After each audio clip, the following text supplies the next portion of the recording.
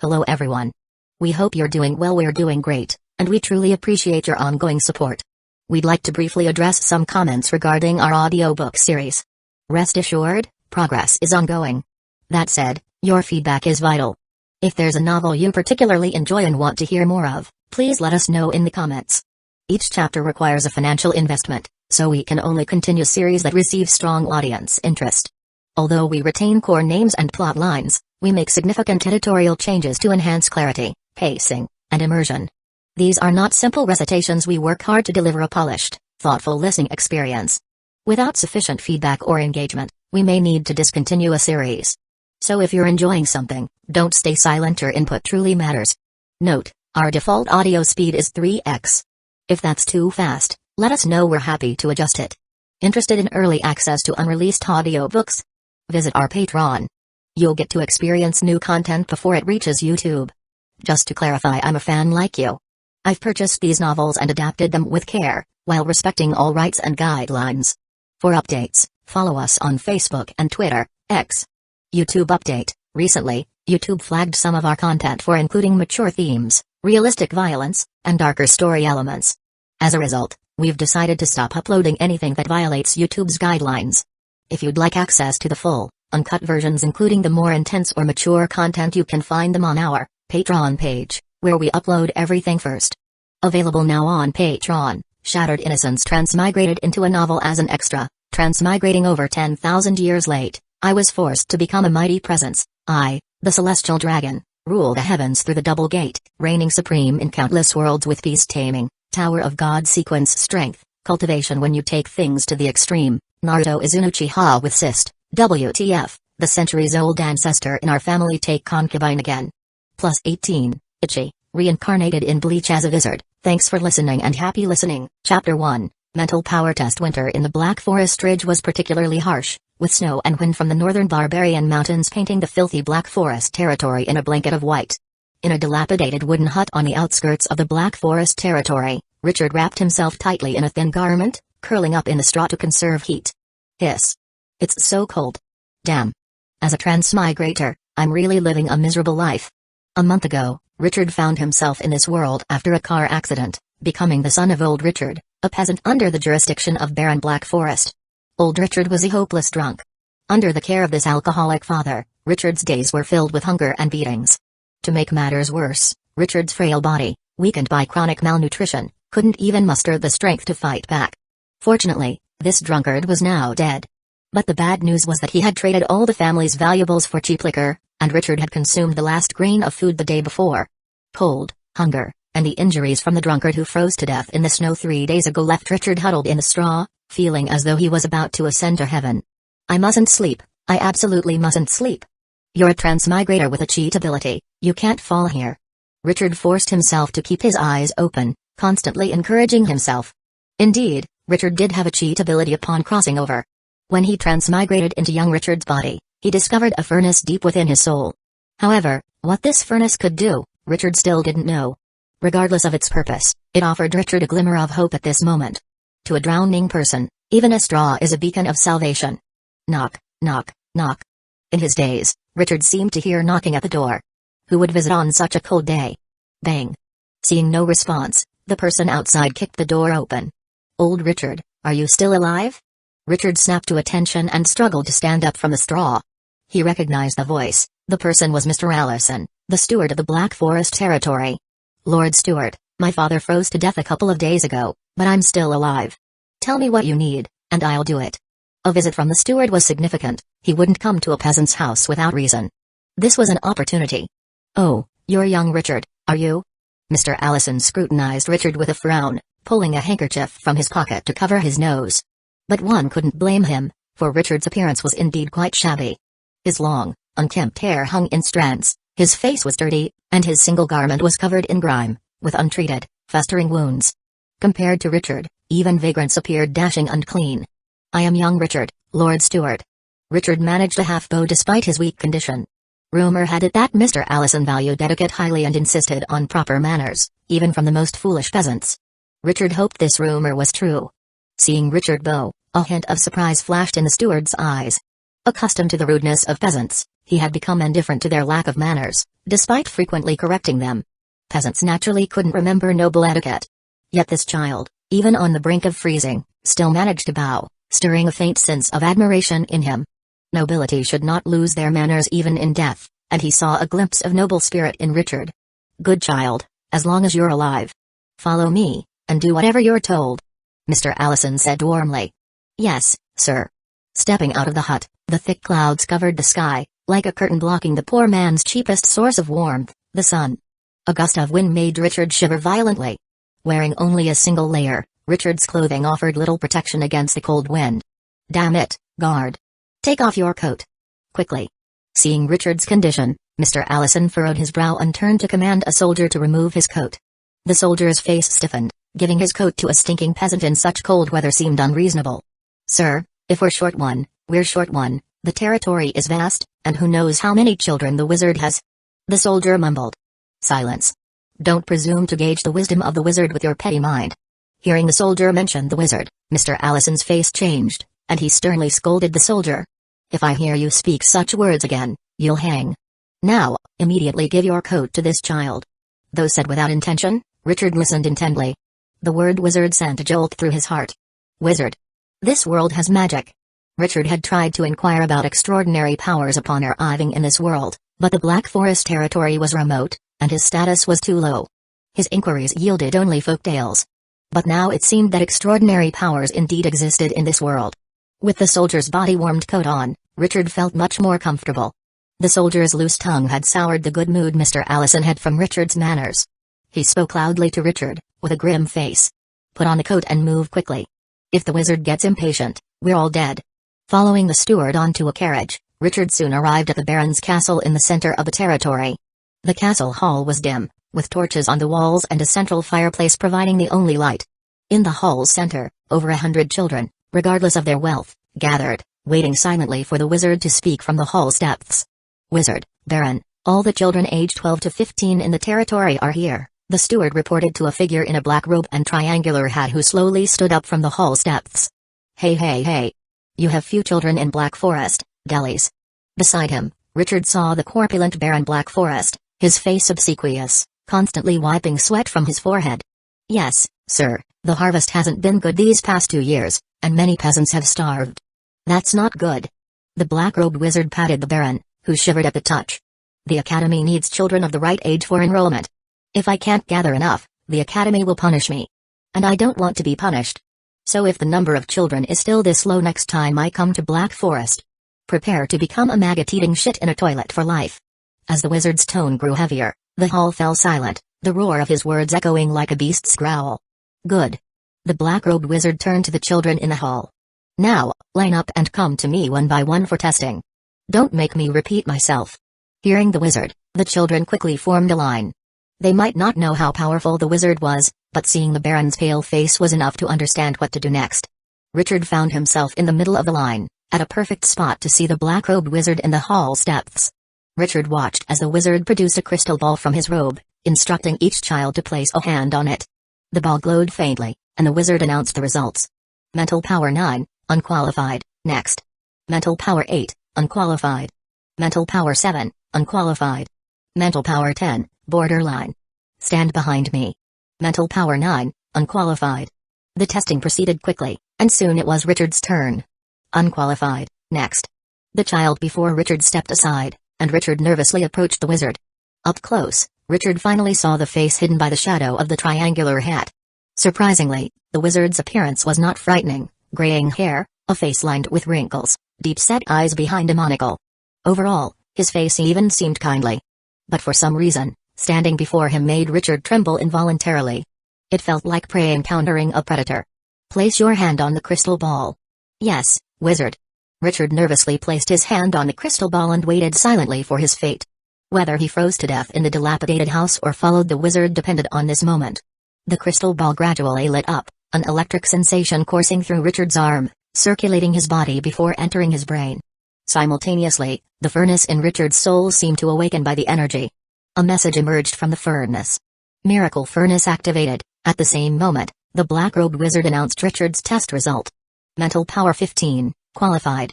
Chapter 2, The Miracle Furnace, a name that sounded impressive. Standing behind the wizard, Richard cautiously used his mind to connect with the previously unresponsive furnace. He needed to quickly understand what this thing could do. Fortunately, the process wasn't complicated. The moment Richard's mind touched the furnace, the functions of the Miracle Furnace automatically flowed into his brain.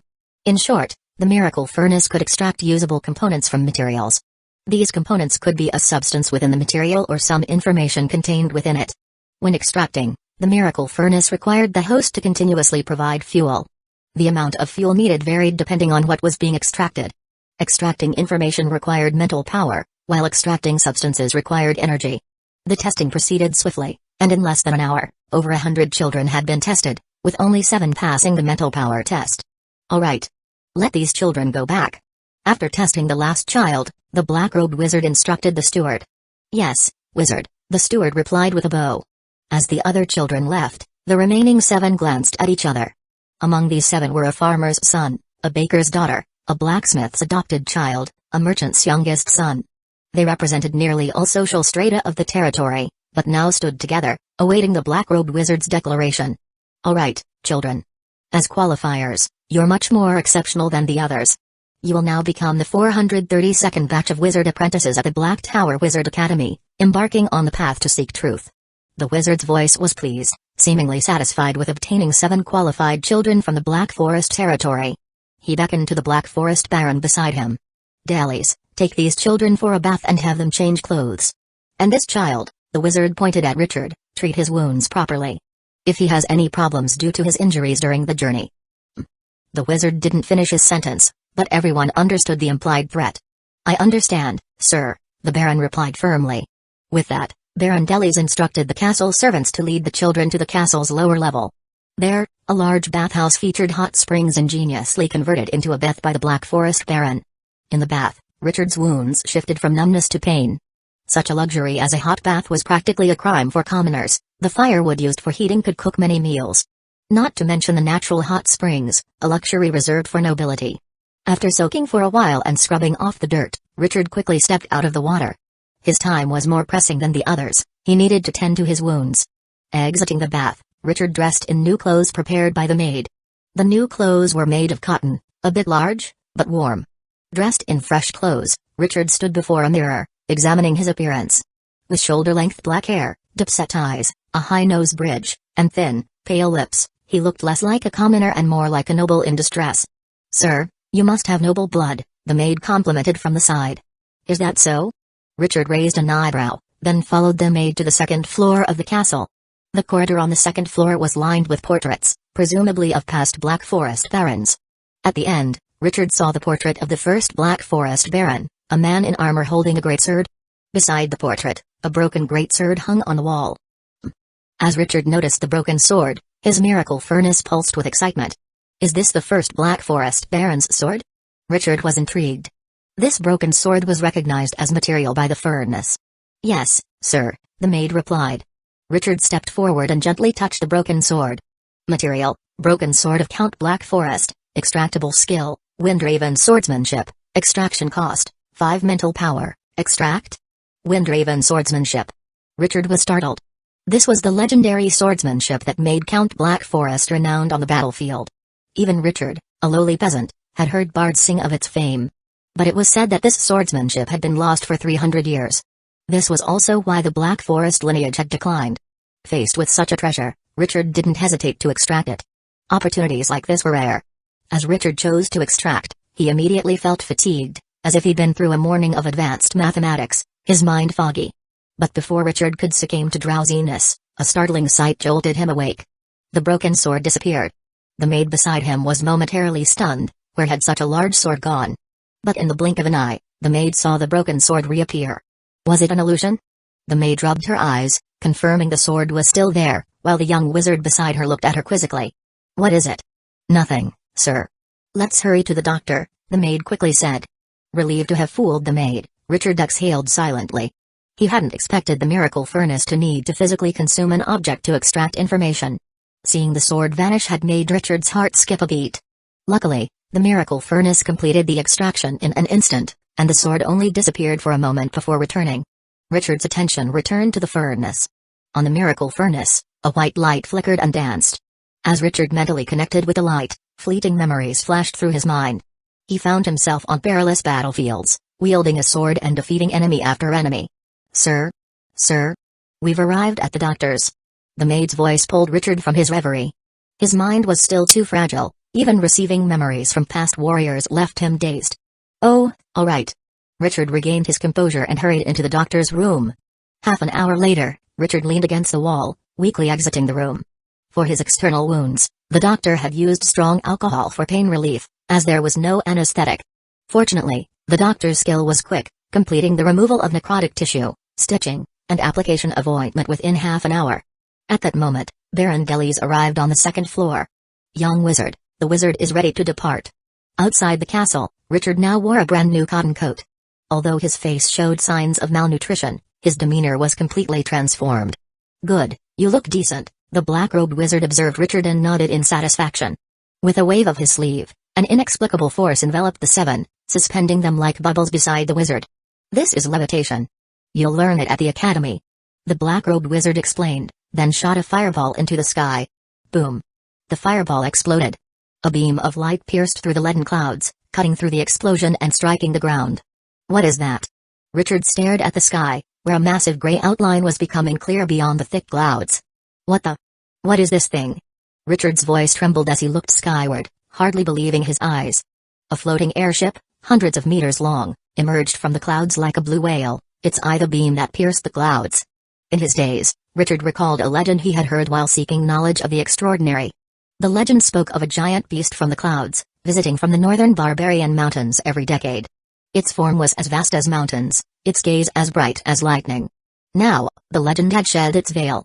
The black-robed wizard spread his arms, carrying everyone up the light beam into the sky, like saints ascending to heaven. Richard heard the wizard's voice, majestic and joyful, in the minds of all the qualifiers. New students, welcome aboard the Zeppelin-class magical airship. Chapter 3, On the Airship Junior Fellows? Richard looked at the black-robed wizard, his heart filled with tumultuous waves. Could such a wizard be an apprentice just like them? But before he could ponder further, an opening appeared at the bottom of the airship. The black-robed wizard led them inside, and upon landing, Richard heard a strong female voice. 7 apprentices. Taylor, you're in luck this time. Richard focused and saw a fierce woman, towering at 2 meters and built like a bear, standing in the cabin with a nearly 2-meter-long greatsword in her hand. The sword's blade was carved with intricate symbols, giving it a fantastical appearance. Beside her stood a black-robed skeleton with eye sockets burning in eerie blue flames. As soon as they all entered, the skeleton waved its hand, and the opening in the cabin floor automatically closed. 7 apprentices, you all owe me a meal when we get back, and it can't be less than 100 magic stones. The black-robed wizard's demeanor had shifted from the fierce attitude he displayed toward the nobility on the ground to a jovial banter with the wizards in the cabin. Screw you, 50 magic stones, take it or leave it. The skeleton wizard, holding a crystal ball, approached the apprentices to record their names and mental strength. After completing the inventory, the skeleton wizard, like performing a magic trick, pulled one bag after another from beneath his black robe. Each bag contained a quill, a bottle of ink, a sheaf of paper, a room number tag, and 3 books. Without explanation or dialogue, the skeleton wizard's conduct stood in stark contrast to the other 2 wizards engaged in casual chatter. It was as if he had abandoned human emotions, embracing tranquility and rationality. These are your enrollment materials, which include introductory courses at the Wizard Academy and the admission rules. The room number tag corresponds to your room. During the airship's flight, refrain from leaving your room unnecessarily. Seeing the skeleton wizard silent, Wizard Taylor, who had brought them aboard, had to explain to them. Now hurry and find your rooms. You can have some fun during the flight, but don't cause any fatalities. The airship's passenger cabin had only 1 corridor, with rows of neatly arranged rooms on both sides, each designed as a 4-person room. Richard counted, if the airship had 50 rooms and was fully loaded, it could carry around 200 passengers. 50 rooms, 200 people. This fantasy world is truly fantastical, even an airship is this impressive. Following the corridor to the end, Richard opened room 225, which was temporarily his. Hey, friend, I'm Ellie from the Golden Land. Upon entering, Richard was greeted by a girl. The girl had light golden hair and light blue eyes. Despite a few freckles, they only added a touch of youthful charm. Is there a mistake with the room allocation? Richard was puzzled and turned to seek clarification from the skeleton wizard. Friend, don't bother asking, Someone already did. Wizard Aizen said there's no mistake. Richard paused. Wizard Aizen? The one who looks like a skeleton? Ellie nodded. That's him. He said the room numbers are completely random, and you shouldn't ask to change. Many have tried to change rooms, and it annoyed him to the point of nearly throwing them overboard. Hearing this, Richard rubbed his temples in frustration. This was troublesome. Sharing a room with a girl could be quite inconvenient. But since the wizard had decreed no room changes, he had to comply. All right, Richard sighed. Hello, Ellie. I'm Richard from the Black Forest Territory. In truth, Ellie had lied. Rooms on the airship could be switched, but the method was somewhat crude. As long as you could persuade someone to agree to a room change without causing fatalities, the recruiting wizards wouldn't interfere. During Ellie's first few days on the airship, there had been several violent confrontations. These confrontations often coincided with one event: assault. The wizards wouldn't stop these crimes, seeing them as minor scuffles. One wizard who resembled a monkey even watched with interest. This only fueled the evil intentions of certain individuals on the airship. Fortunately, the airship spent most of its time in high-speed flight, during which no one could leave their rooms. This allowed Ellie to avoid those beasts by hiding in a corner room. However, Richard's arrival posed a threat to her. If those beasts discovered there was still a delectable prey hidden in the corner of the airship, the next time the airship slowed, it would be Ellie's day of suffering. So she had to prevent Richard from changing rooms. Moreover, Richard was handsome, charming, and weak. Years of malnutrition had left Richard looking extremely fragile, and even with clothes on, he seemed like a gust of wind could topple him.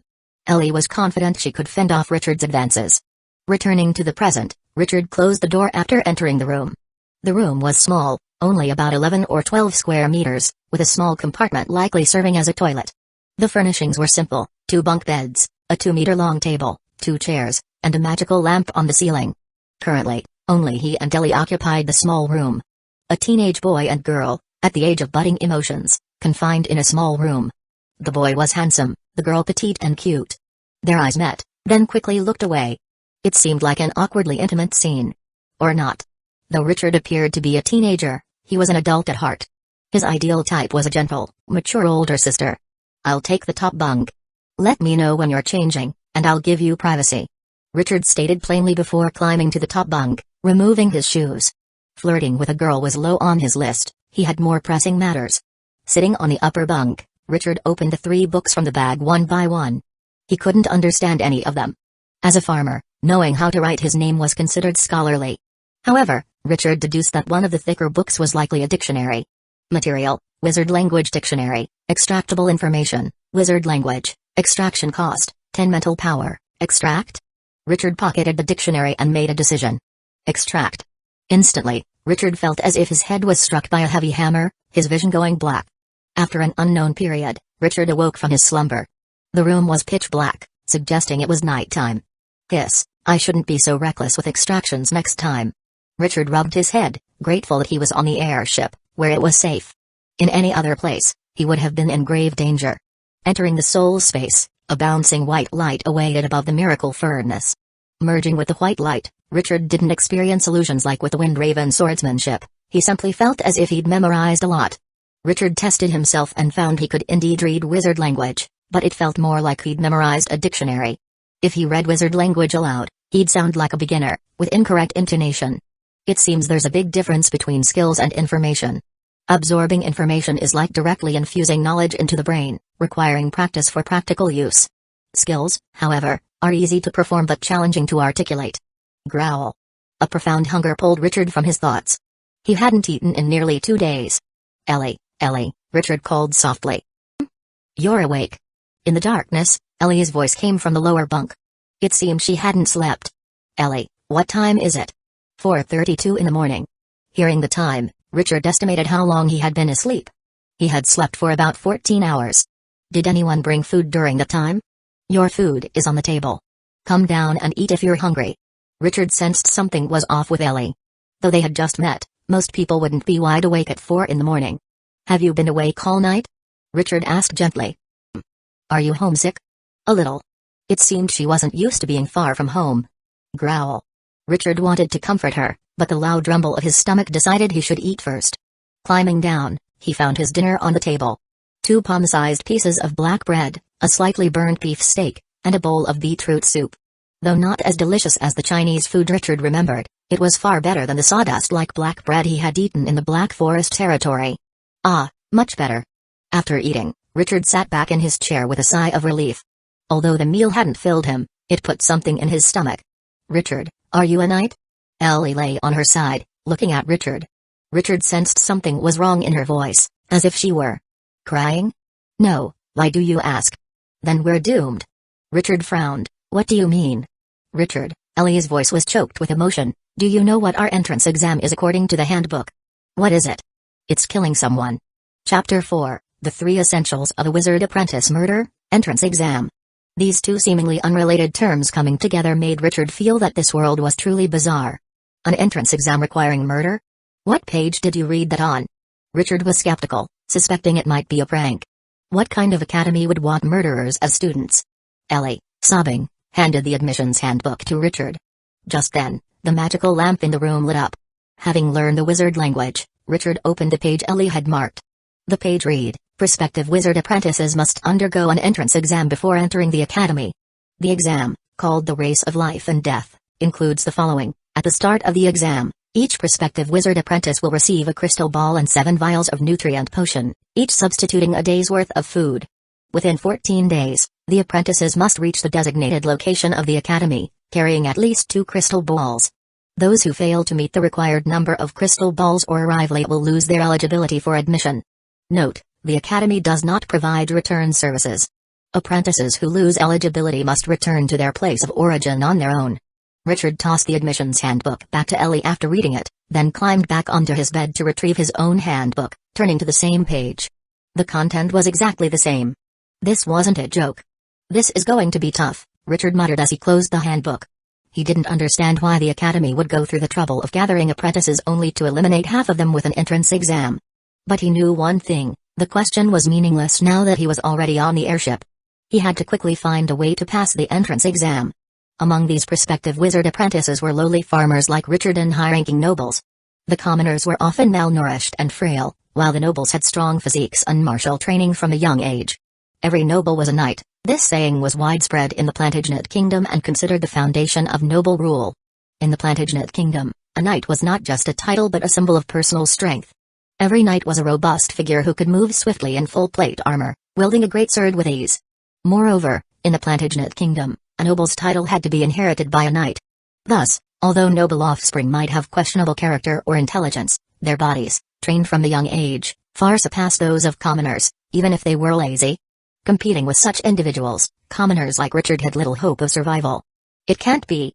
Since the academy admits commoners, they must leave some chance for resistance.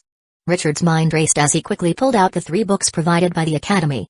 The Wizard Academy wouldn't design an exam that commoners couldn't pass.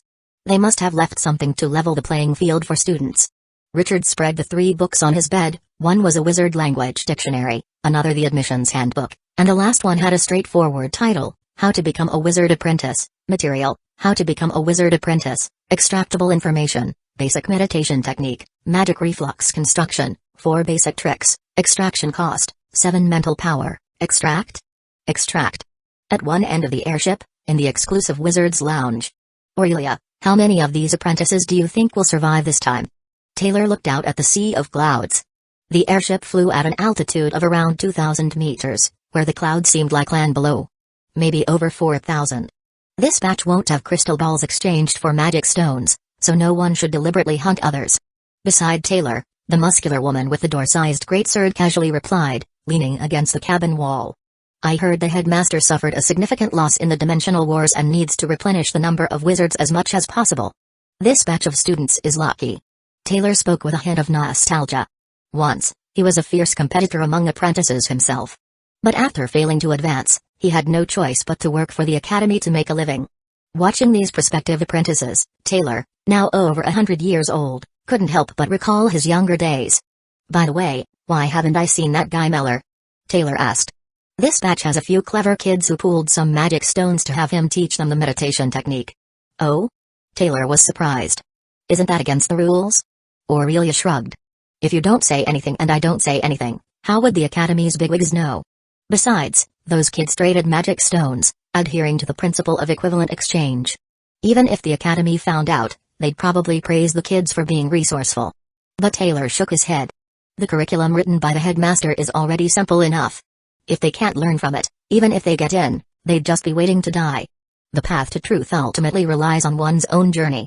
A quick fix might work once, but can they rely on shortcuts forever? In room 225. Richard sat cross-legged on the bed, trying to calm his mind. After extracting how to become a wizard apprentice, Richard had fully grasped the theoretical knowledge of the meditation technique. The so-called meditation technique was the cultivation method for wizards. Its main purpose was to help wizards increase and restore mental power. The 3 essentials of becoming a wizard apprentice: connecting to the Sea of Souls, constructing magic reflux, and inscribing spell marks. Among these, the most challenging is connecting to the Sea of Souls. Following the book's guidance, Richard worked on adjusting his state. According to the book, the stronger one's mental power, the easier it was to connect to the Sea of Souls. Once connected to the Sea of Souls, his meditation would be halfway successful. As Richard calmed his inner turmoil, he began inscribing runes in his mental world. The basic meditation technique involved 3 runes. When Richard completed inscribing them, his mind felt as if it had detached from his body, plunging into a bottomless abyss. The abyss was silent and still, as if time and space did not exist. Richard's mind lingered in this abyss for an unknown duration, with boredom, loneliness, and fear washing over him like tides. But he endured it all. Because this was the necessary path to connect to the Sea of Souls. Finally, after what seemed like an eternity, Richard's mind touched the Sea of Souls. In an instant, Richard saw a boundless starry sky. The Sea of Souls reflects the material world, with each dimension in the material world represented as a star in the Sea of Souls. This magnificent sight has influenced every wizard who has seen it, leading them to refer to the material world as the astral realm. Richard's mind echoed with the records from the book. In that moment, his thoughts overlapped with countless wizards from ages past. "This is truly beautiful," Richard remarked, then began leaving his mark in the Sea of Souls. With this mark, he could more easily connect to the Sea of Souls in the future. What kind of mark should I leave? Looking at the endless starry sky, Richard felt a wave of loneliness. Alone in a foreign world, gazing at the stars only deepened his longing for home. Using his mental power as a pen, Richard drew a 5-pointed star in the Sea of Souls. After completing this task, Richard's mind began to blur. The basic meditation technique allowed him to stay in the Sea of Souls only for so long. To remain longer, he would need to find a more advanced meditation technique. Within moments, his mind returned to the material world. At this point, he had completed the most difficult and crucial step in becoming a wizard apprentice. Chapter 5, Magic Reflux. Ellie, what time is it now? 8 o'clock, and breakfast will be served soon. It was 8 o'clock, and Richard had begun his meditation at around 5. This meant that even though Richard felt like he had only stayed in the Sea of Souls for a short while, he had actually been meditating for 3 hours. It seems meditation distorts my sense of time, Richard thought to himself as his stomach growled again. "Richard, aren't you scared?" Ellie's voice came from the lower bunk, sounding more composed now. "Scared?" Richard lay on the bed, curling up to ease his hunger, recalling the past month's experiences. He had spent the month engulfed in fear, dealing with a frail body, scarce food, and an irritable drunkard. Each morning when Richard woke, he hoped it was all a dream. But the current situation was far better than the previous month in ways he couldn't measure. "I've faced worse things than this. There's nothing to be afraid of." The room fell silent. Before being chosen, Ellie was a wealthy merchant's daughter, and the pressure of survival was as distant to her as the clouds in the sky, visible but almost untouchable. She found it hard to imagine what Richard had gone through to remain so calm in the face of potential slaughter. Even though he was as fragile as a leaf in the wind. "So, what do you plan to do? We can't beat those nobles." Ellie recalled the knights she had seen before, those armored monsters who could pierce through 100-man phalanx with just a few squire knights. If faced with such people, Ellie couldn't imagine how she would cope. "Ellie, who do you think is stronger, a wizard apprentice or a knight?" "Of course, it's..." Ellie instinctively wanted to say wizard apprentice. Even as apprentices, wizards wielded magical powers that knights couldn't resist.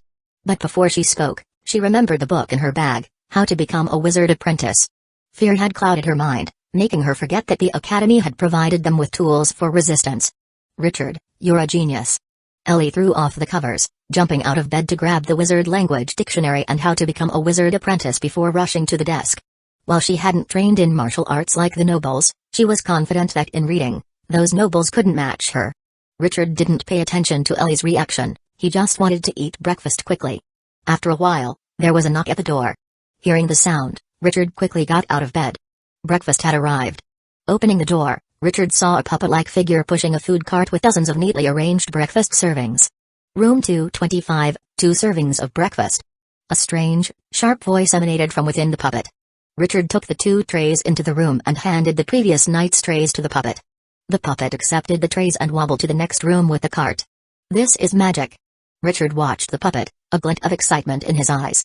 Inside the room, Ellie was engrossed in her translation, with the dictionary in one hand and the book in the other. Ellie, your breakfast. You can have it.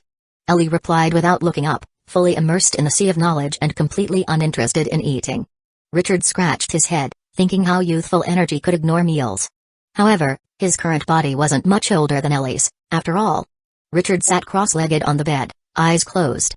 At the moment, his mental power was replacing his eyes to perceive the world. It was now the 7th day since he had connected to the Sea of Souls. During this week, the airship had sailed smoothly.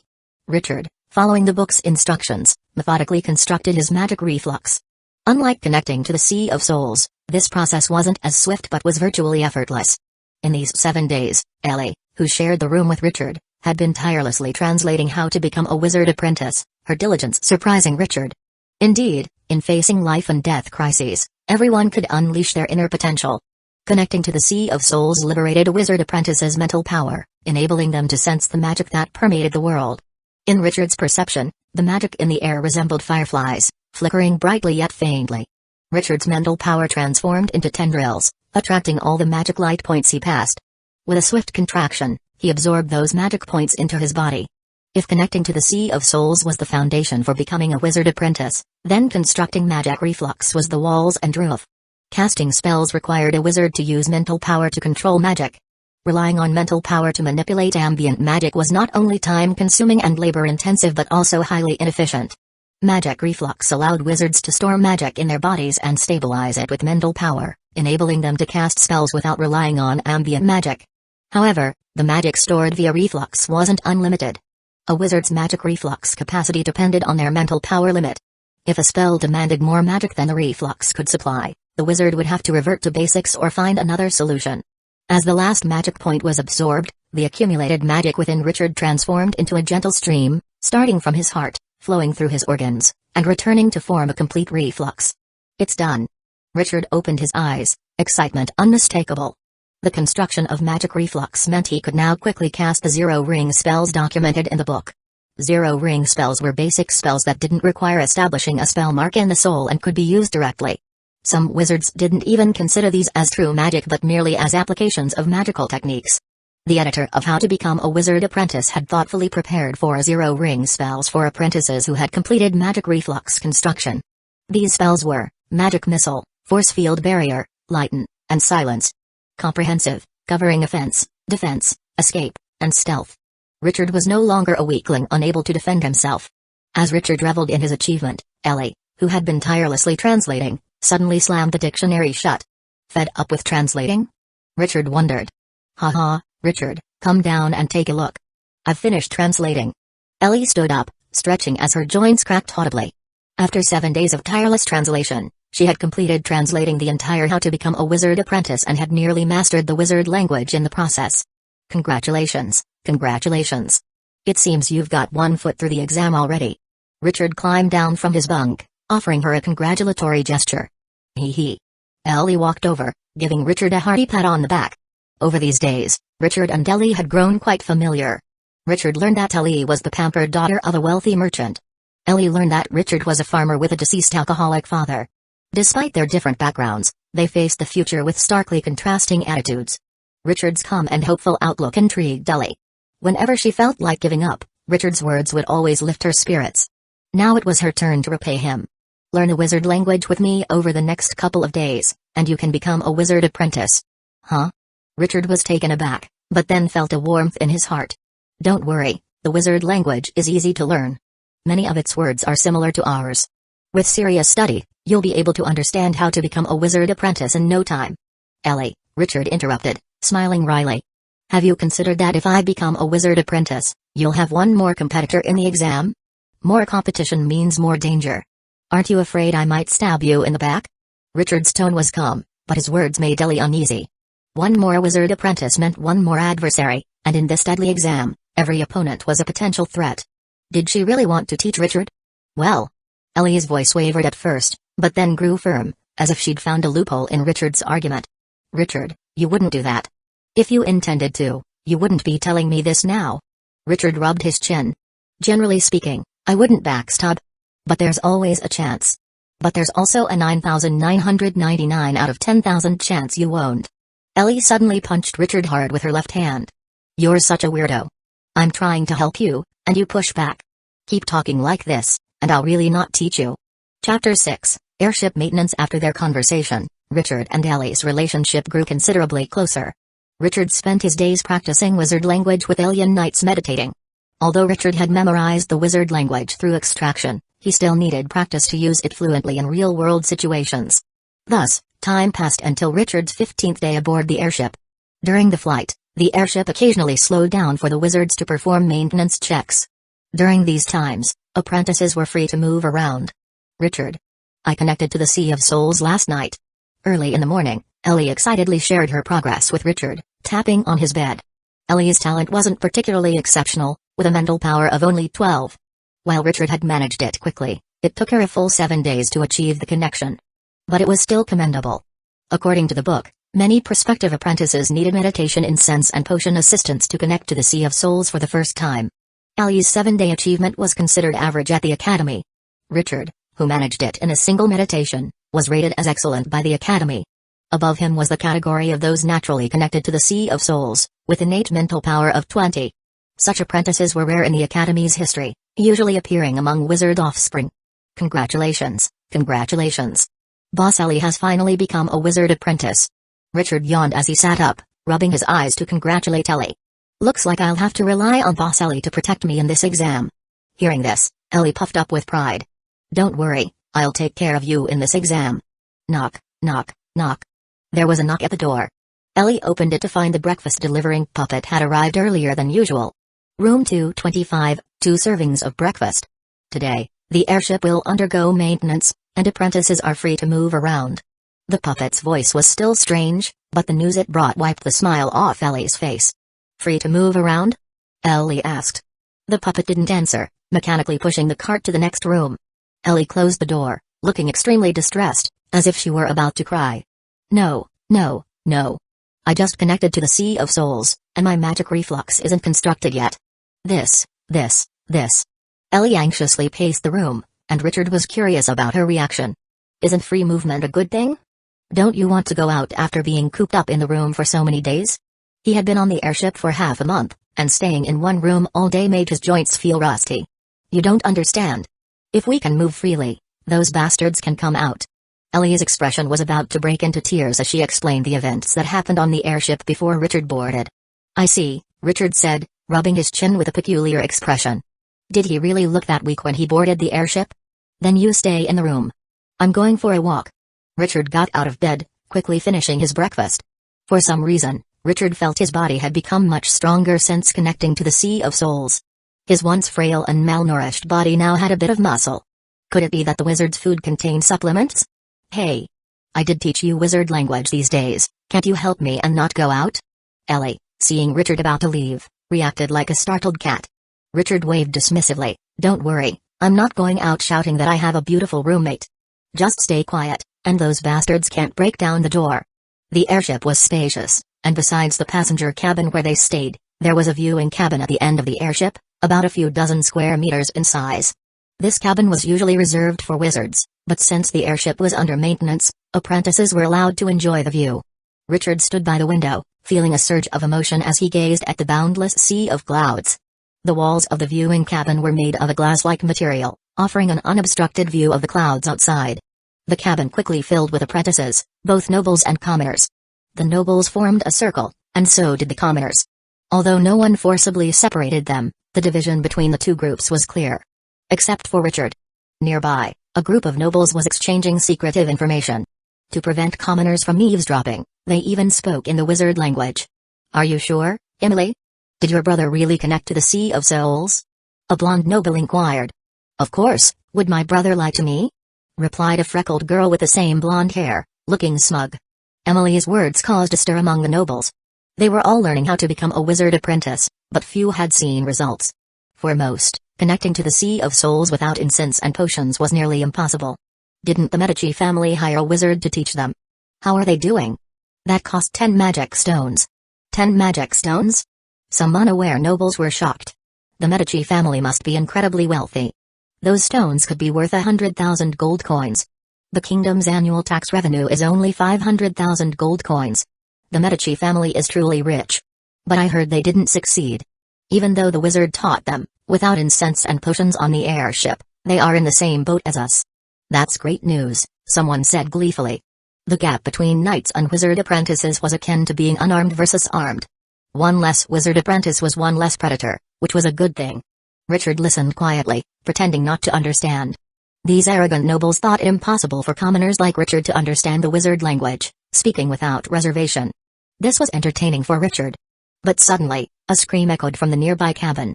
"TSK, TSK, the Black Bear Gang is at it again," a noble clicked his tongue. "They must have played with all the pretty commoners on the ship by now," another noble remarked. "These commoners are beasts, unable to control themselves." The freckled girl named Emily wore a look of disgust, covering her nose as if she could smell the stench of the Black Bear Gang.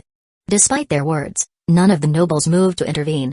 Dog-eat-dog among commoners was no concern of theirs. "Ah!" The woman's scream came again, but this time it sounded familiar. Richard realized something was wrong and quickly left the viewing cabin. It seemed to be Ellie's voice. The viewing cabin wasn't far from room 225, so as soon as Richard stepped out, he saw a muscular man with a scar on his face trying to break down the door to room 225. Beside him were a few lackeys cheering him on. Though not as strong as the scarred man, they were robust by commoner standards. "Girl, you better open the door. Otherwise, you'll regret it. Yeah, open up now, and we might go easy on you. Wait till the boss breaks in, and you'll be begging for mercy." The lackeys shouted outside, while Ellie used a table to block the door from inside. The rooms on the airship only had simple latches, which a strong man could easily break with a few hits if not reinforced. "You idiot, Ellie. Why did you peek out?" Ellie gritted her teeth as she blamed herself while holding the door. Not long after Richard left, Ellie grew restless. Being young, she didn't want to stay cooped up in the room. So she opened the door, poking her head out to see if the coast was clear before heading to the viewing cabin. But as soon as she opened the door, she encountered the Black Bear Gang looking for trouble. The gang had been searching for a woman to vent their frustrations on, and upon seeing a beauty peek out, their primal instincts took over, charging at Ellie. Thus, the current situation unfolded. Crack. With a sound of splintering wood, the latch on room 225's door gave way. "It's over." Ellie's heart sank as the sound reached her ears. Without a latch, she couldn't hold them off. But strangely, after a while, no one entered. Instead, she heard several cries of pain and groans. Did a wizard intervene? Ellie stepped out from behind the table, peering through the door crack. She saw the Black Bear Gang members sprawled on the ground, while a slender figure stood over the gang leader, his foot planted firmly on the leader's face. As he stopped, he cursed. "Damn pervert. Bashing my door, bullying my roommate, and you dare mess with me." Chapter 7, The Power of Spells. Let's rewind to before the latch was broken. As Richard exited the viewing cabin, he immediately saw the leader of the Black Bear Gang trying to break down the door. This leader, named Rayleigh, was the son of a gang leader in the Plantagenet Kingdom's Purple Thorn territory before being chosen as a prospective apprentice. Rayleigh had a natural advantage with his strong physique. By age 12, he became a knight's squire, and by 15, he was on the cusp of knighthood. Given a few more years of training, Rayleigh could become a full-fledged knight within 5 years. With further training, he might become a senior knight by his 30s.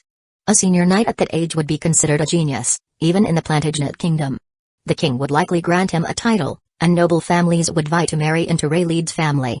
But Rayleigh was chosen. The will of the wizards was not to be defied. Even as the son of a gang leader, or even a prince, he had to become a wizard apprentice. Rayleigh's father felt a pang of regret for him, but Rayleigh himself did not. During the selection ceremony, seeing the king and nobles bowing to the wizard, a fire ignited in Rayleigh's heart. A fire called ambition. He wanted to become a wizard and wield extraordinary power. Once on the airship, Rayleigh quickly discovered that the wizards were indifferent to his actions, only concerned with whether the apprentices survived until the exam. With this understanding, he soon gathered a group of followers and began his tyrannical rule. Anything he desired came into his possession, anyone he fancied ended up in his bed. Many nobles detested his actions, but none dared to stop him. Aside from not provoking nobles, the main reason was that Rayleigh was a knight's squire. No noble would confront a knight's squire over commoners. Bang! Bang! Rayleigh grinned as he pounded on the door, eager to sample the woman inside, whom he had never seen before and was likely a virgin. The thought of savoring such a treat after breaking down the door made his blood boil. But as he continued pounding, he noticed a figure in his peripheral vision. The person appeared somewhat frail and not very tall, with black hair framing a handsome yet slightly weak face. Gulp. Rayleigh suddenly stopped pounding. "You guys keep at it," he ordered his lackeys, turning his attention to Richard. Richard felt a chill run down his spine as Rayleigh stopped. Something disgusting seemed imminent. "Little beauty, are you one of the last aboard?" Rayleigh's gaze was lecherous as he eyed Richard, his scarlet tongue unconsciously licking his lips. He was not only lecherous but also swung both ways. And Richard was just his type. Richard glanced behind him, seeing no one else. It seemed Rayleigh was indeed referring to him. There was nothing more to say. Richard turned his head back, his face darkening. A mix of anger and disgust surged within him. "Die." With a cold expression, Richard raised his hand, channeling magic into his fingertips, transforming it into a ghostly blue light that shot like a meteor at Rayleigh's chest. Zero ring spell, magic missile in an instant. Rayleigh felt as if he had been struck in the chest by a knight's warhammer, sent flying with a pained and contorted expression. "Wizard! Wizard!" His lackeys, terrified by the sight, scrambled backward, but Richard wasn't about to let them escape. "You too." Richard's face remained cold as ghostly blue lights shot from his fingertips, striking the lackeys with precision. These lackeys, weaker than Rayleigh, couldn't dodge the missiles and fell to the ground, groaning in pain. Fortunately, Richard hadn't lost his head to anger. The missiles targeted only their legs. As long as no one died, everything would be manageable. Richard advanced slowly, ghostly blue light flickering at his fingertips. At that moment, Richard resembled a judge from the underworld, ready to use his azure missiles to judge the world's sins. 1 step, 2 steps, 3 steps. Finally, Rayleigh, who had been playing dead, scrambled to his feet and fled to the other end of the airship. "Wizard! Wizard, someone is..." Before he could finish, a magic missile struck between his legs. In an instant, the sound of an eggshell cracking seemed to echo in the air. Overwhelmed by the intense pain, Rayleigh's eyes rolled back, and he passed out. But Richard was still unsatisfied. The disgusting feeling lingered like a fly he couldn't swat away. So he quickly approached and stomped hard on Rayleigh twice. "Damn pervert! Bashing my door, bullying my roommate, and you dare mess with me." "Richard." Richard turned to see Ellie staring at him in a daze. "Oh, Ellie, are you okay?" Richard greeted her casually, wiping the blood off his shoes on Rayleigh's clothes. "Did you do all this?" Ellie looked around in disbelief, seeing the once feared Rayleigh defeated. And it was all done by Richard, who had been with her these past days. A sense of absurdity overwhelmed Ellie, making her feel like she was in a dream. When did he construct his magic reflux? The wizards performing the airship maintenance arrived belatedly, while the nobles in the viewing cabin, drawn by the Black Bear Gang's cries, also came to watch the spectacle. My goodness, that commoner actually defeated Rayleigh. Rayleigh is a knight's squire, a formidable figure even among us. Does that commoner have a magical artifact? But without magic stones, such artifacts are useless. Could he have already constructed his magic reflux and become a full-fledged wizard apprentice? How is that possible? A commoner can't advance so quickly. The noble's whispers reached Richard's ears. Amidst the disdain and shock, the mention of magic stone-driven artifacts piqued Richard's interest. Magic artifacts? Richard made a mental note, realizing this information could be crucial to his entrance exam, and he needed to handle it carefully. Soon, a female wizard arrived from the other end of the airship, finally appearing on the scene. She looked about 30, with an ordinary appearance and no apparent physical mutations. Except for the mouths filled with sharp teeth on her palms. After inspecting the scene, the wizard tossed the injured aside and approached Richard. "I am Billiana." "Who did this?" Ellie, witnessing this, quickly tried to defend Richard. "Wizard, these people tried to break into the room, so..." But Richard interrupted her before she could finish. "Wizard, I have no idea who did this. They were already lying here when I arrived." Richard looked at Billiana calmly, as if he truly had nothing to do with the injured men. Billiana glanced deeply at him, a slight smile curling her lips. "Very well, it seems a kind ghost gave these little punks a good beating. But it was a bit heavy-handed. If caught, it might face punishment." With that, Billiana patted Richard and used her levitation spell to carry the injured away. Ellie watched, dumbfounded by the unfolding events. "Richard, how could you dare?" Ellie clutched her chest, feeling her heart race. Deceiving a wizard was a bold act. Not only did Richard do it, but he did it so clumsily. But why did the wizard believe him? Ellie's mind was a jumble until Richard led her back into their room, snapping her out of her daze. "Richard, what just happened?" Richard sat on a chair, a glint of wisdom in his eyes. "Ellie, this is the wizard's game. On this airship, the wizard's rules are insurmountable lines for us, but for the wizards, they might be rules casually set over a meal. While I did break the rules, Wizard Billiana thought I did well. She didn't want to punish me. So she asked that question." Ellie muttered, "Who did all this?" She can't possibly not know, but since the rules are meaningless to her, why ask? Richard smiled, a hint of self-mockery flashing across his face. "Because there isn't just one wizard on this airship." She needed a reason to explain to the others. Even if the reason is absurd. To the wizards, an apprentice with severe injuries was worth only an absurd explanation. Chapter 8, Noble Recruitment. The incident with the Black Bear Gang quickly spread throughout the airship. Upon hearing the news, the apprentices buzzed with excitement, most of them pleased that Rayleigh had been dealt with. The girls who had been victimized by Rayleigh cheered loudly. But none of this concerned Richard. At that moment, Richard was sitting in room 225, restoring his magic while casually observing the nobles in front of him. "Would you all kindly introduce yourselves?" Richard sat in his chair, with Ellie standing nervously beside him. Richard, of humble origin, didn't recognize the nobles, but Ellie knew them well. These were offspring of the great noble families of the Plantagenet Kingdom. Under normal circumstances, even Ellie's father would pay handsomely for the chance to meet them. "I'll start." A tall, handsome blonde man seated himself opposite Richard. "I am Kevin Medici. I've come to invite you, Richard, to join our alliance." "The Medici family!" Ellie exclaimed. The Medici family was the most prominent noble family in the Plantagenet Kingdom, with their lands and vassals' territories comprising a quarter of the kingdom. The Medici family's rise from humble merchants to great nobles was a tale that inspired many in the business world. Richard propped his chin up, maintaining a calm demeanor. "Seems like a big deal. The Medici family might be significant in the Plantagenet Kingdom, but on this airship, there were no distinctions of noble and commoner, only strength and survival. Pass the exam, and you live, fail, and you die." Kevin wasn't surprised by Ellie's reaction. Instead, he was taken aback by Richard's indifference. From Richard's reaction, it was clear that his noble status, along with his prestigious family, held no sway. This left Kevin both troubled and impressed. Not everyone could rapidly shift a worldview built over many years, and it was evident that someone who had become a wizard apprentice so swiftly had extraordinary qualities. After a moment of thought, Kevin decided to show some humility. But compared to wizards, the Medici family is merely a group of mortals with some power. Richard smiled. It seemed this Kevin was a sensible person. "So, Kevin, what is the strength of your organization? What role would I have? What benefits would I gain?" Richard had no interest in bantering with nobles and went straight to the point. This direct approach left Kevin momentarily speechless. "Well," Kevin stammered, his mind racing to articulate an answer. But before he could reply, someone else spoke up. "Commoner." "Richard, I think you should look at the bigger picture." A red-haired noble behind Kevin suddenly interjected. This red-haired noble was overweight, and despite attempting to speak calmly, he couldn't hide his aristocratic disdain. Deep down, he looked down on Richard. "Joining us is an opportunity for you. Our organization is composed entirely of nobles," the red-haired man boasted. "Join us, and you could become one of the nobility." As soon as the fat man spoke, Kevin knew things had gone awry.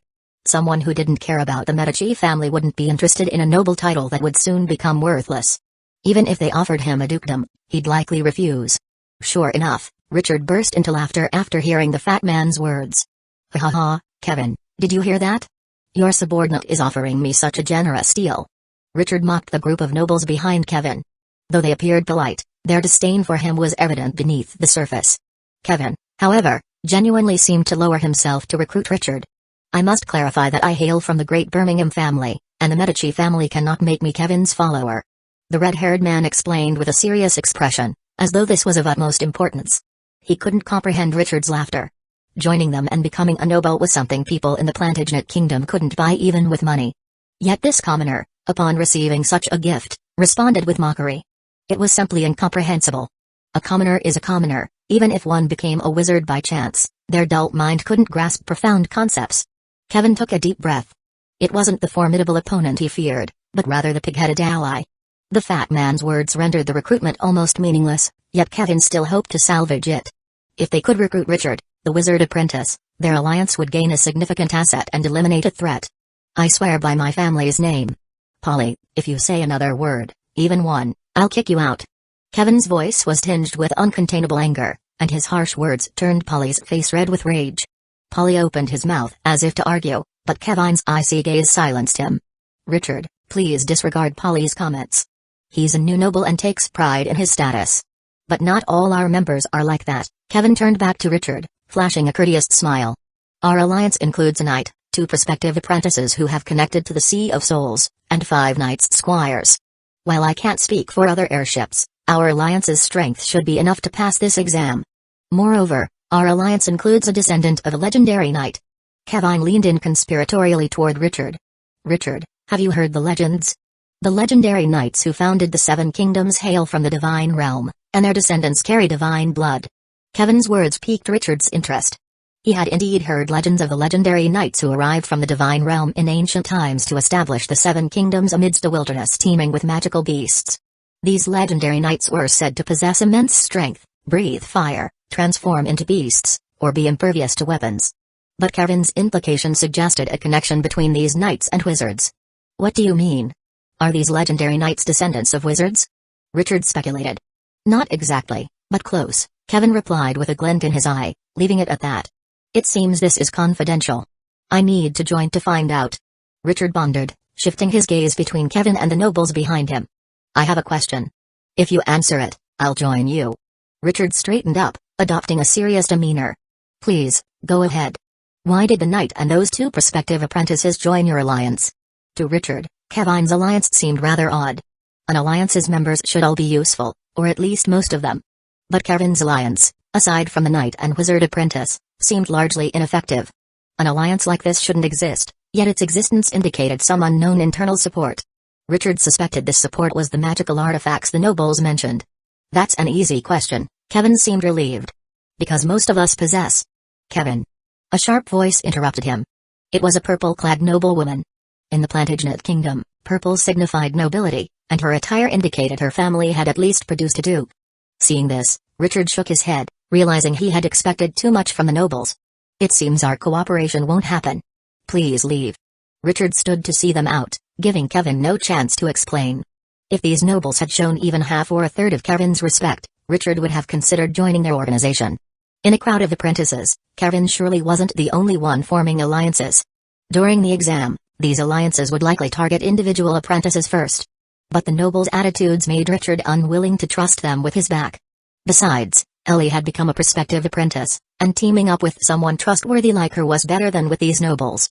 Seeing Richard's firm stance, Kevin didn't press further. He shook hands with Richard as per etiquette and left. After they departed, Richard opened his hand, revealing a note written in wizard language. This Kevin is interesting, Richard mused, slipping the note into his pocket. Half an hour later, the airship maintenance was complete, and it resumed high-speed travel. All apprentices returned to their cramped rooms. Sitting on his bed, Richard replayed the earlier fight in his mind. He had cast Magic Missile 8 times, depleting about half of his magic. This meant he could cast Magic Missile 15 times with his full magic reserve. Though described as weak in the book, the Magic Missile's power surprised Richard with its bullet-like force. 15 Magic Missiles equaled 15 bullets. With this power, Richard was confident he could pass the exam as long as he wasn't ambushed or outnumbered.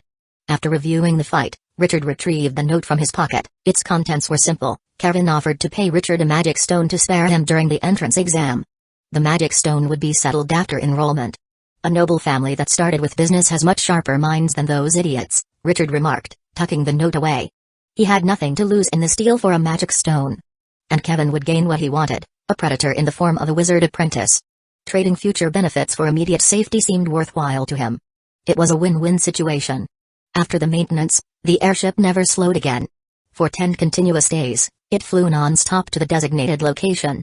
Aurelia, the recruitment wizard with the door-sized greatsword, gazed at the towering black tower in the distance and issued the command. Prepare for landing. The Black Tower Wizard Academy had arrived. Chapter 9, Vice Principal Eric's The airship is preparing to land. All apprentices are prohibited from moving indoors. Repeat. The airship is preparing to land. All apprentices are prohibited from moving indoors. The eerie voice of the food delivery puppet echoed throughout the airship. After nearly a month of travel, the apprentices had finally reached their destination, Black Tower Wizard Academy. Richard sat quietly on his bed, having fully restored his magic over the past 10 days. Ellie had also completed the construction of her magic reflux and learned all the zero-ring spells. Kevin's recruitment attempt made them realize that facing the exam alone put them at a significant disadvantage. So, when Ellie finished her magic reflux, they formed a defensive alliance. "Richard, what should we do next?" Ellie asked, sitting on her bed with the bag given by the wizards clutched tightly in her hands, her knuckles turning pale. The upcoming life and death struggle filled the girl, who had never killed even a chicken, with fear. Even though she was now a wizard apprentice. "What else?" "We kill," Richard replied casually, as if the impending battle was as trivial as dining out. Boom. As soon as Richard finished speaking, the room shook with the loud sound of the airship landing. "The airship has landed. All apprentices, gather your belongings and disembark in order." Richard and Ellie picked up their things and exited their room, lining up as instructed by the recruiting wizards to disembark. As they did, the skeleton wizard who had distributed their bags handed each of them a belt filled with vials, each containing a green liquid. "Looks like these are the nutrient potions," Richard thought to himself. Outside the airship was an open field, dimly lit. Dozens of magical airships were lined up in the sky, their massive bodies blocking out the sunlight. Beneath their shadows, tens of thousands of apprentices formed a large square formation. Richard followed the line into the formation. Above them, a white-bearded wizard in a black robe hovered silently in the air. "Zeppelin-type airship 050 has arrived, 198 apprentices enlisted," reported Taylor, the leader, bowing to the floating wizard. With a nod from the wizard, Taylor silently left. Silence. The floating wizard's voice was not loud, yet it reached every apprentice's ears. Richard looked at the wizard, a deep-seated fear gripping his heart. Although this wizard did not exude any aura, the impression he gave was distinctly different from the recruiting wizards. Could this be a true wizard? "Welcome to the 432nd entrance exam of Black Tower Wizard Academy. I am your Vice Principal Erix, and your examiner for this exam. The exam is divided into 10 arenas, each with 1,000 participants.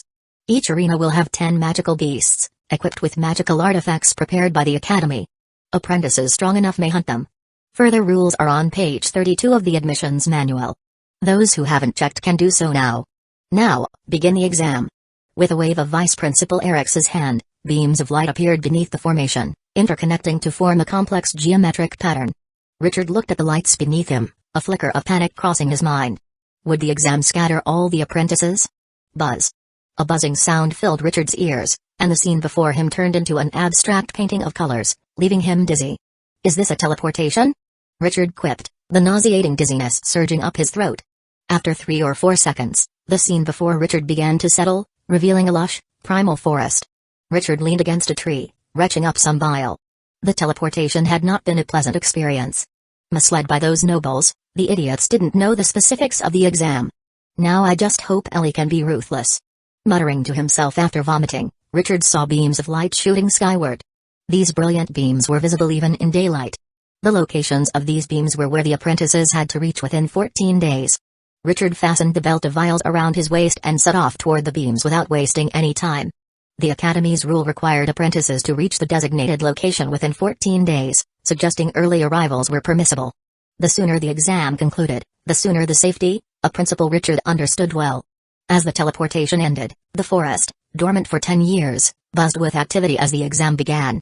Thousands of apprentices sprang into action, displaying their skills and racing toward the towering beams of light. Rayleigh struggled through the forest. As a gifted knight's squire, his robust physique and the wizard's potion allowed him to move shortly after his injuries. Unfortunately, as the potion's effects waned, relentless pain tormented him.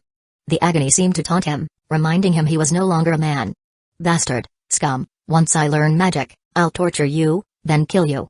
Exhausted, Rayleigh leaned against a tree, cursing loudly. His bloodshot eyes and gnashing teeth reflected his hatred, which, like a hallucinogen, dulled his nerves and conjured visions. For instance, he saw the figure responsible for his emasculation emerge from the forest. "Ah, a familiar face. Looks like I've found my crystal ball," the figure said, seemingly pleased, raising an arm, and Rayleigh saw the dreaded blue light again. The light that had castrated him. It wasn't an illusion. He really had encountered that scum. Terror surged through Rayleigh, prompting him to flee. Though he cursed Richard incessantly, every night since his injury, he awoke from nightmares of Richard and that blue light. Richard had become his nightmare.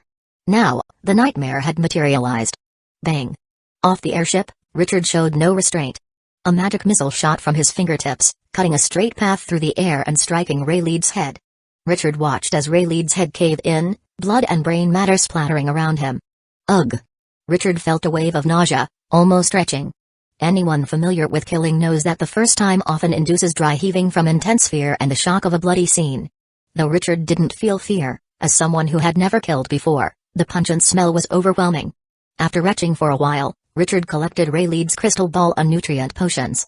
Now equipped with these, he could focus solely on reaching his destination. After gathering the items, Richard rifled through Rayleigh's pockets, finding a black, diamond-shaped crystal saturated with magic. Is this a magic stone?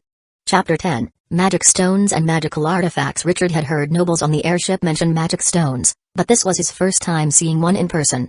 The magic stone was about the size of a thumbnail, jet black, and diamond-shaped, resembling a black gem when viewed in sunlight. Using his mental power to perceive the stone, Richard discovered that it stored more magic than his own magic reflux and was absorbed effortlessly. This was undoubtedly a great boon for Richard. The magic a wizard apprentice could store in their magic reflux was limited. Once depleted, even wizards needed to replenish it by absorbing magic again. However, absorbing magic from nature was inefficient. On the airship, it took Richard 2 days to recover half of his spent magic. With this stone, he could reduce that time to just 2 minutes. No wonder a single magic stone can fetch 100,000 gold coins in Plantagenet. With 2 of these, a wizard apprentice could breeze through the exam, Richard marveled, clutching the stone. If wizards have no special means, battles between them could turn into contests of individual wealth, he thought, eyeing the stone with renewed fervor. Magic stones were not just wealth, they were a part of the wizard's strength. Pocketing the stone, Richard continued on his journey. But this time, there was a difference. As he moved, a faint glow enveloped him. Zero-ring spell, Lighten. With a magic stone as a backup power source, Richard no longer hesitated to use spells. The Lighten spell made him feel lighter, allowing him to walk briskly and making the pouch at his waist feel almost weightless. For half an hour, the Lighten spell's effect allowed Richard to cover nearly twice the distance he would have without it. At this pace, Richard estimated he could reach the light pillar in about 3 days. However, as Richard pressed on, a whistling sound cut through the forest air. Whoosh! Instinctively ducking, he narrowly avoided an ice spike that whizzed past his head, embedding itself in a tree trunk with a sharp crack. That was close. Richard's heart raced as he stared at the iced spike, realizing that a second's delay would have meant his skull getting skewered. I need to be more cautious. Rushing is important, but I can't lose sight of safety, Richard reminded himself, sending a magic missile in the direction from which the ice spike came. Since someone attacked him, he would, of course, return the favor. With a flash of blue, Richard didn't wait to see the result, casting another Lighten spell on himself and zigzagging toward the attack's origin. Whoosh! Another ice spike flew his way, but this one missed him by a wide margin. Seems they're panicking, Richard thought. The ambush failed, and now they can't keep their composure. Such a person dares to kill me? With a smirk, Richard spotted his attacker, a petite, well-dressed noble girl. She was visibly flustered, her ring-adorned hand shaking as she tried to launch another ice spike at Richard. Stay back.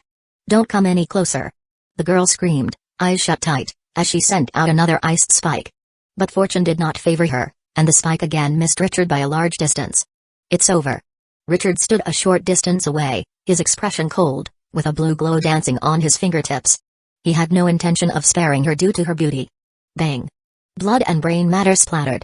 Richard approached the girl's corpse with indifference, finding 2 bags beside her, likely belonging to an unlucky victim of her previous ambush. Removing the ring from her finger, Richard observed its gray metallic band and the setting designed to hold the magic stone, giving it an ancient appearance. This must be the magical artifact the nobles talked about, the reason behind Kevine's alliance, Richard mused, trying to use the miracle furnace to extract its crafting method. However, the ring's quality was too low to be of interest to the miracle furnace. After removing the ring, Richard searched the girl's body further. He found 3 more magic stones and a magical dagger. The miracle furnace showed no interest in the dagger either. Nobles are really loaded. If they're all this foolish, I'd consider hunting them, Richard thought, examining the dagger. Its hilt had a recess for a magic stone. When he inserted a stone, the blade was inscribed with runes. Swinging the dagger twice, Richard found it easily pierced the trunk of a nearby tree, a centuries-old behemoth. What a sharp dagger! Richard exclaimed, recalling the Windraven sword technique he learned from the first Black Forest Baron's sword. Though now a wizard apprentice, he would revert to being a weak farmer's son if someone got too close. The dagger, though short, was a formidable weapon, sufficient for him to employ a portion of the Windraven sword technique. With the technique and this dagger, sharp enough to slice through iron, he'd not only cover his close combat weakness but also elevate his strength. Suppressing a laugh, Richard removed the magic stone from the dagger's hilt. Valuable resources should be used wisely. He wasn't rich enough to use magic stones indiscriminately. After pocketing the magic stone, Richard put on the iced spike ring, sheathed the magical dagger at his waist, and continued his journey. The remaining items on the corpse were of little use to Richard and would only be a burden, so he left them behind for someone else to find. Learning from his experience, Richard no longer rushed recklessly, staying vigilant as he navigated the forest. Though this approach slowed him down, it ensured his safety. Thus, Richard spent the first day of the exam. At night, the forest was alive with the sound of insects, and Richard made a bed of leaves under a large tree. The temperature in this primal forest was not high, much milder than the harsh winters of the Black Forest. At night, Richard felt only a slight chill, not enough to make him shiver. Opening a vial of nutrient potion, Richard took a sip. The potion tasted odd, reminiscent of diluted vinegar mixed with grass juice, fermented for a month. Despite the unpleasant taste, its effects were undeniable. After consuming a vial, Richard felt warmth spread through his stomach, vanishing his hunger. Finished, he lay under the tree, the day's fatigue washing over him like a tide. But he didn't sleep. Instead, he chose to meditate. On the airship, Richard realized meditation alleviated mental fatigue, its effect surpassing even 8 hours of sleep. In a perilous forest, staying alert longer was undoubtedly beneficial. Moreover, meditation naturally increased mental power, a win-win situation. As he slipped into meditation, an eerie beastly roar echoed through the forest. Chapter 11, The Seven-Headed Demon Goat Roar. Several kilometers away from Richard, a bizarre-looking magical beast was chasing a group of wizard apprentices. "What the hell is this thing?" a panicked apprentice shouted. He had been resting in the forest when suddenly a horde of people ran toward him, pursued by a monstrous creature. "Are you stupid? This is one of the beasts the Academy put in the exam field." Another apprentice yelled back. The term magical beast was merely a legend to them before becoming apprentices. Legends spoke of various magical beasts committing atrocities and slaughtering countless people, only to be eventually slain by knights and become trophies of heroes. But when these monsters emerged from legend into reality, people realized how absurd those tales were. This monstrous creature, standing over 2 meters tall at the shoulder and more than 4 meters long, with 7 heads and 8 legs, could crush a squad of knights just by barreling into them. Even more terrifying was that 6 of the 7 heads were stitched together with thread, leaving only the central head resembling a sheep. It was an artificial creation. The stitched heads roared and spewed acid and flames, occasionally lowering to swallow any apprentice that strayed too close. Amidst the chaos, some apprentices attempted spells, but panic robbed them of accuracy, and those that did land barely left a mark on the beast. Limbs and blood, screams and roars. The forest became a living hell. Inside the central Black Tower of Black Tower Wizard Academy, 2 wizards watched the scene unfold in a crystal ball. The crystal ball displayed the chaos caused by the 7-headed demon goat. Vice Principal, the magical beasts released this time are performing well. I personally crafted them, ensuring top quality, a wizard boasted. Across from him, Vice Principal Eric's, the exam proctor, adjusted his glasses and looked up. "Joe Lord, you made these creatures yourself? You, the lazy bones, actually crafted such trivial things?" Joe Lord, the wizard, froze at Eric's words. "Why aren't you responding?" Eric smiled at Joe Lord. "Just provide evidence that this isn't your apprentice's work, and I'll be your pawn in the next planar war.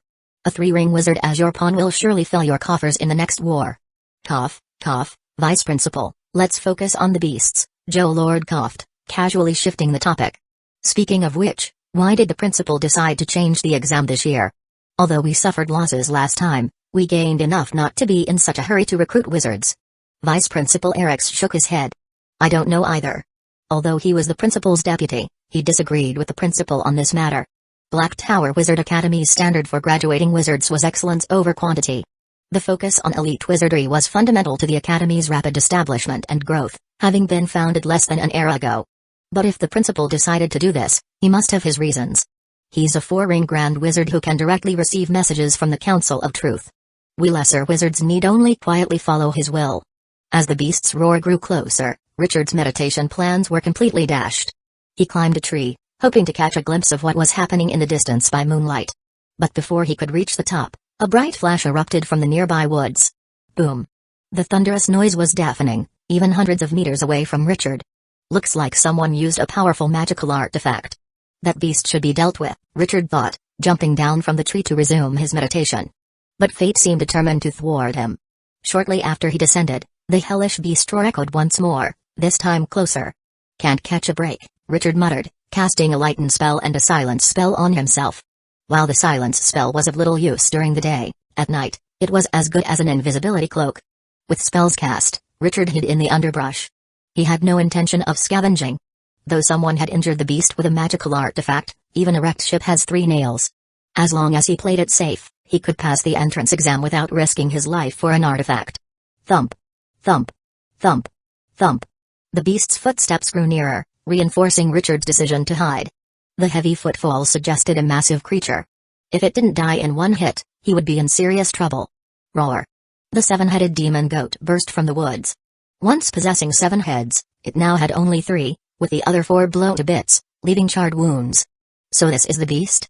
Looks like some sort of experimental product, Richard thought, noting the thick stitches on the beast's necks. Could this be a wizard's experiment, possibly even an apprentice's? If this creature was man-made, could the miracle furnace extract the method of its creation? If so, could he make a beast like this himself? A hint of greedy desire flickered in Richard's mind, but reason quickly reined him in. No need to stir up trouble. Focus on passing the exam first. Suppressing his greed, Richard planned to wait for the beast to leave. But then, one of the remaining heads, a wolf's, twitched. A wolf's sense of smell is tens of thousands of times more acute than a human's, and even in a forest teeming with scents, Richard's human scent stood out like the sun. A whoa! The wolf head howled, turning toward Richard's hiding place. I've been spotted. Heart racing, Richard swapped the nearly depleted magic stone in his ice spike ring for a fresh one.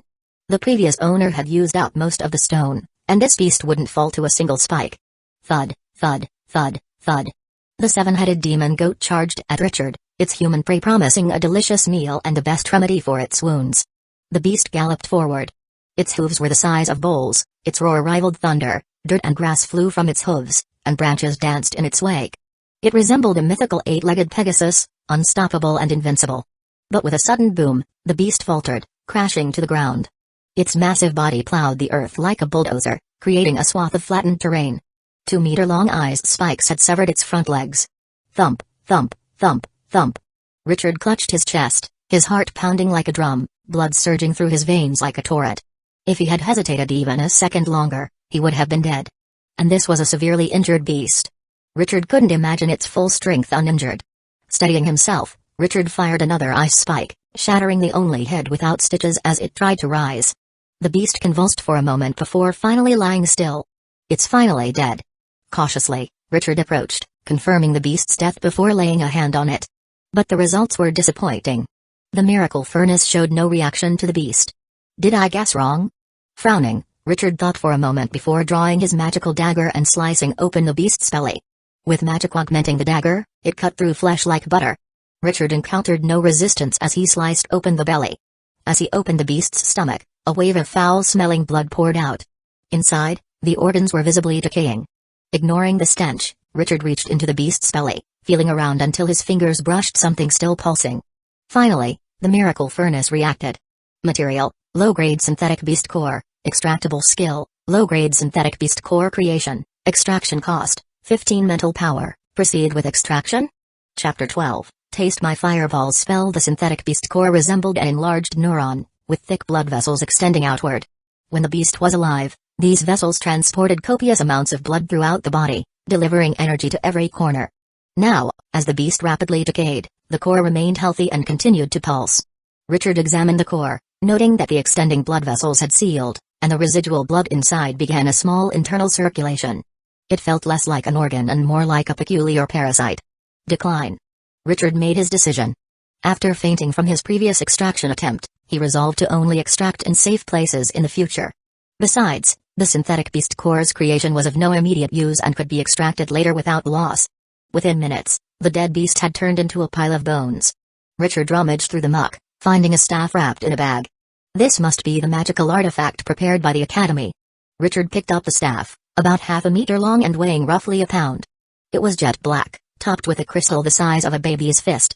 As Richard probed it with his mental power, an imprint left by the creator flashed in his mind. The staff is inscribed with a lesser fireball spell, with a recharge time of 3 minutes. It lacks a self-recharging circuit and consumes 1/3 of a standard magic stone per use. Richard marveled at the fascinating method of information transfer, something he had never experienced before. Lesser fireball, consuming 1/3 of a magic stone each use, with a recharge time, Richard mused, swinging the staff experimentally. In this exam, its cost effectiveness is lower than the ice spike ring.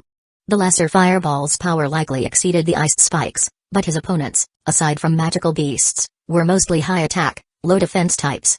The ice spike's minimal recharge time and low cost perfectly suited the situation. Lesser fireball felt like overkill against mosquitoes. Still, better to have it than not. I might encounter a beast later, Richard conceded, shaking his head at his own greed.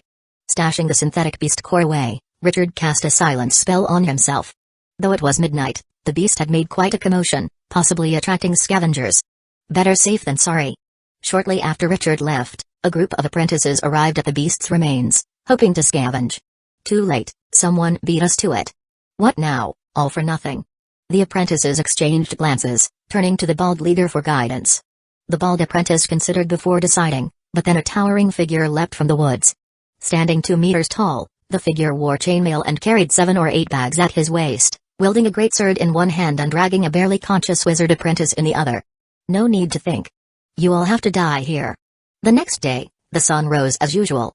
Richard emerged from the pile of dead leaves. Meditation had refreshed his mind as if he'd slept all night. While his spirit thrived, his body ached from a day of travel and a midnight chase. But the journey had to continue. Dragging his sore body, Richard resumed his trek. The beast's rampage had left more than magical artifacts, it had carved paths through the forest. These paths were a boon to Richard, saving him considerable effort. With the aid of Lighten, Richard covered half the distance on the second day. As he neared the rendezvous point, the density of apprentices increased. Most carried at least 2 or 3 bags. Upon meeting, aside from a few unstable ones, most simply displayed their crystal balls and moved on. Those who survived halfway were no pushovers, their hands stained with blood.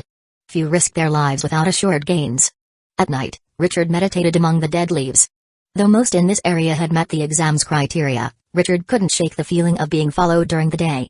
This tension pricked at him, hindering his meditation. Meanwhile, several meters away, a large figure with a dozen bags tied at his waist crouched in a tree, silently observing Richard's hideout. Followed him all day, and all he does is travel. Avoids people whenever possible. How did this coward kill that beast? He'd expected the beast's killer to be a knight, a formidable opponent. But after a day, Richard seemed no different from the others. Could he be hiding his true strength? Richard's meditation was abruptly interrupted by a sharp whistling sound, prompting him to duck instinctively. A wooden spear, as thick as an arm, embedded itself beside him with a thud. The spear, over a meter long with a sharpened tip, quivered violently in the tree trunk. An attack from a skilled opponent. Richard's heart sank as he gripped the fireball staff from the previous day. To hurl such a spear with wood required either powerful magical artifacts or a genius knight. Richard hoped for the former, as the latter might possess both artifacts and knightly prowess. So you dodged. Seems you have some skill. A voice called from nearby. Richard turned to see a towering figure wielding a greatsword, adorned with a dozen bags, emerge from the woods. A dozen bags. Looks like I've encountered a madman, Richard thought, tightening his grip on the staff. In an exam needing only 1 kill to pass, this man had slain over a dozen apprentices, displaying their bags as trophies. Clearly, a strong, deranged individual. Allow me to introduce myself. I am Sabin Chavez of the Northern Empire, the figure announced. How should I address you? Under the moonlight filtering through the trees, Richard glimpsed the man. Red-haired, with slanted eyes and a high nose, a scar ran from his nose bridge to the corners of his eyes. He bore the great sword on his shoulder. Though his chainmail had many tears, his body was unscathed. An expert, likely a knight, Richard concluded. No answer? Receiving no response, Sabin shrugged, then charged at Richard with his great sword. Nameless foes should just die. Richard watched coldly, a crimson glow flickering on the staff in his hand. Idiot, taste my fireball spell. Chapter 13, Legendary Bloodline. Sabin Chavez, the prodigious knight of the Northern Empire, achieved knighthood at 14, a feat that made him an idol to countless young men and the object of obsession for innumerable young women. Yet, beyond his admirers, few knew that this knightly genius with a promising future was, in fact, a madman. Sabin relished combat and reveled in slaughter. The sensation of a blade slicing through flesh and muscle intoxicated him. The stronger the adversary, the more intense the thrill his blade delivered. When chosen as a wizard apprentice, even the king of the Northern Empire wished to plead for him, hoping the wizards would retain this gifted knight. But Sabin rejected all such entreaties. To him, the power of wizards was captivating. The notion of slaying a wizard with his blade promised a euphoria that could elevate him to heaven. Thus, Sabin embraced being a wizard apprentice and participated in the entrance exam. Formidable opponents and the legality of killing, they were his paradise. So when he discovered an apprentice capable of slaying magical beasts, his excitement was boundless. This was what he pursued.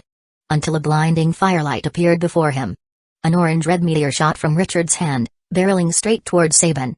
In this fireball, Sabin experienced an unprecedented fear, exceeding even the dread he felt facing magical beasts. What kind of magic is this? Instinctively, Sabin attempted to dodge, but as the fireball grazed past him, it exploded. Boom. The intense flames incinerated Sabin's clothing, turning his protective chainmail into searing brands, etching charred marks on his skin. The powerful shockwave hurled Sabin away like a cannonball, his greatsword slipping from his grasp. On the other side of the fireball, Richard observed the spectacle calmly. A transparent barrier before him absorbed the explosion's aftermath. Zero-ring spell, force field barrier few. Is this the lesser fireball? The gap between a first-ring spell and a zero-ring spell is this vast? Richard gazed at the 3-meter-wide, half-meter-deep crater beside Sabin, a hint of awe in his heart. This spell's power rivaled that of a shell.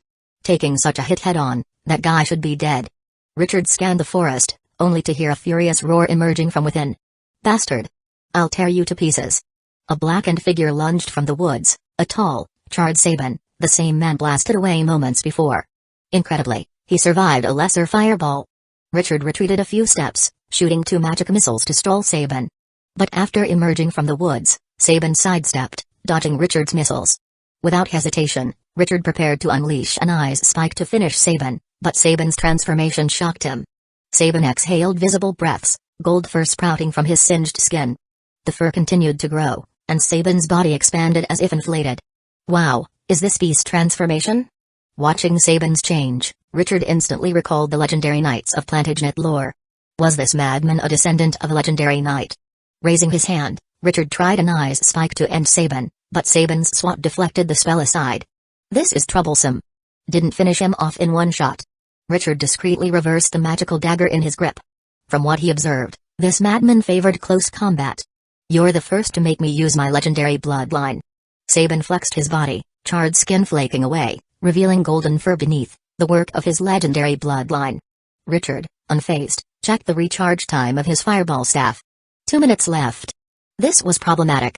Fully transformed, Sabin tore off his chainmail, leaving only the arm bracers. His muscles visibly swelled, turning the once fitting armor into a constraint. Legendary bloodline. Are you a descendant of a legendary knight? Richard attempted to stall with banter. Once the fireball recharged, this beast-transformed madman, legendary knight or not, would turn to ash.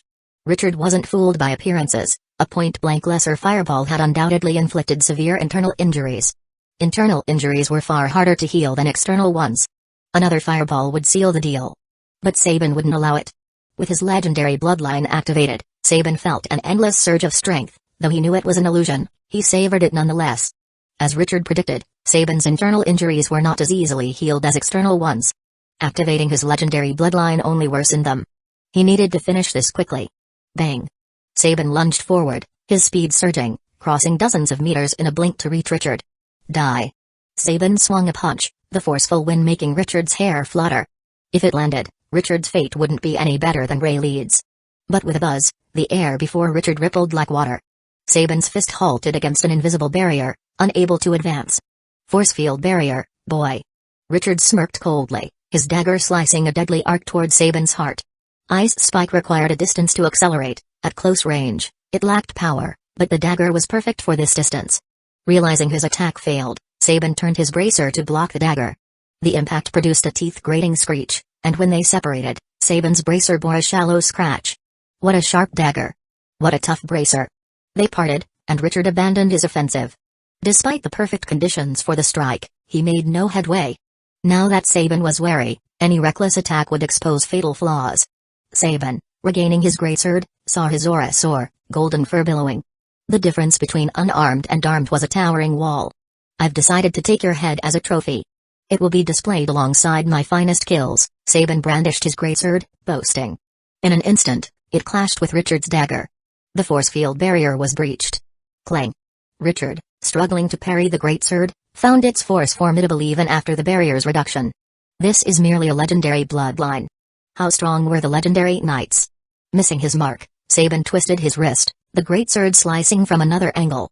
But to Richard, Armed with the Wind Raven sword technique, Sabin's moves were child's play. Clang. Seeing his strikes blocked, Sabin pondered. This kid's skillful but lacks strength. Even with the barrier, my sword strains him. What if I rely solely on power? He won't withstand it. Changing his approach, Sabin's strikes came heavy and relentless, exploiting Richard's weakness.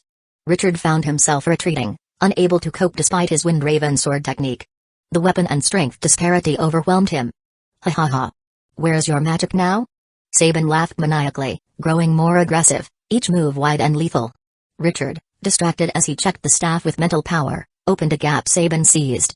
In a flash, the great sword pierced the barrier, carving a finger-deep wound in Richard's chest. Hiss. The searing pain drew a sharp breath from Richard, his mind momentarily sluggish.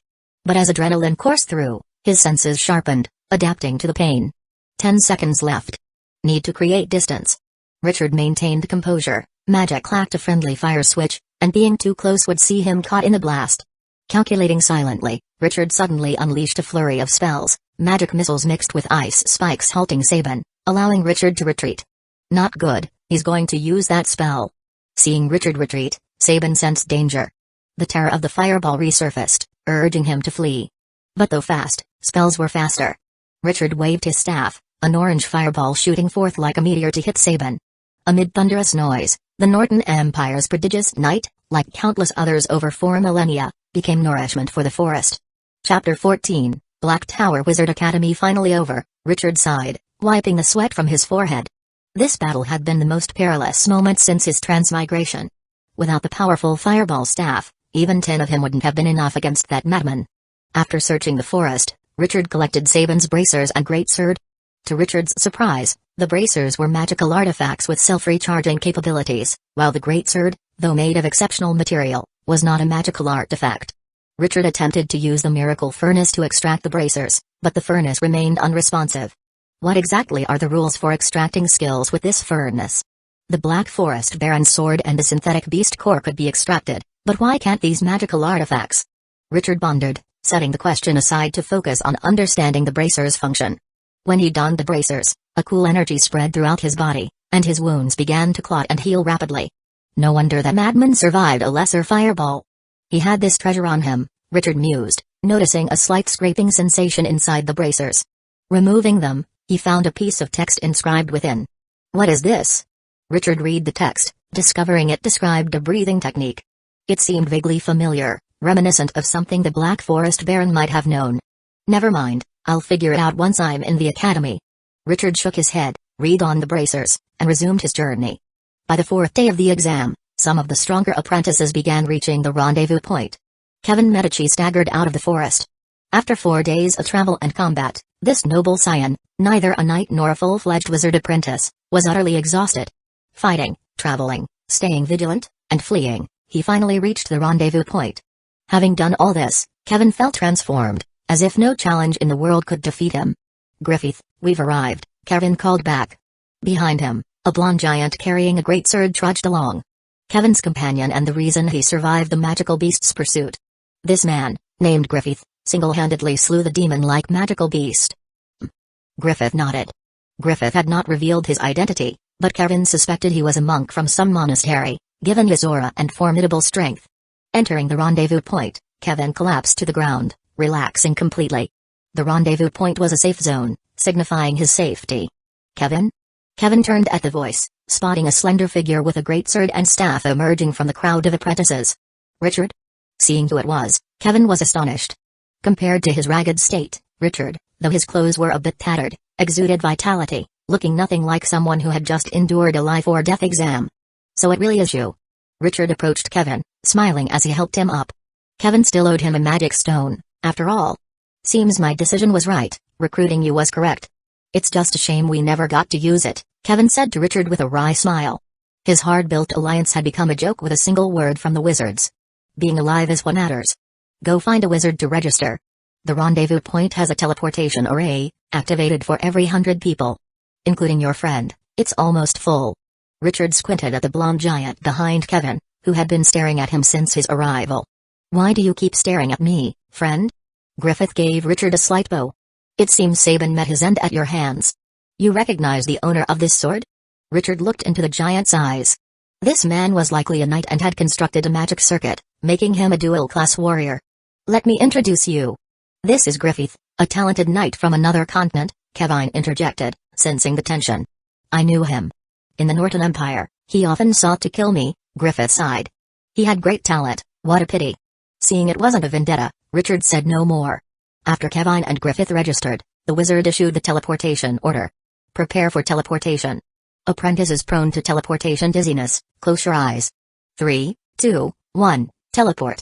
In an instant, the rendezvous point flashed, and Richard's vision filled with the chaotic colors unique to teleportation. When his vision cleared, he beheld a sight he would never forget. "This is..." Richard murmured. Before him stood an awe-inspiring towering spire, its height seemingly infinite, as if connecting heaven and earth, reaching the abode of the gods. The tower was adorned with countless lifelike reliefs, as if souls were sealed within. Gargoyles perched at the corners, their grotesque forms appearing ready to spring to life at any moment. This is the central Black Tower.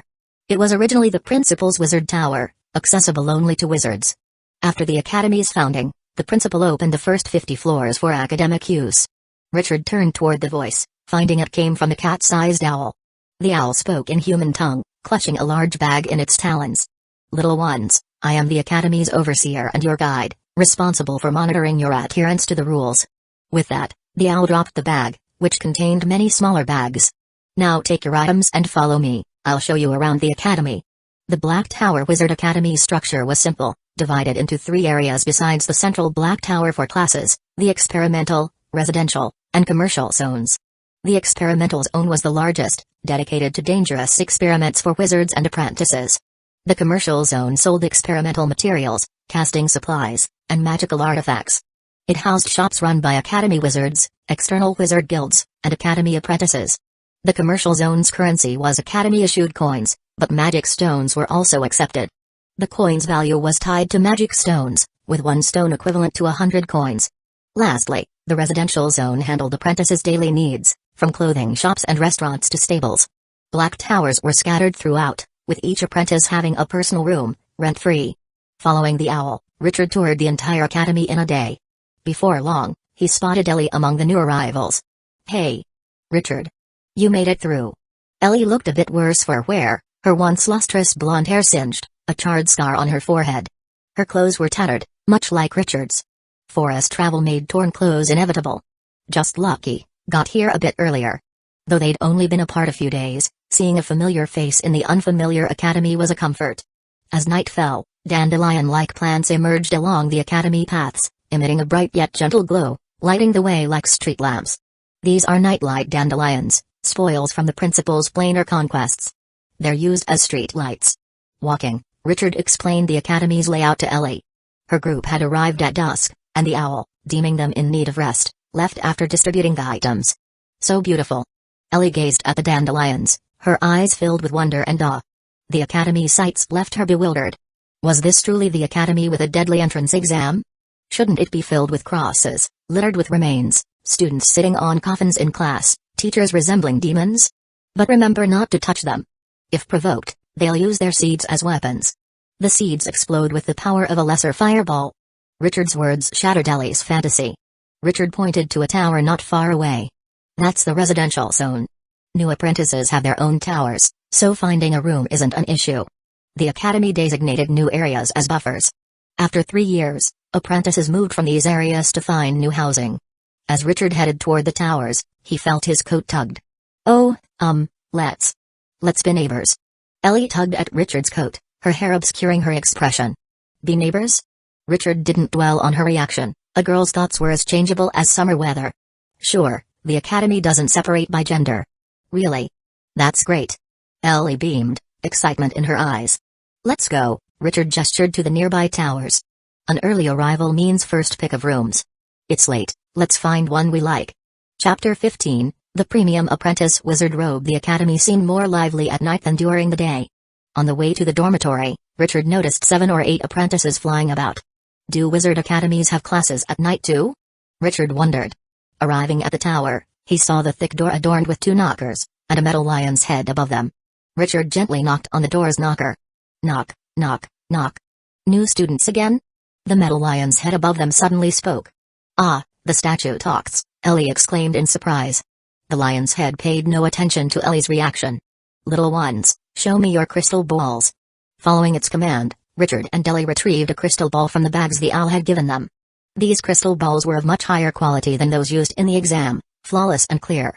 Seeing the crystal balls, the lion's head emitted a red light that scanned them. After confirming their identities, the door swung open with a loud rumble. Apprentice Richard, Apprentice Ellie, welcome to Residential Tower number 12.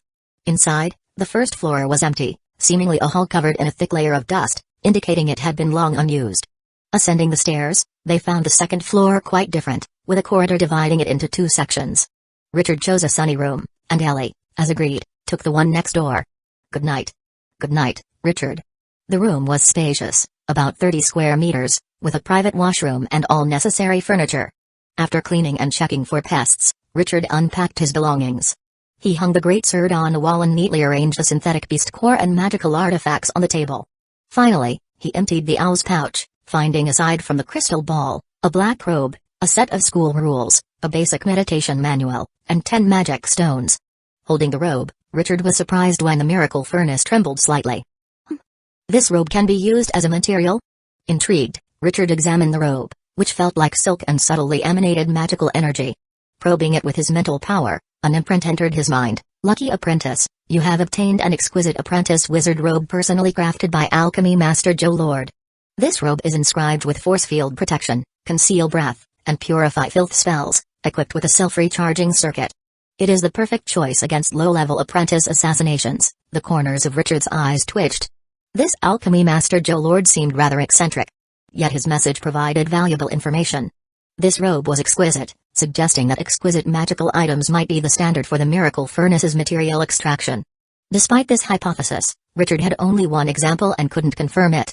However, the ability to extract was undoubtedly beneficial. Material: apprentice wizard robe, extractable skill, spell inscription, incomplete, extraction cost, 15 mental power, extractable information, force field protection spell model, conceal breath spell model, purify filth spell model, extraction cost, 5 mental power. The furnace's message made Richard's heart skip a beat. He hadn't expected the robe to yield both skills and information. Spell inscription skill demands 15 mental power, while the 3 spell models only require 5.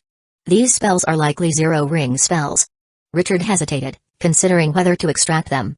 The zero-ring spells offered little help, and extracting the skill might knock him out. The entrance exam isn't over yet, and there's nothing much to do for now. After a moment of thought, Richard decided to extract the skill. As expected, he blacked out immediately. When he awoke, it was already midday. Did I faint for so long? Richard squinted at the glaring sunlight through the window, slowly getting up. The miracle furnace emitted a jumping white light, which Richard absorbed. Instantly, he felt like a wizard, manipulating magic-like threads, inscribing spells on a robe with unknown materials. Wow! Snapping back to reality, Richard stared at his hands. Magic flickered with a bluish hue at his fingertips, then spun into a thread extending outward, forming words in the air. Is this the skill of a wizard? Richard retracted the magic, feeling as if he'd opened the door to a new world. He never imagined magic could be wielded like a limb. Amazing, and this is just an incomplete skill. How powerful would a complete one be? In that moment, Richard grasped the terrifying potential of wizards. This was merely part of one skill among many. What kind of genius was a wizard with all these skills? Could he become a wizard like them? Richard dared not ponder further. After washing up, he opened the school rules. His exam experience taught him that academy-issued books had their purposes. Reading the rules from start to finish, Richard's expression shifted from relaxed relief to deep seriousness. The rules weren't stringent, quite the opposite. Many aimed to prevent apprentice conflicts. This starkly contrasted with the entrance exam. But every gift had a hidden price. Though the academy prevented daily conflict, every 10 years, apprentices faced a deadly exam akin to the entrance test. To survive until the graduation exam, an apprentice had to endure at least 2 bloody tests. And if one reached the graduation exam, there were 2 choices: undergo the equally brutal graduation exam to qualify as a wizard, or graduate directly, paying 30 years of tuition to leave. Yes, the Wizard Academy charged tuition. The fees were exorbitant, requiring a senior apprentice to work for the academy for a century if they failed to become a wizard. Is the academy's principal a business tycoon from Myanmar? Richard's expression darkened, his earlier lightheartedness vanished. The rules left him restless, as if thorns pressed into his back. He couldn't fathom what the academy aimed to cultivate. Killing machines? Setting the rules aside, Richard engaged the Lion's Head in conversation, inquiring about Academy matters. Being part of the Academy, the Lion's Head knew the rules well, offering Richard constructive advice. For instance, the library was open to all apprentices, with many books available for free. The Academy's overseers favored nuts and gems, and building good relations could mitigate minor offenses. Even magic stones retaining power could be traded for Academy coins, though haggling was necessary. These details seemed minor but saved Richard endless time had he discovered them alone. "Thank you for your guidance. I'll buy some alchemical oil to polish you," Richard said, bowing slightly to the Lion's Head before heading to the commercial zone. The Lion's Head, being metal, felt discomfort despite rust-proof treatment. Some rust had appeared over the years, causing it distress. A bit of rust-removing alchemical oil would ease its suffering. The oil wasn't expensive. Richard traded 25 Academy coins for a large bottle. On his way back, he also bought clothes and shoes. After applying the oil to the Lion's Head, Richard returned to his room, showered, drank a nutrient potion, donned new clothes, and headed to the library. Wizards pursued and respected knowledge, making the library the Academy's sacred place. Librarians could expel any apprentice for disrespecting knowledge, and a proper outfit minimized trouble. Chapter 16, The Wizarding World. The library was located on the 50th floor of the central Black Tower. Without the floating spell, Richard had to climb from the first floor, leaving his legs weak by the time he reached the top. Standing at the library's entrance, Richard tidied his appearance before striding in. The library was vast, with countless 10-meter-high bookshelves stretching as far as the eye could see. Suddenly, a palm-sized fairy with wings appeared before Richard. The fairy was strikingly beautiful, looking like a miniature person with wings. The fairy circled Richard once. "You're a new student, aren't you? Show me your crystal ball," she said. Richard complied, retrieving the crystal ball from his bag. The fairy lightly tapped it, causing a faint glow. With Richard's information confirmed, the fairy floated in front of him, her expression a mix of cuteness and seriousness. "New student Richard, I'm Fina, the library's curator. To borrow books, touch your crystal ball to the book's number. I'll record your borrowings. Also, no buzzing, loud noises, or any spells besides the floating spell in the library. Violations will get you expelled. Severe cases will result in a ban from the library. Got it? How do I find the books I want?"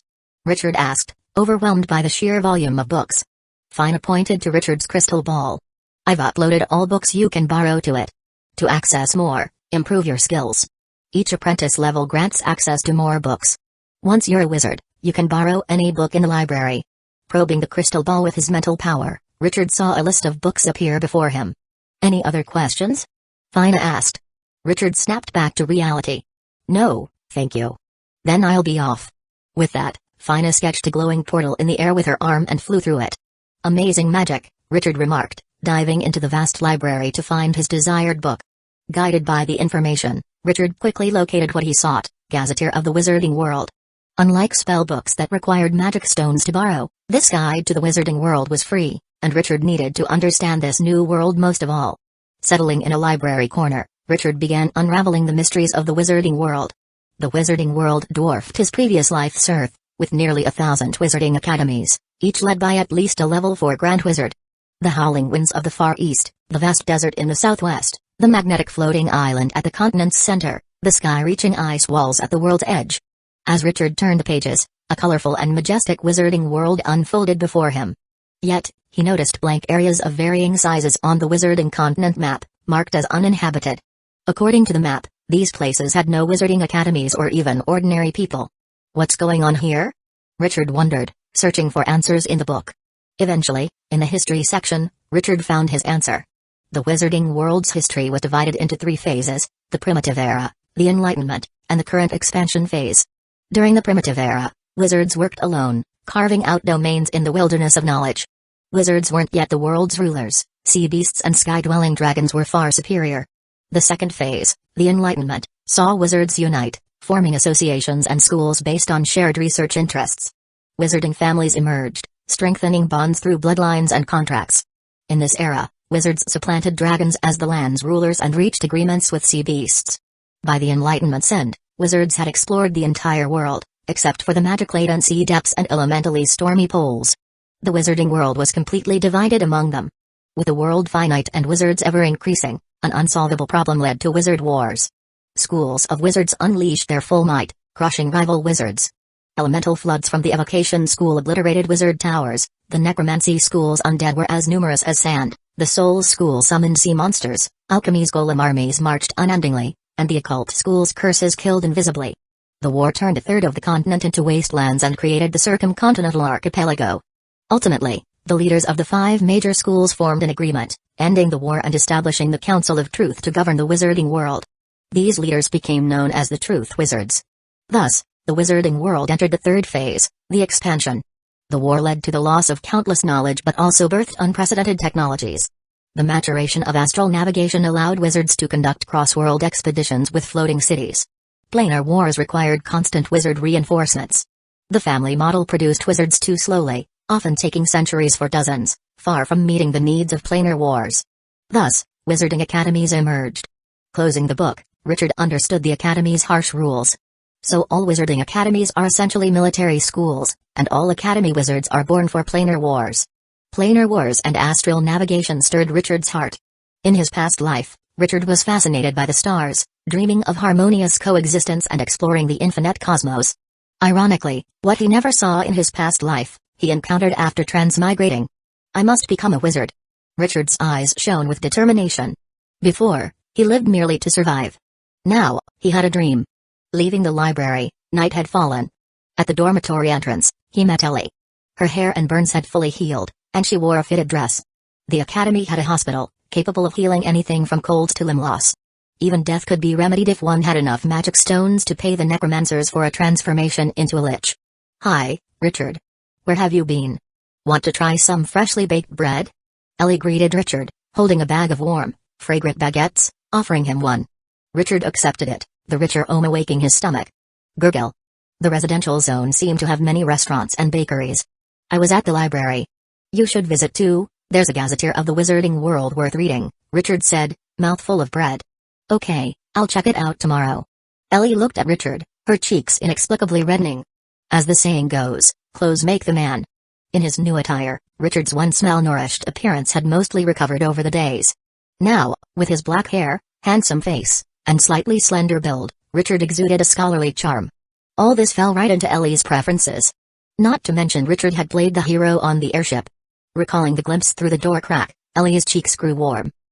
Be sure to read the history section, Richard said, swallowing the bread, eyes firm as he patted Ellie. Ellie shivered slightly. Okay. I'll definitely read it. Back in his room, Richard eagerly took out the basic meditation manual. A prerequisite for becoming a wizard was mental power, and meditation was the most common way to enhance it. Material, basic meditation manual, extractable information, basic meditation technique, extraction cost, 10 mental power, proceed with extraction? Yes. Chapter 17, What is a Wizard? After extracting the basic meditation technique, Richard nearly fainted but managed to practice it through sheer willpower. Once his mental strength was restored, he began working on the advanced meditation technique. The advanced meditation technique introduced 7 new Mandel runes. While this allowed Richard to stay longer in the Sea of Souls, it also doubled the difficulty of meditation. After many failed attempts, luck finally aided Richard in successfully constructing 10 Mandel runes. This advanced technique let Richard linger in the Sea of Souls for 4 hours, twice the time of the basic technique.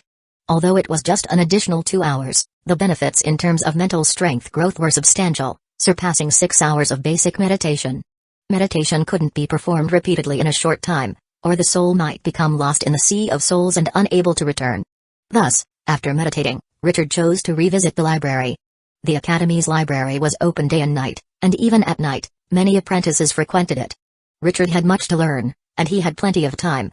The entrance exam concluded swiftly, with over half of the nearly 10,000 apprentices dying. The survivors all entered the academy. During this time, Richard used the library's free books to understand the wizarding world structure and its various etiquettes. His mental strength also increased from 15 to 15.1 thanks to the advanced meditation technique. With the exam over, the academy's free courses became available. Each student had 4 free classes monthly, and additional classes required magic stones. For the first 3 years, the academy provided 1 magic stone monthly. To earn more stones, apprentices needed to complete academy tasks or trade with peers. New apprentices had a 3-year grace period without mandatory tasks. After this, the academy assessed them, requiring at least 1 spell inscription and mental strength reaching 20 to remain, a prerequisite for becoming a low-level apprentice. Dong, dong, dong. The heavy bell tolled through the academy, signaling it was 8 a.m. Even in another world, Richard hadn't escaped the early class fate. This class, Introduction to Alchemy, was Richard's first. He sat in a tiered classroom on the central Black Tower's third floor, Ellie beside him. The room was packed. "Richard, why isn't the teacher here yet?" Ellie glanced at Richard's profile, her mind racing. They'd been in the academy for 6 days, yet Richard remained indifferent, spending his days buried in books or meditating. Their only meal together had been at her invitation. Was she really so unappealing? Maybe they're delayed by something. Richard absently replied while flipping through a borrowed spell theory book, lost in the sea of knowledge. The book's discussion on wizard spells captivated him. Elemental, soul, necromancy, and curse spells each had unique characteristics and uses. It introduced a concept called a combat system. A formidable wizard had a combat system, relying on core spells supported by minor ones for various scenarios, enabling them to face any foe in planar wars and wizard duels with composure. If he were to build a combat system, he would definitely tap, tap, tap, tap. Approaching footsteps silenced the previously noisy classroom. Bang. The door swung open, and in walked a long-haired woman in a wizard robe, black boots clicking. Her tall, curvaceous figure and cold, alluring features, accentuated by narrow eyes, exuded a mysterious aura. A mysterious black cat. This was Richard's first impression of her. Reaching the podium, she swiftly wrote a large phrase on the blackboard. "What is a wizard?" "Hello, I'm Anna Dorsey, student of Alchemy School's Wizard Joe Lord. This class was originally my mentor's, but he's in a crucial alchemy experiment, so I'll be teaching it." Anna's voice was calm yet carried an undeniable authority. "So, can anyone tell me what a wizard is?" Anna, holding a pointer, surveyed the room. Though she stood below the students, her gaze felt like she was looking down on them. "You, tell me," Anna pointed at an apprentice. I think a wizard is someone who can use magic." The chosen apprentice, unprepared, gave a perfunctory answer. "Good, that's indeed one trait of a wizard. Any other views?"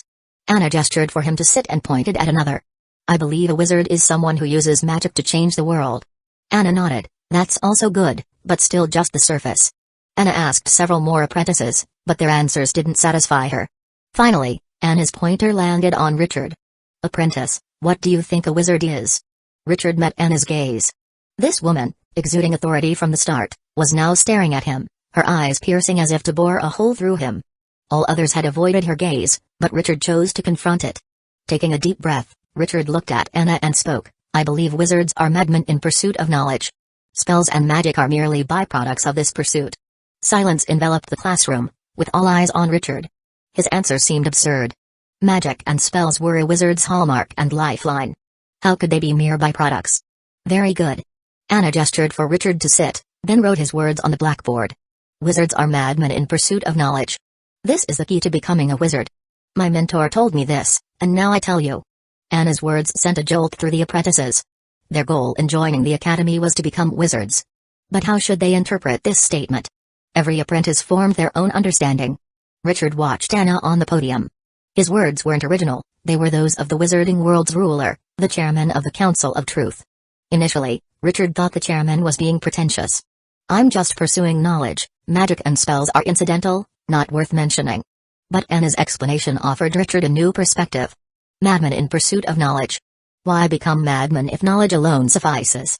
Richard pondered this, jotting a note. Perhaps it's not madmen pursuing knowledge, but pursuing knowledge requires becoming madmen.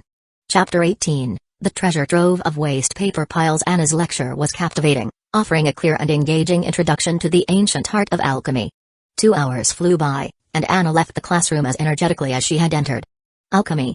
This seems to align well with the miracle furnace, Richard mused, rubbing his chin as he stared at the blackboard. Alchemy covered a broad range, with potions and magical apparatus being the most well-known.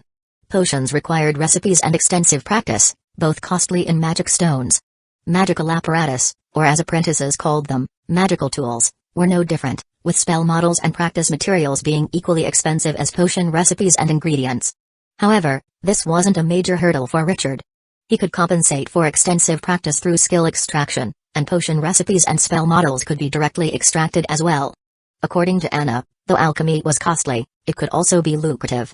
Her alchemy shop in the Academy's commercial district earned her nearly 100 magic stones monthly, even with minimal management. The library should have books on alchemy. "I'll check them out later," Richard decided.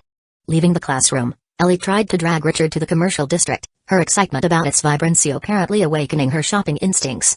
No thanks, I'm heading to the library, Richard waved off her invitation, leaving Ellie to stomp her foot in frustration as she watched him walk away. Returning to the library, Richard found that the fairy librarian, Fina, was absent. Searching his crystal ball for alchemy books, he stumbled upon a section of books labeled as unknown. Unknown? That's intriguing. Richard located the section housing these unknown books and found several apprentices browsing through them. Excuse me, senior, could you tell me what these books labeled as unknown are? Richard inquired of a young-looking apprentice. Oh, a newcomer? The apprentice replied, surprised. These are notes from deceased wizards during the Wizard Wars, written in cipher. Only the original wizard could understand them. The principal put them in the library, hoping an apprentice might crack them. She gestured to the surrounding apprentices. We're all here hoping for a lucky break, I see. Thank you for your help. Heart pounding, Richard had a bold idea. He picked up a notebook, the symbols within completely foreign. Instead of attempting to decipher them, Richard used the miracle furnace. Material, unknown wizard's notes, extractable information, constitution enhancement potion recipe, extraction cost, 25 mental power, insufficient mental power, so, these ciphers can be extracted too. Suppressing his excitement, Richard saw the bookshelves as a potential goldmine. He replaced the notebook, noting its code number, as he currently lacked the mental power to extract it. But with so many notebooks, Richard was confident he'd find one he could extract now. Material, unknown wizard's notes, extractable information, 132 failure cases, material, unknown wizard's notes, extractable information, 342 diaries, material, unknown wizard's notes, extractable information, experiences with 32 otherworldly beings. As Richard continued to probe with the miracle furnace, his initial excitement turned to bemusement. What were these wizards recording in their notes? Frustrated, Richard returned the notebook detailing mating experiences and noted its number. Ahem, don't overthink it. Richard was simply interested in the biological structure of otherworldly beings. After much searching, Richard finally found a notebook he could extract. Material, unknown wizard's notes, extractable portion, bloodline alchemy recipe, extraction cost, 15 mental power, proceed with extraction? No.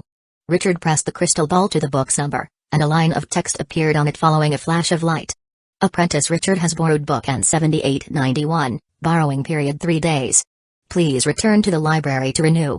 This book is a free book and may be recorded. Free books can be recorded, but I guess those requiring magic stones can't, Richard pondered, rubbing his chin. I wonder how the Academy prevents paid books from leaking, maybe a curse? Richard didn't dwell on it, he was a rule-abiding person. Returning with the notebook to his dorm, Richard chose to extract it. Familiar with the ensuing faintness, he awoke to find the sky darkening. Let's see what this bloodline alchemy is about.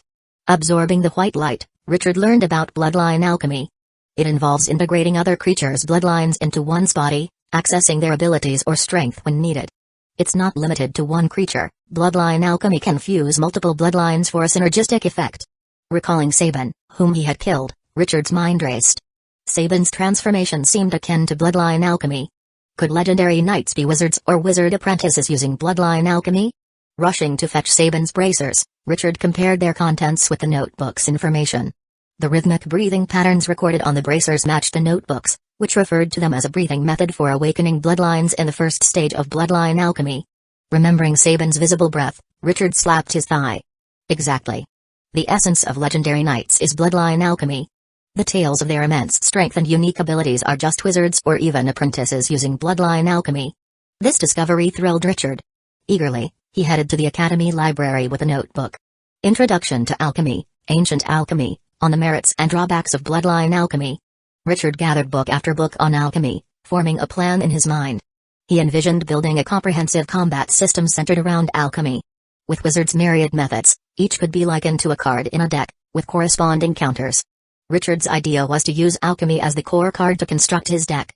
He now needed to confirm whether alchemy could fulfill this role. As he delved into each book, absorbing information about alchemy, Richard's understanding broadened, solidifying his resolve to use it as his combat system's foundation. Magical tools, potions, bloodline alchemy, magic formations. Alchemy's breadth and depth made it suitable as a core combat system. After thoroughly reviewing all borrowed books, Richard exhaled deeply. A combat system, centered on alchemy and supplemented by various spells, took shape in his mind. He now needed to expand his knowledge to fully develop this framework. But before that, he needed to accomplish one more thing. Finding a mentor to learn alchemy. Chapter 19, Mentor Quest. The Wizard Academy had no strict requirements for apprentices to choose mentors, and in fact, many wizards were not eager to take on apprentices. For most wizards, apprentices were simply distractions. Richard spent a considerable amount of time at the mentor board in the central Black Tower, filtering out all mentors renowned for their expertise in alchemy. After excluding wizards who hadn't taken apprentices in years and those who set extremely strict conditions, a wizard named Joe Lord caught his attention. Joe Lord of the Alchemy School, Level 2 wizard, primarily focused on alchemy, has taken in 1,300 apprentices over the last century. Looking over Joe Lord's information, Richard realized he had heard this name before. Isn't this Anna's mentor, the one who crafted my wizard robe? Recalling Anna's imposing presence on the podium and the skills he extracted from the robe, Richard deduced that this Joe Lord was indeed a master in his field. Let's see what the requirements for apprentices are. Reach the level of a low-level apprentice and complete at least one of his tasks. Richard stroked his chin. These conditions are quite lenient, no wonder he takes in over 100 apprentices each term. Despite the seemingly easy conditions, Richard hadn't met either yet. Becoming a low-level apprentice might take a year. I should first check out the tasks he's issued. Heading to the 25th floor of the central Black Tower, Richard entered the Academy's task hall, where apprentices could freely take on tasks issued by the Academy. The hall was divided into 3 sections. The left side hosted daily Academy tasks, mostly involving maintenance and patrols within the Academy's territory, cities, and mountains, low difficulty and low rewards.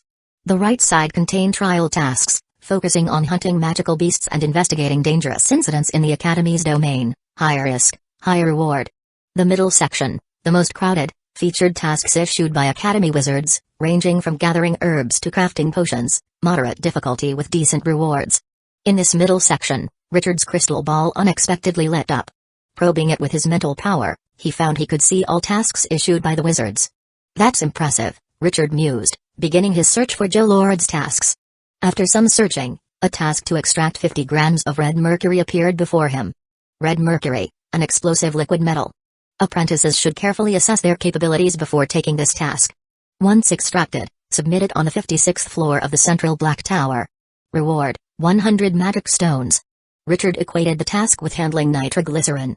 But there's no time limit on this task. I'll take it first. Besides, the miracle furnace might extract substances, so this is a good chance to test it. Approaching the counter, Richard was greeted by a snake-haired witch resembling Medusa.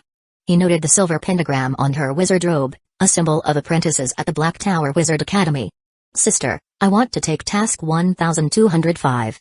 The witch eyed him. Newcomer, huh? Joe Lord's tasks aren't easy. What do you mean by that? Are Joe Lord's tasks notoriously difficult? Richard smiled, leveraging his appearance. The snake-haired witch smirked. Don't try to butter me up. Despite her words, she shared some insights about Joe Lord. Joe Lord's tasks are known for being thankless. He recruits over 100 apprentices each term, but few receive personal guidance. Is that so?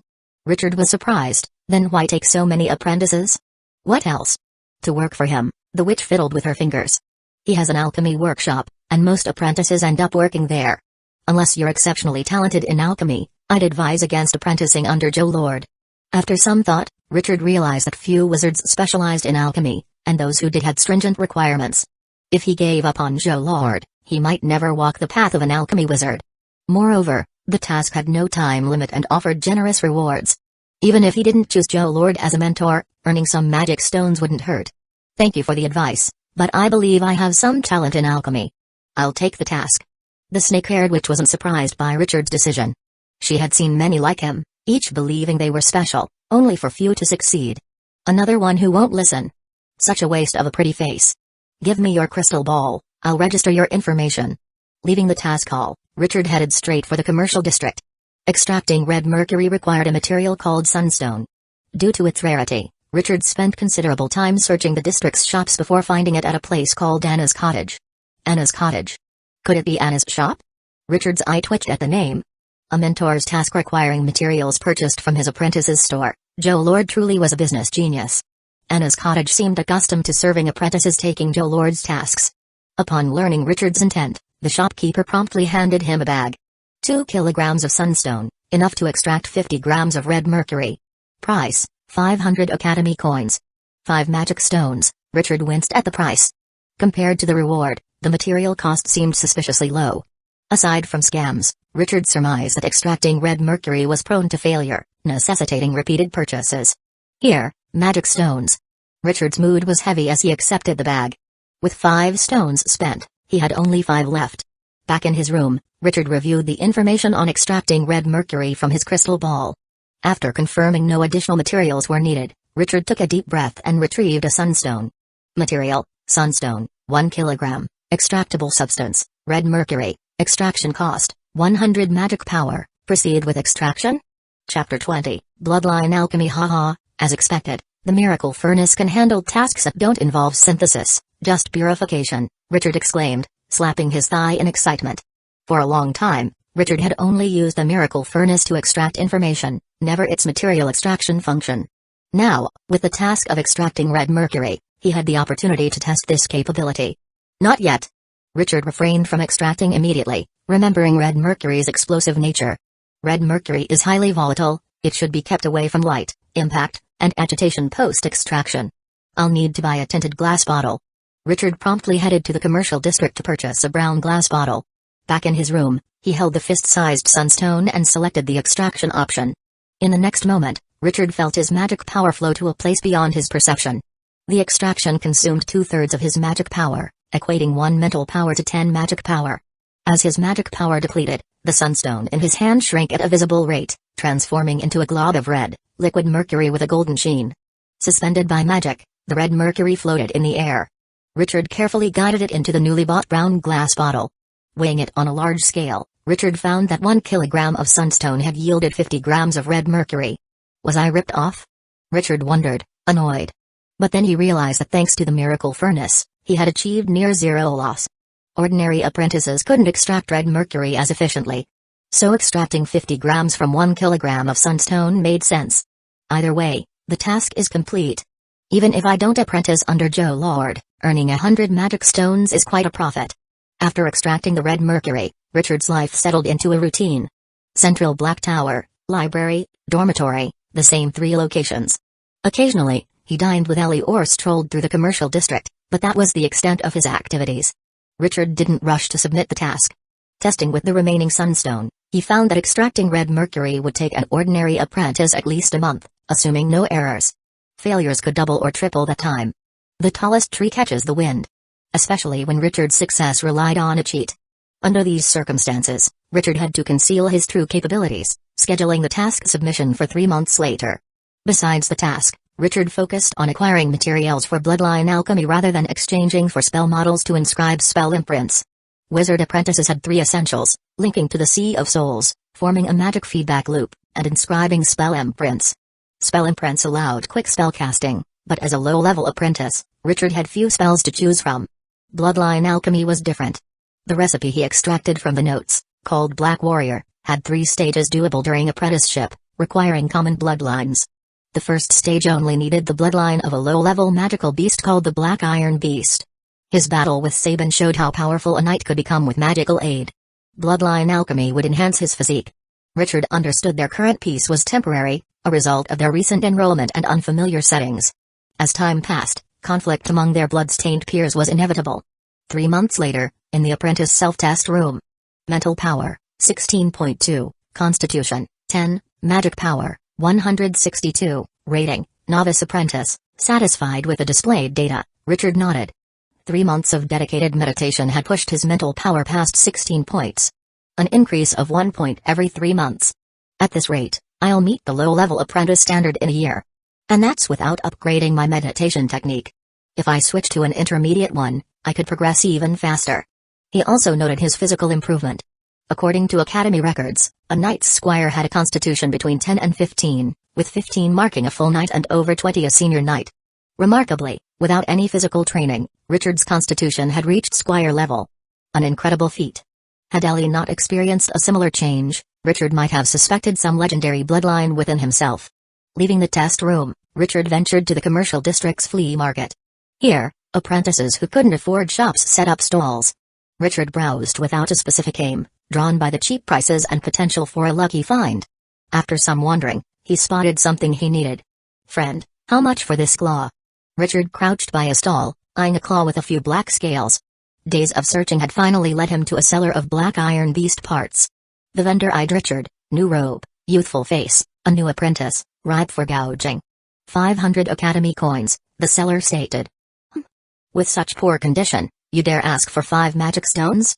Richard exclaimed, pointing at the claw. This is worth at most 200 academy coins, no more. 200? The vendor nearly jumped, intending to fleece a sucker, not become one.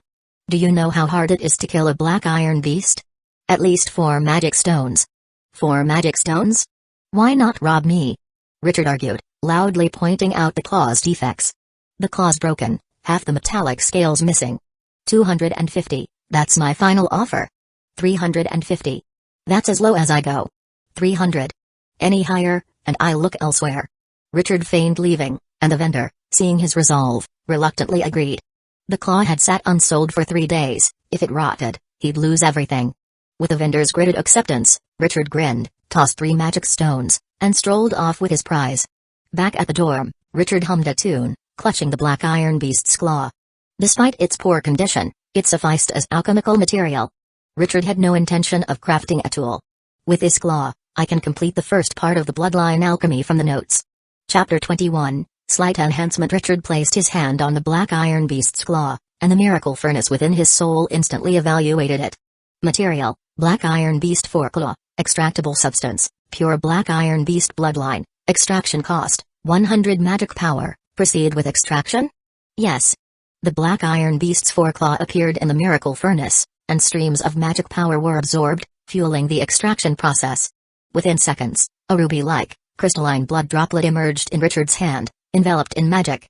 Bloodline alchemy, a widely known alchemical technique among wizards, allows the integration of other creatures' bloodlines with the alchemist's own, granting specific abilities or enhancing physical attributes. In bloodline alchemy, the purity of the bloodline is paramount.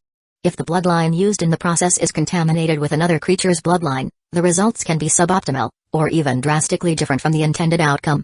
Pouring the blood into a test tube, Richard retrieved a bottle of deep black ink from his drawer. According to the notes, bloodline alchemy required not only purified bloodlines but also the drawing of an alchemical array on the heart area using special ink. The array's power would transform the bloodline into a bloodline seed embedded in the heart, ready to be activated when needed. This is one of the most well-known paths in bloodline alchemy, the bloodline seed. The primary advantage of this path is minimal physical alteration, with the added benefit of easily switching bloodlines. The downside is the necessity of magical energy to maintain the bloodline's effects. Beyond this path, bloodline alchemy includes direct organ and gland transplants, self-organ modification and mutation, and the most popular method among wizards, direct bloodline fusion.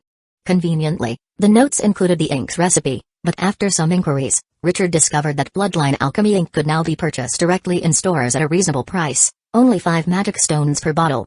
This revelation left Richard marveling at how times had changed and technology had progressed. Due to planar conquests, the range of compatible bloodlines expanded significantly, allowing wizards from various schools to find bloodlines suitable for their practices, thus facilitating bloodline alchemy. The wizard who died during the Wizard Wars likely never imagined his research would become a commonplace technique among wizards. Using a quill, Richard removed his shirt and carefully drew the array on his chest using a mirror. The alchemical array needed for bloodline alchemy was simple enough that Richard completed it in just 10 minutes. With preparations complete, Richard took a deep breath and lay down. The array glowed a ghostly blue under the influence of magic. Richard poured the blood from the test tube onto the array's center. In the next moment, a sensation akin to a red-hot iron branding his chest surged through him, and scalding blood pumped from his heart, coursing through his veins. Ugh! Richard clenched his teeth, struggling to remain conscious. He had to ensure a continuous flow of magic into the alchemical array. He lost track of time until the burning sensation in his chest dissipated. Relaxing, Richard lay limp on the bed, his clothes drenched in sweat. This is like torture. After resting for a while, Richard got up, intending to take a shower.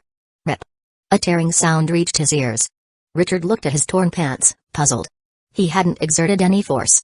Gently tugging at the fabric, he found that what had once been sturdy cloth now tore like paper. Then it dawned on him. His strength had increased. Carefully removing his pants, Richard assessed his body's condition. With a casual punch, he created a dull thud in the air. With a light jump, he touched the ceiling with ease. The note said the first stage of bloodline alchemy would slightly enhance physique. Richard remarked, lifting the bed behind him. Weighing several hundred pounds, it felt only slightly heavy. And wizards call this a slight enhancement? Richard set the bed down, momentarily speechless. He had anticipated some discrepancy between a wizard's and an apprentice's definition of slight, but this was like comparing heaven and earth. Adjusting to his new strength, Richard began the breathing technique outlined in the notes. Each bloodline alchemy came with a corresponding breathing technique, which not only boosted combat ability temporarily but also stimulated the body to activate the bloodline. According to the notes, he should now have a slight protective scale armor. Inhaling and exhaling deeply, Richard felt a hot current spread from his heart throughout his body. Simultaneously, an itchy sensation arose all over. Looking down, he saw metallic black scales emerging from beneath his skin, identical to those of the black iron beast. Grabbing a dagger, Richard carefully tested the scales. The once razor-sharp blade now struggled to pierce his scaly armor. Hey, slight protection indeed. Richard sheathed the dagger. With magic, it could penetrate plate armor, yet it barely scratched his scales. Effectively, he was now clad in armor surpassing plate mail. With the black scales combined with the force field barrier of his wizard robe, Richard's defensive capabilities were top tier among novice apprentices. Now, I could probably face that demon goat head-on and win. The black scales rippled like flowing water with his movements, casting an eerie allure under the light. Truly beautiful, Richard mused, admiring his appearance. But soon, a gnawing hunger surged from within. Damn, the bloodline alchemy drained my magic. Using the bloodline now taps into my life energy. Richard quickly deactivated the bloodline, watching the scales recede from his limbs to his chest, forming a black mark. Once the bloodline retreated, a wave of weakness washed over him. Staggering to the table, Richard grabbed a leftover nutrition potion from the entrance exam and drank it. One bottle wasn't enough, nor two. Only after gulping down 3 did the hunger abate. In the bathroom, Richard stared at his gaunt reflection, lamenting a loss of his recently gained weight. The energy cost of bloodline alchemy is terrifying. I must avoid using it without sufficient magic, Richard concluded. Washing off the blood from the scales, Richard donned fresh clothes. 3 months had passed, it was time to claim those 100 magic stones. Chapter 22, High Purity. Having tidied up his clothes, Richard carefully retrieved the red mercury he had extracted months earlier, placing it in a box padded with crumpled paper and straw. If this thing exploded, he'd lose half his life. Carrying the box, he headed to the central black tower. On the way, he stopped by the apprentice self-test room to check his physical condition. Mental power, Constitution, 22, Magic power, 176, Rating, Novice Apprentice. Why is the mental power a question mark? Is the crystal ball broken? Richard tapped the crystal ball. Aside from the mental power, his magic power seemed odd, but considering that the bloodline from bloodline alchemy was from a magical beast, an increase in magic power wasn't surprising. Arriving at the 56th floor, Richard was sweating. Carrying a bomb-like object, claiming not to be nervous would be a lie. Knock, knock, knock. Richard knocked on a nearby door. Click. What do you want? A middle-aged apprentice opened the door. He was stout, with a hooked nose, squinty eyes, and a shiny bald head glistening in the magical light. Senior, I am here to submit a task. Richard carefully handed the box to the middle-aged apprentice. Submitting a task? Which one? The apprentice reached out to take it, but seeing Richard's sweaty and cautious demeanor, a thought crossed his mind. Could it be red mercury? Someone actually managed to extract it? Come in, come in. Hold that box steady, red mercury is no joke. The apprentice stepped back, opening the door wide, not daring to touch the box. Once Richard placed the red mercury securely, the apprentice sighed in relief. Junior, you're bold, bringing red mercury here yourself. The apprentice wiped his brow, sitting down. What's your name, Senior? Shakes's. And you? Richard. After exchanging pleasantries, Shakes's moved to the window, calling out. Moments later, a regular-sized owl flew into the room. Sister, someone's brought the red mercury you wanted, Shakes's said to the owl. Richard watched curiously. Senior, what are you doing? Shakes's waved a hand dismissively. Just a little trick, using animals to send messages. He released the owl and returned to his seat. Senior Shakes's, you mentioned a sister. Isn't the red mercury for Master Joe Lord? Richard recalled Shakes's earlier words, suggesting the task wasn't directly from Joe Lord. Oh, the teacher researches synthetic beasts and doesn't need this stuff, Shakes's wiped his forehead again. The red mercury task was issued by Sister Anna in his name. Does that mean? If you want to join the teacher's tutelage, this task counts. Seeing Richard's confusion, Shakes's had a wild thought. Could it be he extracted red mercury without failing? How could anyone extract red mercury without failing? Richard, how long did it take you to extract this? Shakes's probed. 3 months. Red mercury is dangerous, and I had a few failures, so I took my time, Richard lied without flinching. That's good, that's good. I thought you might be some alchemy prodigy, Shakes's chuckled, relieved. Even the teacher sometimes fails with red mercury, it's notoriously difficult. Hearing this, Richard felt his decision to delay task submission by 3 months was spot on. If wizards struggled with red mercury, how could an apprentice fare better? They chatted briefly. Despite Shakes's greasy appearance, he was close to becoming a senior apprentice, a formal student of Joe Lord. Once familiar, Richard inquired about Joe Lord's apprentice recruitment. Senior, I've heard that most of Master Joe Lord's apprentices end up working in the alchemy workshop. Richard asked cautiously. Shakes waved dismissively. Don't believe the rumors about apprentices just working in the workshop and learning nothing real. I'll tell you, the teacher treats apprentices better than anyone in the academy. Once you're under his wing, you get at least 5 magic stones monthly, not counting workshop wages. Work in the workshop, and after a while, earning 10 to 20 magic stones monthly is normal. For freshmen like you, isn't that better than doing academy tasks? Shakes took a swig from a metal flask. Plus, look how other Master Street apprentices testing potions and spells on them, I've seen it myself. Our mentor won't experiment on you, he even gives magic stones. Where else would you find that? Richard grew increasingly skeptical, feeling like Shakes was delivering a sales pitch. If Joe Lord were so great, apprentices would be fighting to join him. Before Richard could respond, the door burst open. Shakes, where's the delivery? Richard recognized Anna, the lecturer from before. Shakes quickly hid his flask and sprang to his feet, rushing to Anna's side with a flattering smile. Sister, the red mercury's over there. Take it easy, red mercury can't handle rough treatment. Anna gave Shakes a sidelong glance, then looked towards Richard. Did you extract this? I did. Confirming the source, Anna strode to the box, gently opening it. Inside was a brown glass bottle. Though many apprentices knew red mercury needed darkness, using a brown glass bottle was a trick Anna herself learned from her mentor. She hadn't seen anyone else use it before. Nice attention to detail with the brown bottle, Anna praised. Shakes' eyes widened at Anna's compliment. Anna was Joe Lord's prized disciple, and seeing her praise someone was rare. Needed to avoid light, so I found a brown bottle, Richard mumbled. Opening the bottle, a unique fragrance from the evaporating red mercury filled the room. Richard instinctively covered his mouth and nose, watching Anna casually flick her hand to waft the scent out the window. Shakes, as a mentor student, even a layman knows to cover up, yet you're standing there dumbfounded, Anna chided, making Shakes flinch. With that, Anna's fingertip glowed blue, a thread of magic probing into the bottle. In moments, a drop of red mercury, shimmering with an unusual hue, emerged. This color. Anna scrutinized the red mercury, her eyes flickering with intrigue. This color. This brilliance. It was indeed red mercury, and of exceptionally high purity. Unable to resist, Anna triggered it. With a bang, the red mercury exploded under magical stimulation, shaking the room with a blast wave. Did you extract this? Anna turned to Richard. I did, Richard replied. What's your name, and do you have a mentor? My name is Richard, and I currently don't have a mentor. Good. Anna closed the bottle and approached Richard. Richard felt uneasy, fearing the miracle furnace might have produced something other than red mercury, and Anna suspected him of fraud. Her question about a mentor could mean she was checking if he had backing. Richard suddenly recalled that beyond the 50th floor of the central Black Tower was wizard territory, with no academy overseers. Meaning Anna could kill him here without anyone knowing. Richard's mind raced, body retreating.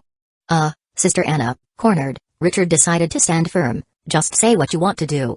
At nearly 6 feet tall, Anna towered over Richard, placing firm hands on his shoulders. If you don't have a mentor, join our alchemy school. Chapter 23, Joe Lord's test. Anna's proposal left Richard momentarily bewildered. I came to submit a task, and now you're recruiting me? Join the alchemy school. You have a remarkable talent in alchemy. The purity of this red mercury is something even my mentor struggles to achieve. You're undoubtedly an alchemical prodigy, Anna said with conviction, making Richard almost believe her. But, senior, I'm still a novice apprentice, and Master Joe Lord's apprentices must be at least low-level apprentices, Richard replied. A novice apprentice? Anna looked at Richard with a frown, and a powerful mental force swept over him instantly. Impossible, you've reached the standard of a low-level apprentice. Huh? Richard was taken aback by Anna's words.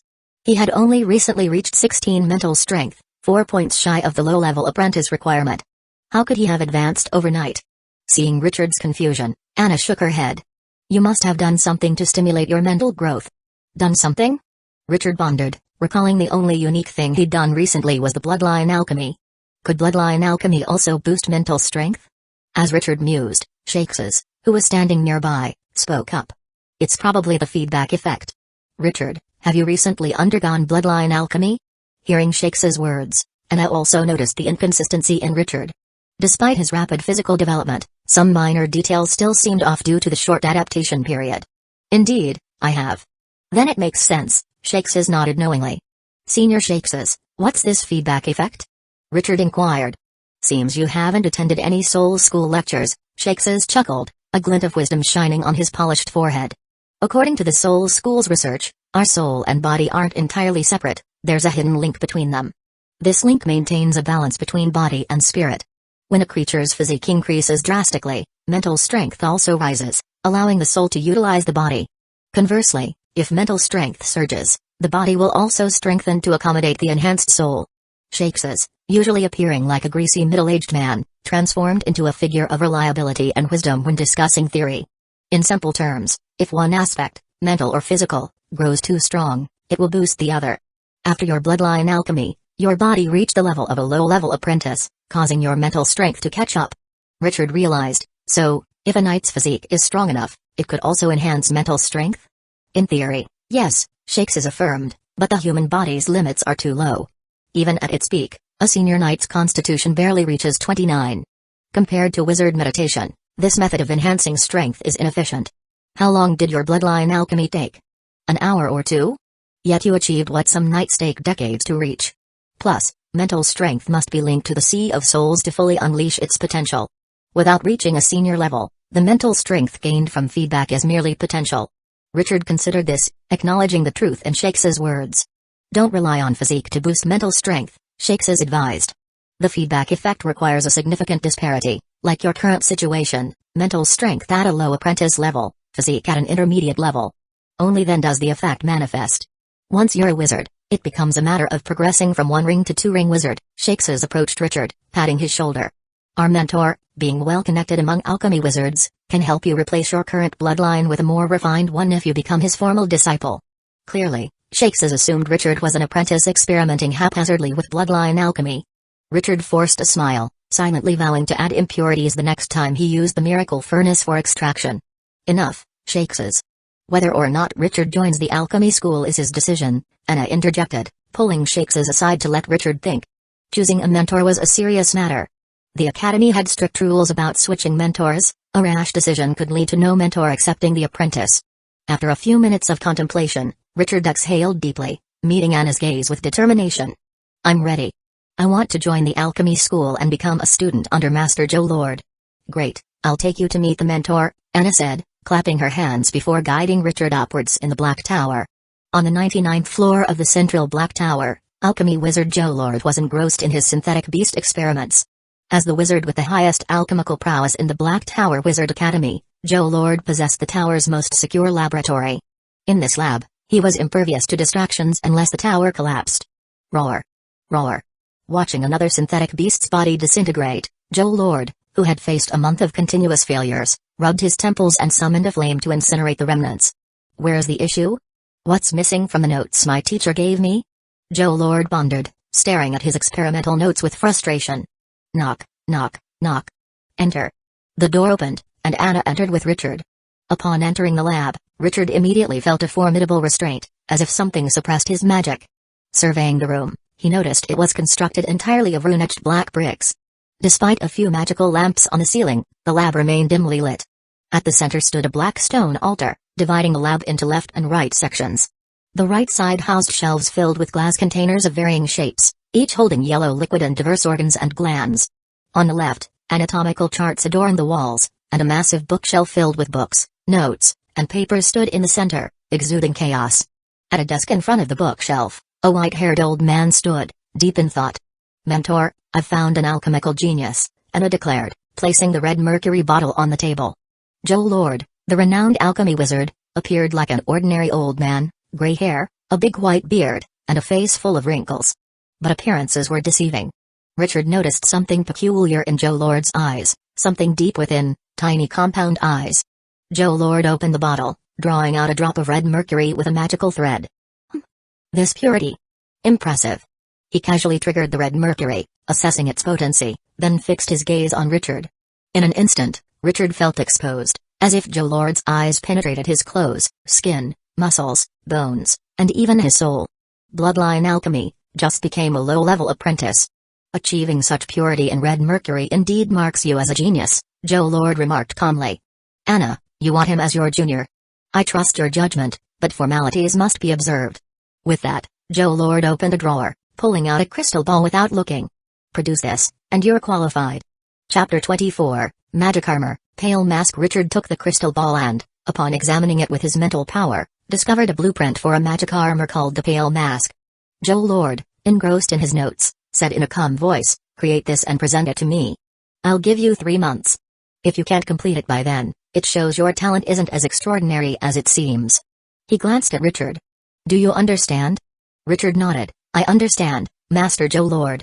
Then you may go. I have experiments to conduct, Joe Lord gestured, dismissing Richard and Anna. Once outside, Richard patted his chest, relieved. So that's what a wizard is like? That one look felt like he saw right through me. Anna rolled her eyes. It's not that intimidating. The mentor saw you as a low-level apprentice and restrained his life radiation. Go make the magic armor properly. The mask isn't difficult to craft. I'll await your results in 3 months. With that, Anna gracefully hopped over the stair railing, descending like a leaf in the wind. Wow, levitation magic is indeed impressive. But why do I feel like something's missing? Richard scratched his chin, suddenly recalling something and shouted after Anna, Senior. You haven't paid me yet. After settling the magic stone payment with Anna, who generously gave him an additional 10 stones due to the exceptional purity of his red mercury and potential future collaboration, Richard left with a total of 110 magic stones. Having money feels great. I'll repay Ellie first, Richard said, counting the stones. He had spent all his stones at the library, even borrowing from Ellie to purchase bloodline alchemy materials. After repayment, I'll visit the commercial district to gather materials for the magic armor. Let's get started, Richard declared, full of enthusiasm. Back at the dormitory, Richard knocked on the neighboring door. Knock, knock, knock. Who is it? It's me. Click. Ellie, in a thin nightgown, sleepily opened the door. Richard, what's up? Ellie rubbed her eyes, inadvertently revealing much through her sheer attire. Nothing much, just returning the magic stones. Richard averted his gaze, handing Ellie a pouch of stones. 5 stones. Please check it. Ellie tossed the pouch aside without a glance. No need to check. You won't cheat me. Come in for some tea. I recently bought some greens tea from the commercial district. No, thanks. I just got a mentor who assigned me a task, Richard replied, turning to leave. You met that woman named Anna? Richard paused. How did you know? The scent. She had it during her lecture, Ellie replied nonchalantly. Richard sniffed and indeed detected a faint aroma similar to red mercury. Impressive, you noticed that. Richard gave a thumbs up and waved goodbye, leaving quickly. Ellie watched him leave, shutting the door with a bang. Behind the door, her cheeks flushed, mixed with frustration. He won't even come in. Is his heart made of stone? Exasperated, Ellie stomped her foot before flopping onto her bed, picking up a book borrowed from the library, Gazetteer of the Wizarding World. Sigh, knowledge, you're the real enchantress. So many are bewitched by you, dedicating their lives for just a glimpse of your mysteries. How can I compete with such a rival? In the commercial district, Richard began sourcing materials according to the blueprint. Low-grade wind-patterned stones, sticky mushrooms, black mercury, poison wood ink, 10-year-old magic-infused wood. After a long search, Richard managed to gather most materials for the Pale Mask, spending a hefty 3,500 Academy coins, equivalent to 35 magic stones. Just one more item, a black-patterned water python skull. Richard checked the list. Despite visiting numerous shops, he hadn't found this item. We don't have black-patterned water python skulls here, the shopkeeper shook his head. Richard sighed. This was the last alchemy shop in the district. Where can I acquire this? Richard asked, slipping 10 Academy coins into the shopkeeper's hand. The shopkeeper, now more amiable, whispered, black-patterned water pythons live in the Blackstone Mountains. You could hunt one yourself, they aren't difficult for a low-level apprentice. Also, check the Academy tasks for patrols in the mountains, you might get a free airship ride, saving on a ticket. Blackstone Mountains, huh? Thanks for the tip. Richard decided to follow the shopkeeper's advice and headed to the task hall. The task hall was bustling with activity. After searching the task list, Richard found a mission to patrol the Blackstone Mountains for white crystal deer populations. Approaching the counter, He intended to take on the task. Sorry, due to the task's danger, low-level and novice apprentices must form teams of 2 or more, the apprentice behind the counter informed him. Teamwork required? That's troublesome, Richard frowned. Since arriving at the academy, his life had been quite solitary, focused on the library and dormitory, with Ellie as his only acquaintance. Richard rubbed his temples in frustration. Should I ask Ellie to team up? As he pondered, a voice came from behind. Hey, friend. Looking for a teammate? Richard turned to see a chubby apprentice in a wizard robe smiling at him. The apprentice seemed genuine and sincere. Interested in teaming up? I'm Loken, looking for a partner for the Blackstone Mountains. Richard glanced at the clerk. It seemed too coincidental that someone appeared right after he inquired. The clerk gave Richard a sidelong glance. Forming temporary teams in the hall is common for low-level apprentices. Don't overthink it. Sorry, I already have a teammate. Richard smiled apologetically at Loken and left. Teaming up with a stranger for an outdoor task seemed too risky to Richard. Returning to the dormitory, Richard knocked on Ellie's door again. Richard, what's up this time? Ellie opened the door, her expression curious. Has this blockhead finally caught on? Richard hesitated before speaking. I saw a task in the hall that requires a team. Are you free? Yes. Ellie silently cheered, maintaining her composure. I'm free. How shall we split the reward? 300 academy coins, split evenly.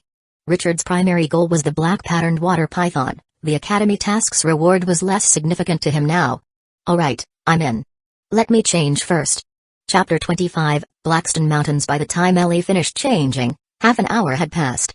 Looking at the youthful and adorable girl before him, Richard couldn't help but acknowledge that youth is the best cosmetic for women.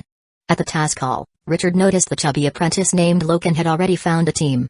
It seems teaming up is common for low-level apprentices, but aren't they worried about backstabbing? Richard pondered. Though the Blackstone Mountains lay within the academy's jurisdiction, there were no academy overseers inside, leaving apprentices unrestricted by school rules. Moreover, every successful apprentice likely had blood on their hands. In the wilderness, Richard wouldn't feel safe sleeping unless he knew his companions well. After confirming their team, the clerk readily assigned the task to Richard and Ellie. Let's go pack up. We'll take the airship tonight, Richard suggested. As they walked, Richard noticed Ellie frequently glancing at him, only to quickly avert her gaze each time he looked back. Is there something on my face? Richard asked. No. Then why do you keep looking at me? I'm not looking at you. Don't flatter yourself. I was looking at the streetlights. Richard shook his head, baffled by girl's thoughts. Next time, I'll record it with a crystal and see if she denies it. Returning to his room, Richard geared up fully. He strapped on a greatsword, wore a bracer, donned an ice spike ring, clipped a magic dagger to his waist, and took his lesser fireball staff, completing his ensemble. Once ready, Richard and Ellie headed to the airship port outside the academy. The port was bustling with apprentices. Richard's sharp eyes spotted Loken's team among the crowd. Boarding the Zeppelin-type magic airship, Richard showed his task proof and bypassed the ticket fee, earning envious glances from other apprentices. Tickets weren't cheap, starting at 1 magic stone, with longer trips costing up to 5 or 6. Richard, how did you know academy tasks waive the ticket fee? Ellie asked, eyeing the prices. Considering the ticket cost, their 2-way trip to the Blackstone Mountains would have been 4 magic stones, more than the task reward. The ticket seller hadn't hinted at this rule at all. Hey, it's a secret. Unlike the recruitment airships, this passenger airship didn't have private compartments, only rows of wooden seats. Their seats were by the window. Ellie, accustomed to sleeping, yawned and leaned against Richard, quickly dozing off. Watching Ellie fall asleep, Richard sighed and draped a coat over her. Moonlight streamed through the window, casting a gossamer veil over Ellie's face. Sleeping is such a waste. Meditating feels more efficient. The airship flew swiftly, reaching the distant Blackstone Mountains by morning. As sunlight filtered into the cabin, Richard nudged Ellie awake. Wake up, we're here. Huh? Already? Yawning and stretching, Ellie followed Richard off the airship, a bit groggy. The airship landed near a small town inhabited by ordinary humans. Loken's team disembarked as well, heading straight for the mountains, clearly familiar with the area. No sooner had Richard and Ellie entered town than they were surrounded by guides. Wizard, need a guide? I know the Blackstone Mountains well. Wizard, I'm the best guide for the Blackstone Mountains. Just a 1/4 magic stone, and I'll ensure a quick, smooth task. Wizard, don't listen to them. Richard cleared his throat, silencing the crowd. Listen, we're here to survey the white crystal deer and hunt the black-patterned water python. Who knows about these? His words hushed the guides. While the white crystal deer wasn't a big deal, few had seen a black-patterned water python recently. Wizard, I know the white crystal deer, but I've only seen the black-patterned water python once in the past 6 months. Not sure if it's still there, spoke an old guide with white hair but a spry demeanor. The others didn't contest his claim. No one wanted to risk angering a wizard, even the town lord couldn't protect them if they did. Alright, you're hired. How much? Half a magic stone, wizard. What's your name? Wizard, just call me Old John. After the transaction, Old John wasted no time, leading them into the Blackstone Mountains. The morning mist cloaked the mountains, making them appear like a lurking black beast. Old John guided them along the mountain path, revealing various strange plants and insects that captivated Richard and Ellie's attention. Wizard, is this your first time in the Blackstone Mountains? Richard stored a plant sample, turning to Old John. It is. Haha, I could tell by your wonder. Old John chuckled, plucking a mushroom from the underbrush. Wizard, forget those trinkets. Check out this mushroom. Richard examined it, detecting magic power within. What is this? Richard exclaimed. Old John shrugged. I don't know, but I've seen other wizards gather it. Understanding the implication, Richard pocketed the mushroom and handed Old John a nearly depleted magic stone. Show us more things wizards often gather. Grinning, Old John accepted the stone. Sure thing, wizard. Old John will make sure you're satisfied. The Blackstone Mountains spanned over 1,000 kilometers, even extending beyond the Academy's reach. As the moon rose, Richard's group camped in the forest after a day's trek. Sitting by the fire, Richard and Ellie watched Old John prepare dinner. With decades of guiding experience, Old John excelled at his craft. Noticing Richard and Ellie's lack of preparation, he had started gathering wild game along the way. As Old John brushed a secret blend of spices over the golden brown roast chicken, its aroma filled the air. Smells delicious, Ellie remarked, sniffing eagerly at the roasting bird. Richard's mouth watered. Despite bringing rations, the enticing roast was far more appealing. As they salivated, rustling came from the forest. Old John's ears perked up. Glancing at the woods, he swiftly planted the roasting spit in the ground. Wizards, someone's coming. Might be trouble. Old John won't be a burden. With that, Old John vanished into the forest. Seconds later, Richard heard more rustling from the trees. A bloodied figure emerged from the woods. Chapter 26, Diverting Disaster. What the hell? Richard drew his greatsword, his breathing shifting into a rhythmic pattern. Behind him, Ellie retrieved a wand from her luggage, its magic flickering faintly. Don't attack, it's me. Loken. The bloodied figure wiped his face, revealing a familiar chubby visage. Loken? Weren't you teamed up? What happened to you? Richard subtly signaled to Ellie, who moved to Richard's luggage and grabbed the staff for casting fireball spells. Something was wrong with Loken, it seemed he was being chased. The forest echoed with more sounds, reminiscent of magical missiles. Loken's face changed, and his boots shimmered with light. It's a long story, we'll talk later. With that, the hefty apprentice bolted into the forest, calling back to Richard, I've got the goods. Let's split up. Even a fool would realize they'd been set up. Hey, I have nothing to do with him. Richard shouted into the forest, his heart pumping heat as his magic rapidly depleted, replaced by the growing scales on his skin. Within a breath or two, he was covered in black scales. Voices spoke from the forest, but not in the wizard language. Then Richard heard a distinct hum. Buzz. A buzzing sound reached Richard's ears, prompting him to swing his sword instinctively, striking a blue streak of light. Behind it, several magic missiles pierced through the force field of his robe, hitting his body. Before the bloodline alchemy, these missiles might have killed him, but now, they merely made him grunt as he turned to shout at Ellie. Attack! Ellie waved her staff, channeling magic through it to unleash a deadly spell. An orange-red fireball shot into the forest like a meteor, erupting in a towering blaze. Boom! A roaring shockwave of earth and stone rushed at Richard, but the black scales shielded him from harm. Are they all dead? Ellie asked, her voice trembling. It was Ellie's first time witnessing a lesser fireball spell, its crimson blaze and thunderous roar reminiscent of divine retribution. The fire spread through the forest, an unavoidable consequence of using fireball spells. Richard's eyes remained fixed on the blaze. He had a gut feeling someone survived. Whoosh! A figure rose from the flames, accompanied by a gale summoned by magic. The wind fed the fire, rapidly expanding the blaze. Richard lunged forward, charging into the inferno. The scorching air seared his lungs like burning coals, but he ignored it, focusing solely on the figure conjuring the wind. Finally, Richard reached the figure, only to find a charred, unidentifiable form. Consumed by hatred, they had risen from the flames to cast one last spell. I'll send that bastard down to join you. Richard swung his sword, severing the head. The summoned wind ceased instantly, but the wildfire raged beyond control. Loken. Richard growled through gritted teeth. Loken's deceit had led to this catastrophe. Returning to the camp, Richard found Ellie covering her mouth and nose, trying to escape the blaze. "Hold on to me," Richard said, pulling Ellie close. "Okay." With Ellie in his arms, Richard charged through the fire. His formidable physique and scale armor forged a path through the inferno. "Wizards, over here." Emerging from the flames, Richard saw Old John waving from a distance. The old guide hadn't abandoned his clients. Joining Old John, Richard spotted a small river. "Wizards, let's hide in the water. The fire will be out soon," Old John advised. "Out? How?" Richard questioned, watching the expanding blaze. In his previous life, such a scene would require fire breaks and helicopters to manage. "Hey, seems you don't know the Blackstone Mountains rules," Old John chuckled, leaping into the water. "We have a guardian deity here." Just as he spoke, a roar echoed through the mountains. From the depths of the Blackstone Mountains, a massive figure emerged, sporting 3 snake-like heads, broad bat wings, and a body covered in scales. "Is that a dragon?" Richard stammered.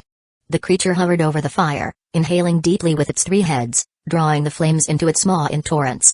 What's it doing?" Richard asked. Old John stroked his beard. "Putting out the fire, of course. According to wizard lore, the guardian is absorbing the fire element." "Fire element?" Richard murmured, dazed. In the wizard's worldview, matter's fundamental state wasn't atoms or electrons but the 4 elements: earth, air, water, and fire. All matter comprised these elements. In this view, fire was the manifestation of the fire element, and burning released this element from matter. The beast took over 10 minutes to extinguish the fire, then flapped its wings, returning to the mountain depths. "All right, wizards. Let's head back. With luck, my roast might still be edible," Old John quipped, wringing out his clothes. "Old John, can you track?" Richard asked, setting Ellie down, eyes burning with vengeance. "Track? Of course, Old John can track," Old John boasted. "In these woods, no one can slip past me." "Good." Richard nodded, eyeing Ellie. Despite shielding her, she still bore minor burns. "How are you feeling?" Ellie rubbed her head. "Thirsty. Are you going after the fat one?" "Yes," Richard replied. "Will you stop me?" "Why would I?" Ellie scoffed. "I'm not crazy. That pig caused us so much grief, killing him is too merciful." "Glad to hear it." Richard sighed in relief. If Ellie had turned pacifist, he might have lost a friend. A flash of anger crossed Ellie's face, the fire rekindling dark memories of her entrance exam. "Take me when you kill him. I just learned a curse spell, perfect for testing on that pig." "A curse spell?" Richard was startled. "Don't misunderstand. I'm not planning to curse anyone." Ellie quickly clarified. "You don't get out much, so you wouldn't know. There've been several curse-related murders among freshmen. I learned it for self-defense against curses." Richard remained silent, making Ellie increasingly anxious. "Believe me. It's just for protection." "I know you're not a killer," Richard nodded, studying Ellie with newfound curiosity. "Ellie, did you know? Curses don't choose the wizard, they choose the person. Without the spirituality the curse school speaks of, even with the spell model, you can't cast it." "What?" Ellie gasped. "Then my magic stones were wasted." That was 15 magic stones, her entire savings. "I read it in a book," Richard mused. The curse school was one of the 5 schools, the most mysterious and least populous. Their spells seemed bizarre yet could kill without trace. Rumor had it a curse school truth wizard once cursed an entire world to death. Curse wizard talent is rare. "I hope your stones weren't wasted," Richard smiled, then called Old John. "Old John, let's go. I'm killing that pig tonight." At the valley's edge near the fire's origin. "With that commotion, they should all be dead," Loken muttered, watching the Guardian retreat into the mountains. Those 2 were impressive, causing such a stir that the Guardian intervened. But then he grinned, rubbing his hands and pulling a dirt-streaked notebook from his coat. "No matter how strong, they were my scapegoats. A senior apprentice's notes, written in wizard language. Not stealing this gem would be a crime." Chapter 27, The Notebook in the Moonlit Forest. Old John crouched low, carefully examining broken plant stems and blood trails. "This way," he whispered, pointing in a direction. Loken's escape trail was obvious, even with many clues burned away by fire. Old John effortlessly tracked him to a valley. Sparse vegetation in the valley made it easy for Richard to spot Loken by his campfire.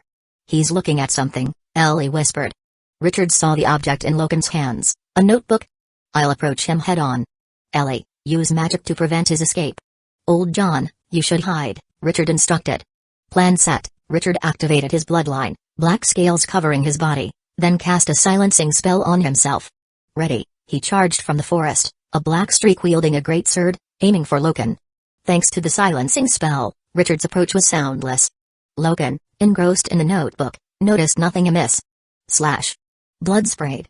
Loken sensed danger at the last moment, rolling aside clumsily. A deep gash across his back oozed blood. You survived. Loken exclaimed, shocked. Not only did I survive, but now I'll take your life, Richard replied coldly, swinging his sword again. This time, Loken was prepared, erecting 2 invisible barriers before the blade. 2 force field barriers. Loken sneered at Richard. Fool, you're a wizard apprentice and still only use a sword? But Richard's mocking gaze met his. If Sabin could break through a force field, so could Richard. The sword sang a sharp note as it cleaved through the barriers, a testament to Duke Blackwood's signature technique, the Raven's Slash. The swift blade could cut through plate armor, leaving destruction in its wake. The sword sliced through, and a head flew. Loken's eyes widened in disbelief, even in death. How could his sword break through 2 layers of force field? With Richard's success, Ellie and Old John joined him. Ellie uttered an incantation, her magic surging, and a wisp of black energy flowed from her fingertip, entering Loken's corpse. Moments later, Loken's body deflated like a balloon, leaving a skeletal shell. It's done, Ellie said nervously, eyeing the body. It was her first time using a curse spell, unsure of the outcome. Suddenly, a bulge formed on the corpse, and a fist-sized white worm emerged. It worked. Ellie cheered. What is that? Richard asked, intrigued. A curse worm, used in many curse spells as a casting material, Ellie explained, holding the worm. Unlike typical worms, it lay still in her hand. This one's big. It could sell for 5 magic stones. It can be sold? Of course, Ellie replied, rolling her eyes as she carefully stored the worm. It can curse others or protect against curses. That's useful. After testing her spell, Richard picked up the notebook Loken had been reading. The notebook's pages were yellowed, with edges wrinkled from humidity. It seemed to have been exposed to the elements for years. The text was in the wizard language, somewhat faded but mostly legible, saving Richard the trouble of extracting its contents psychically. He wasn't sure if the miracle furnace could extract from such faded writing. Flipping through a few pages, Richard understood why those people were after Loken. A senior apprentice's notes. How did this end up in the Blackstone Mountains? Puzzled, Richard began reading by the fire. July 10th, rainy. The weather's terrible. It's been pouring since 2 days ago. If this keeps up, the room will grow mushrooms. July 15th, clear. The rain finally stopped. A massage parlor opened next door today. They say it relieves mental fatigue. Not sure if true. Going to check it out tomorrow. July 16th, clear. The massage parlor's good. I heard the special services are even better. Trying that tomorrow. July 17th, clear. Went to the massage parlor. July 18th, overcast. Went to the massage parlor. July 19th, clear. Damn it, those bitches used aphrodisiac incense as meditation incense. July 20th, clear. Went to the massage parlor. Richard skimmed through pages filled with the writer's reviews of the massage parlor. Damn, even a construction worker wouldn't visit so often. Skipping the parlor entries, Richard finally reached relevant content. The notebook's owner specialized in the enchantment school, documenting his modifications to the spell model for Flamehand and the resulting effects. Power increased by 1 level, consumption reduced by 1/10. This modification alone makes tonight worthwhile, Richard thought excitedly. Power level, a unit used by the enchantment school to measure spell potency, equaled 1 magic missile's power. Though not applicable to many spells, it was standard for the enchantment school. Richard continued reading. May 12th, clear. Only 1 magic stone left. Those bitches at the massage parlor drained me dry. May 13th, overcast. The task hall's packed. These new students should stick to classes, not tasks. May 15th, clear. Finally found a decent task.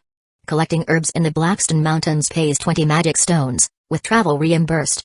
Alchemy school wizards are filthy rich. May 19th, light rain. It's raining again. Been in the Blackstone Mountains for a day, found nothing.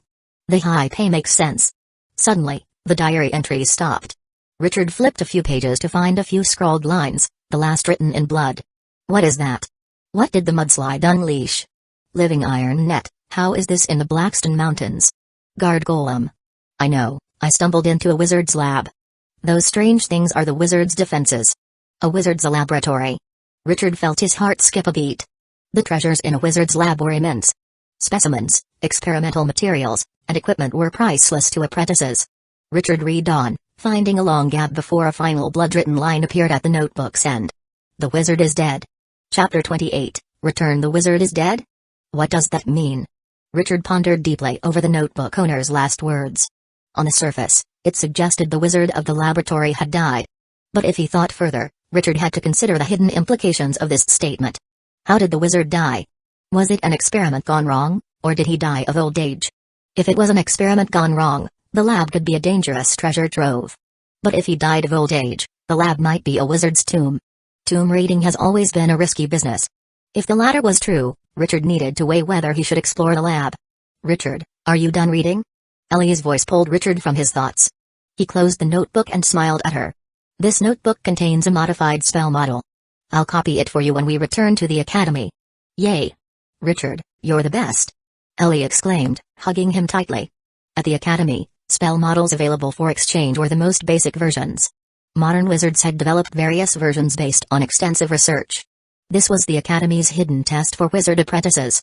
Using only the Academy's basic spell models meant certain defeat in apprentice confrontations. Old John found several items on Loken, including his magical boots and 3 magic stones. Richard gave one nearly depleted magic stone to Old John as payment. The old man was incredibly useful in the Blackstone Mountains, from guiding to tracking.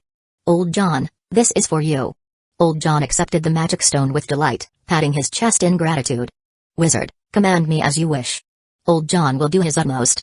Richard nodded, then turned to Ellie. Here, take these 2 magic stones. Huh? For me? I can't accept them. Ellie protested. You killed him, so the stones belong to you. I can't take this money. Consider it a loan. I'm lending you these 2 stones, Richard insisted, placing them in her hand. I need a long-term, trustworthy teammate.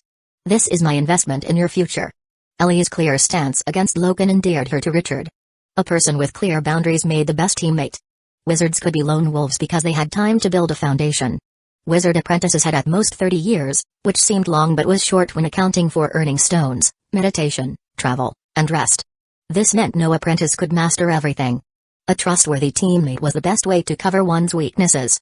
Plus, Ellie showed potential as a curse wizard, making her a valuable ally. Alright, I'll accept them, Ellie agreed, determined to improve her skills quickly. After dividing the stones, Richard examined Loken's boots. Named Swiftwind boots, they were inscribed with a speed-enhancing spell on the soles, allowing faster movement with wind manipulation. This was a significant upgrade for Richard. Had he possessed these boots earlier, Loken couldn't have escaped his first strike. After resting in the valley overnight, Richard followed Old John to the white crystal deer's habitat the next morning. The white crystal deer, a magical creature, had crystalline scales used in making crystal balls. After confirming the population hadn't decreased, Richard considered collecting some crystals for alchemy. But he soon realized why the academy required apprentices to team up. Beams of white light shot from the deer's antlers. Individually, they weren't strong, but Richard faced hundreds of them. Hiss. That's smarts. Smoking, Richard leaned against a tree, thankful for his scales and life-saving bracelet. Otherwise, he'd be a roasted pig. I told you not to approach, but you didn't listen, Ellie teased, covering her mouth. Alright, at least I got something, Richard replied, shaking a bag of white crystals. Leaving the deer's habitat, Richard visited common herbal gathering spots with Old John. Many herbs hadn't matured due to season and timing. Still, Richard collected a few immature herbs, planning to nurture them back at the academy. After all, potion making was part of alchemy. After gathering herbs, Richard spent 2 more days in the mountains with Old John searching for the black-patterned water python. In a swamp, Richard found a 5-meter juvenile python. A low-level magical beast, it could manipulate water elements and use its powerful muscles to strangle a senior knight in the swamp. Old John even used himself as bait to lure the beast into the forest. Your magic stone was well spent, right? Old John boasted, panting in a tree. Outside the swamp, the python lost its advantage. Richard's boots glowed green, boosting his speed. Using a surprise attack, he sliced the python in 2 with Raven's slash. Yet, the beast's vitality kept it thrashing, even in 2 parts. Its blood flowed freely, manipulated into pillars by the python, assaulting the forest. But Richard's group had retreated far, letting the beast exhaust itself. After several minutes, the python stilled. Richard approached, severed its head, and collected its blood, intending to refine and sell it. Ellie, try your spell on this, Richard suggested. Ellie cautiously approached, releasing black energy into the python's lower half. Crack, crack. The python's corpse shriveled under the spell, becoming a skeleton. Soon, a bulge appeared at the tail, and a light black striped white worm emerged. "This one's different," Ellie noted, pocketing the worm. "Black striped worms are superior to plain ones, with 5 times the effect and price." Richard was thrilled. "Great, let's try the other half." Curse worms were valuable, a potential income source. But Ellie shook her head. "No, I can't take more. The book says a low-level apprentice can't hold more than 2 curse worms, or they'll face unforeseen misfortune." "You can't, but I can," Richard smiled. He pulled the remaining corpse half to Ellie. "Don't waste it. It's all magic stones." With the python's head, Richard achieved his goal. On the way out, he casually asked old John about mudslides in recent years. The answer was a major slide occurred 20 years ago, and rumors of monsters kept guides away from the area. This confirmed Richard's suspicion. If old John's account was true, the wizard's lab remained undiscovered. Richard still had a chance. Leaving Blackstone City, Richard and Ellie took the magic airship back to the academy. After submitting the task, Richard dove into crafting the magic armor.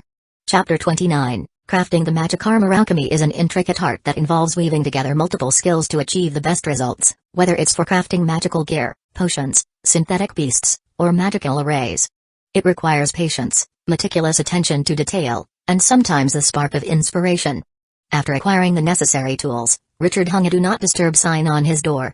To him, the process of creating the pale mask wasn't overly complex, but he still approached it with utmost seriousness. Since he didn't buy a skull directly, Richard first needed to prepare the black patterned water python's head. He soaked the python's skull in a specially prepared alchemical solution for 12 hours to clean off the flesh. The process was repeated until the skull was completely free of any tissue. While the skull soaked, Richard didn't waste time.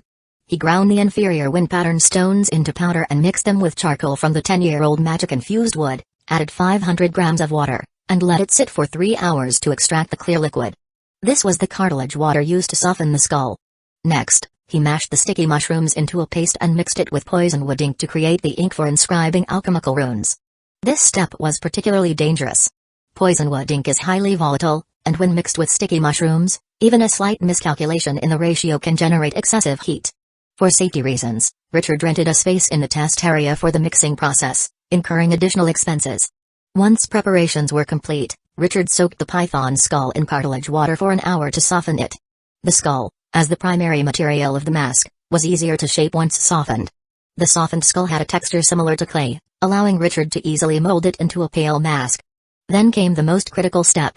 In general, inscribing spells on magical gear is crucial, but the pale mask was an exception. Its difficulty lay in drawing the magic conduction circuit. Richard had to use magical threads to guide black mercury inside the skull, creating the circuit. A single misstep or a magical fluctuation would render the mask useless. Thanks to refining Joe Lord's techniques, Richard excelled in magical control, completing this step in just 10 minutes. Phew, now for the runes. Carefully, Richard opened the ink he prepared earlier and began inscribing runes on the back of the mask with a quill. As the quill touched the ink, a reaction occurred, causing the quill to deform. After completing each rune, Richard had to replace the quill with a new one. The mask's magic was a first circle spell, Intimidate, designed to mentally unsettle enemies. A low-level apprentice suddenly hit by Intimidate could become dazed, or worse, lose control of their bodily functions or faint. After inscribing the spell, Richard wiped the sweat from his brow. He had spent 4 days crafting this mask. The process went smoothly, producing a product that, while not exceptional, was certainly adequate. This result should suffice for the test. But why does it feel so fragile? Richard wondered, noticing that the mask, due to the immaturity of the skull, lacked the intended durability, feeling as if it might break easily. Better reinforce it with an elemental fortification array to prevent damage from minor impacts. You finished quickly, Shakespeare remarked, surprised as he sipped from his flask. It took me 2 weeks to make that, and I failed once. Maybe I got lucky and succeeded on the first try, Richard replied modestly, scratching his head. This time, he hadn't resorted to any shortcuts, he had followed each step diligently. Remarkable, truly remarkable. The senior sister was right, you're a natural at alchemy, Shakespeare praised. From today, we're officially peers. Feel free to consult me on any minor issues. My studies are a bit unconventional, but I have a solid foundation.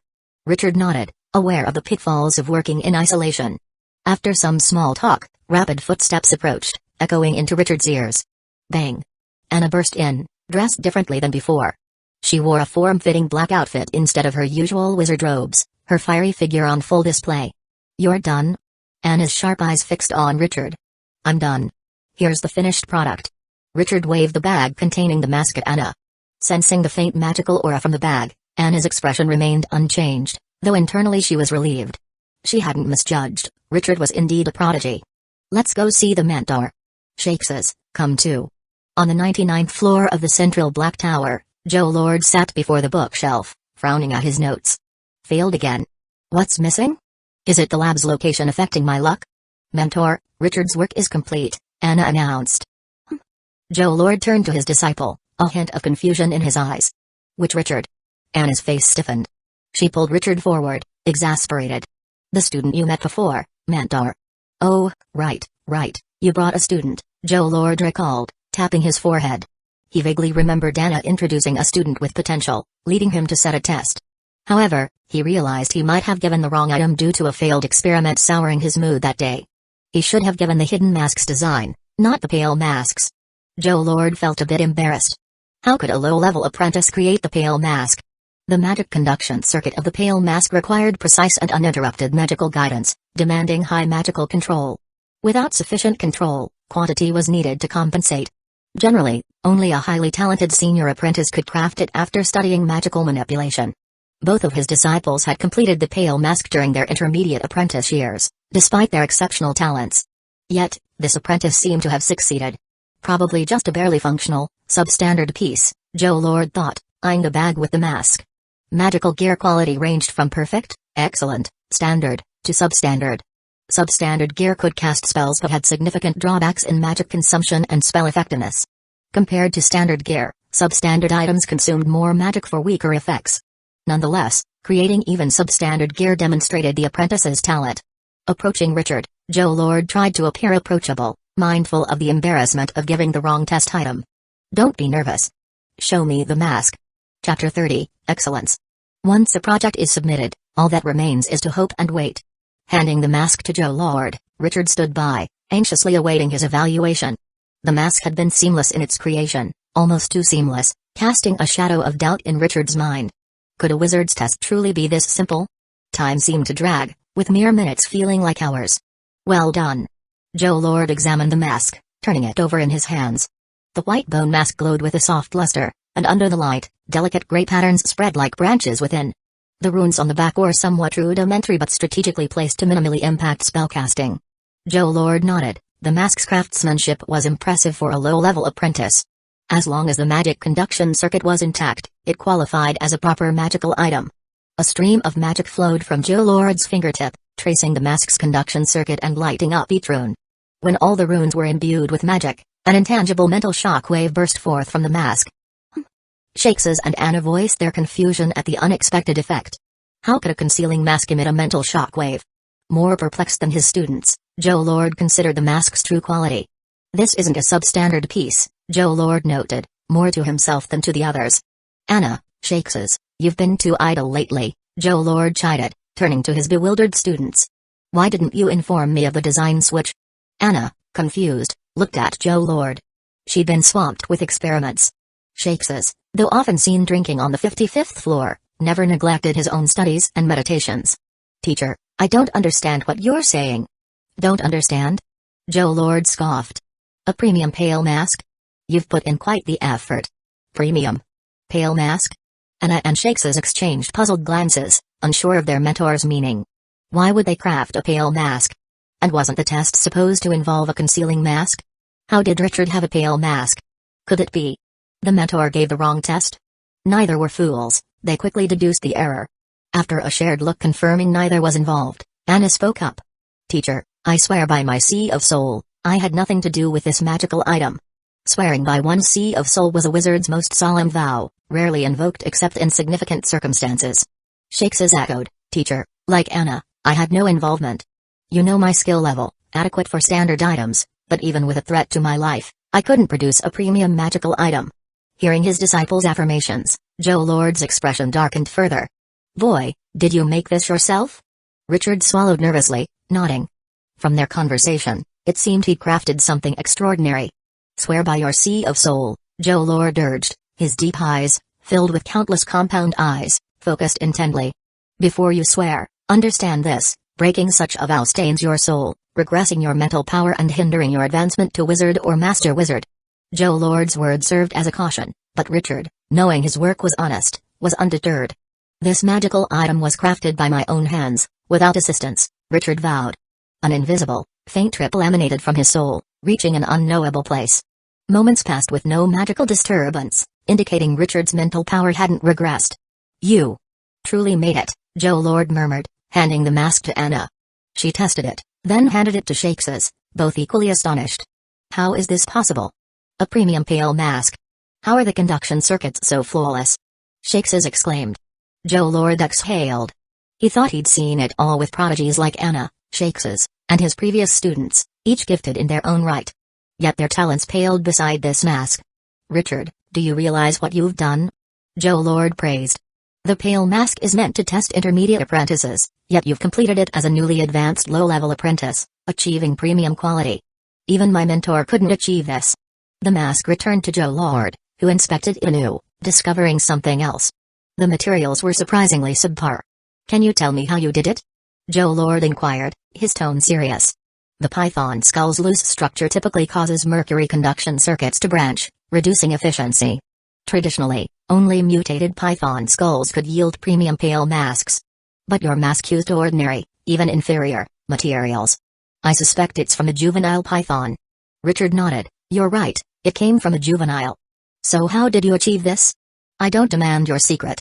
By wizardly custom, I'll offer equivalent knowledge in exchange. Joe Lord handed Richard a crystal sphere. Equivalent exchange, an ancient wizard law, forms the foundation of wizard civilization. This is the formula for a focus potion, which helps wizards physiologically calm down, preventing casting errors from pain or excitement. This is a popular item among apprentices, Anna confirmed. Richard examined the crystal, then spoke to Joe Lord. I made no improvements. If anything, after crafting, I thought the mask was fragile, so I reinforced it with an alchemical enchantment array. Enchantment? Joe Lord paused, handing Richard the crystal. With his extensive alchemical experience, Joe Lord grasped the secret behind Richard's success upon hearing his explanation. The black mercury, when magically charged, didn't branch out. The enchantment array continually infused magic into the mask, maintaining the mercury's cohesion, preventing branches, and enriching the conduction circuit's surroundings. This enriched magic transformed the surrounding bone material, preventing branching. The solution was simple, like a sheet of paper, yet he'd been stuck at the threshold for years. This formula is yours. Also, Apprentice Richard, do you agree to become my student, under Joe Lord Oliva? Chapter 31, Official Apprentice. Of course, I agree. Richard accepted the crystal sphere and bowed slightly to Joe Lord. In that case, let's formalize our agreement. Joe Lord retrieved a parchment filled with wizard script from a drawer. This is a soul contract. Once signed, you'll officially be my apprentice. I will impart my knowledge to you, and you will carry on this legacy. The master-apprentice relationship is fundamental in the wizarding world, dating back to ancient times when wizards first started taking apprentices to pass on their lifelong knowledge. This bond often surpasses even familial ties among wizards. Richard took the parchment, which detailed many clauses, mostly about prohibiting the unauthorized sale of the knowledge imparted by the master. Knowledge is precious, and apprentices are often impoverished. Without restrictions, even minor temptations could lead an apprentice to sell their knowledge. After signing the contract, flames erupted from Richard's signature, consuming the parchment to ash. By ancient tradition, Apprentice Richard, I will now enlighten you. Joe Lord placed a hand on Richard's forehead and began chanting ancient wizard hymns. Richard couldn't understand the words, but he felt his mental capacity subtly increase. After the chant, Richard estimated his mental power increased by about 0.1. This was far more efficient than meditation. The enlightenment is complete, Joe Lord announced, clapping his hands. He used magic to summon several thick books from the shelves. These books are your introductory courses. Memorize and digest them, then come to me to purchase the next set. Purchase? Richard was surprised. Hadn't he become a formal apprentice? Why was acquiring knowledge still like borrowing from a library? Yes, purchase, Shakes's chimed in, patting Richard's shoulder. Don't be shocked. Anna and I also pay with magic stones for knowledge from the master. But why? Richard asked, puzzled. It's simple, knowledge is valuable and shouldn't be easily given away. Knowledge gained too easily is often undervalued, Joe Lord explained, stroking his beard with an air of mystery. Moreover, alchemy requires practice. Book knowledge alone is insufficient. If your skills are honed, you can earn enough magic stones through crafting magical gear or potions in the commercial district to exchange for knowledge. Anna added, the master's knowledge isn't exorbitantly priced. With your current skills, it won't take more than 2 years to earn enough stones for new knowledge. Accepting the custom, Richard said no more. Taking the books from Joe Lord, Richard left the lab with Anna and Shakes's. Impressive, Junior. You've been hiding your talents well, Shakes's remarked, throwing an arm around Richard's shoulder like a friendly older brother. You really surprised both me and Anna. Anna felt a mix of emotions. Before Richard, she was considered Joe Lord's most gifted apprentice in 1,000 years. But it was clear the title now belonged to Richard. However, Anna wasn't narrow-minded and quickly put her feelings aside. All right, Shakes's, let him go. As his senior, aren't you going to give him a welcome gift? Anna handed Richard a medal from her pocket. This is a badge inscribed with a deflection field, useful against physical spells like Ice Spike. Thank you, senior sister. Shakes's frowned, realizing he had no magical gear to offer Richard. Junior, it's not that I don't want to give you anything, but my focus isn't on magical gear. How about I make you a small synthetic beast in a few days? Shakes's offered. A synthetic beast? Are you focused on synthetic beasts, senior brother? Richard recalled the synthetic beast core he obtained during the entrance exam, forgotten in a corner, unprocessed. Yes, like our mentor, I specialize in synthetic beasts, Shakes's confirmed. The beast from the entrance exam, was that your work? Scratching his head, Shakes's chuckled, that was supposed to be the mentor's task, but he passed it to me. How was my synthetic beast? It was indeed impressive. Richard remembered that without the beast's injury and his magical gear, he might not have survived the exam. It was remarkable. I took a heart-like object from one of the beasts. Could you use it, senior brother? Shakes's paused, then seemed to understand. A heart? You mean a core?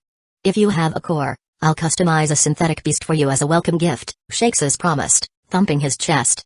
I may not be skilled in many areas, but I'm good with synthetic beasts. The most complex part of creating a synthetic beast is nurturing the core. With a core, Shakes's was confident he could assemble a low-level synthetic beast from materials in 3 days. Thank you, senior brother. Leaving the Black Tower, Richard returned to his dorm and found the synthetic beast core.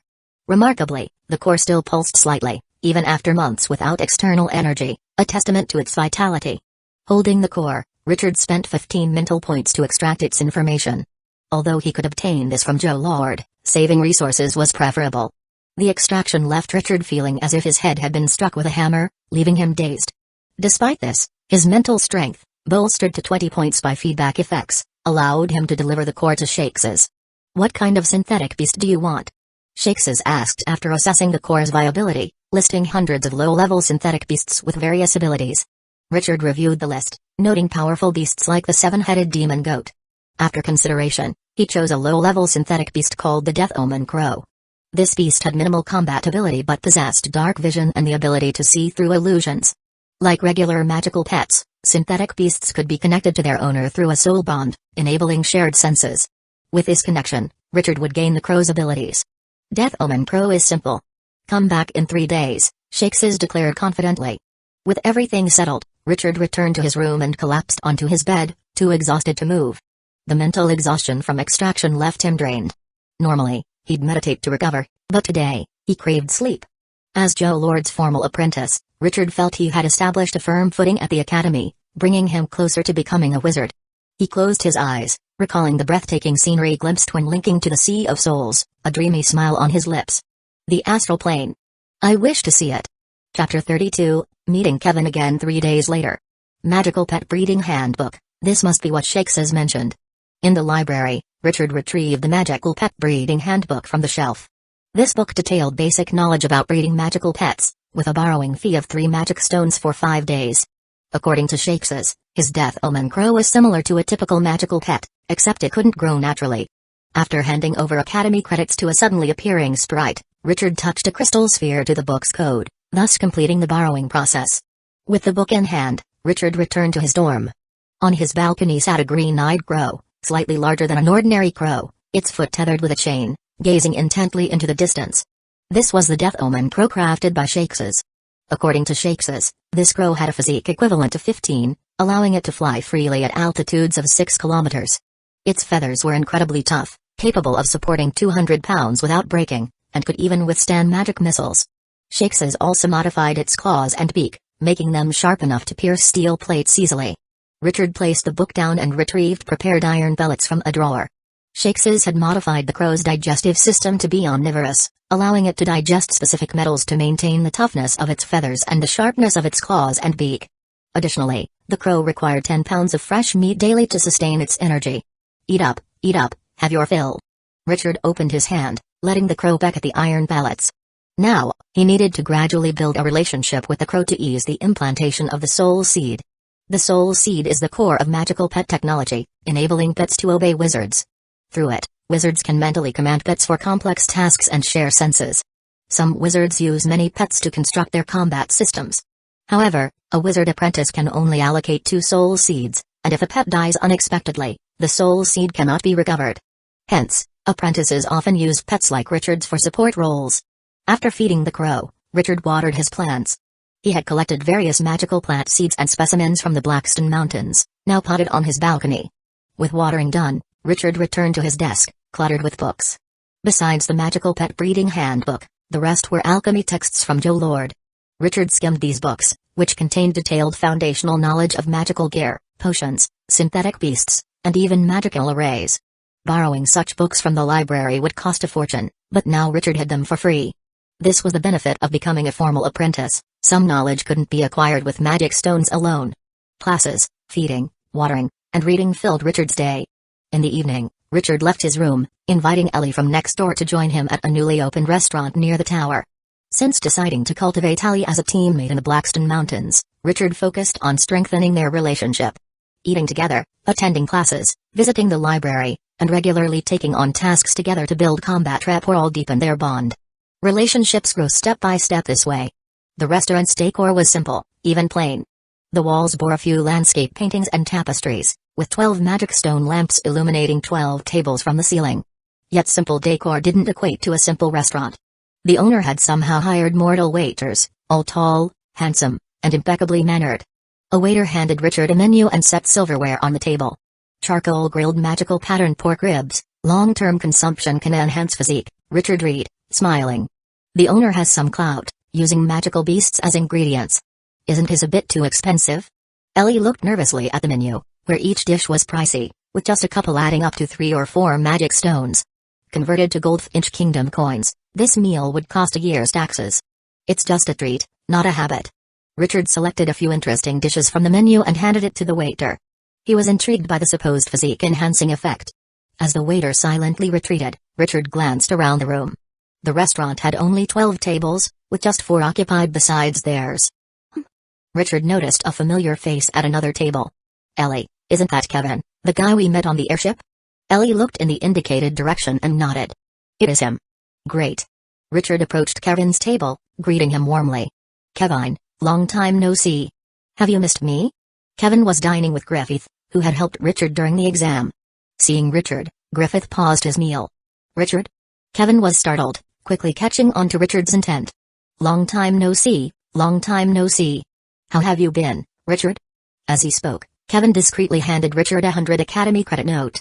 "I'm doing all right, but not as well as you, Master Kevin." Richard accepted the note with a smile. Kevin's best trait was his tact, both on the airship and now. "I'm not doing that well, just making a bit from a small business," Kevin replied, shaking his head. "Small business?" Richard caught a familiar scent upon approaching Kevin. The scent of wisteria.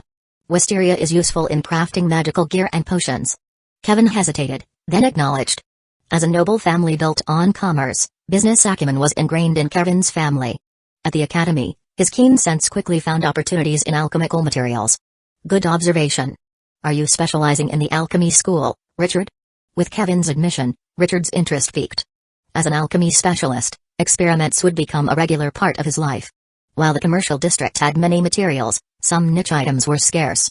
Since Kevin was dealing in alchemical materials, he'd certainly frequent the commercial district. As the saying goes, more friends lead to more opportunities. Richard was keen on building a connection. Chapter 33, Gathering Materials. I wouldn't say I'm exclusively focused on alchemy. As low-level apprentices, our understanding of the schools is limited. Who knows, I might switch later, Richard replied with a smile, subtly confirming Kevin's assumption. That's great. Richard, are you planning to craft any magical gear soon? I have some alchemical materials that I could sell to you at a discount, Kevin offered, a shrewd glint in his eye. Richard's words sounded humble, but to Kevin, they were practically bragging.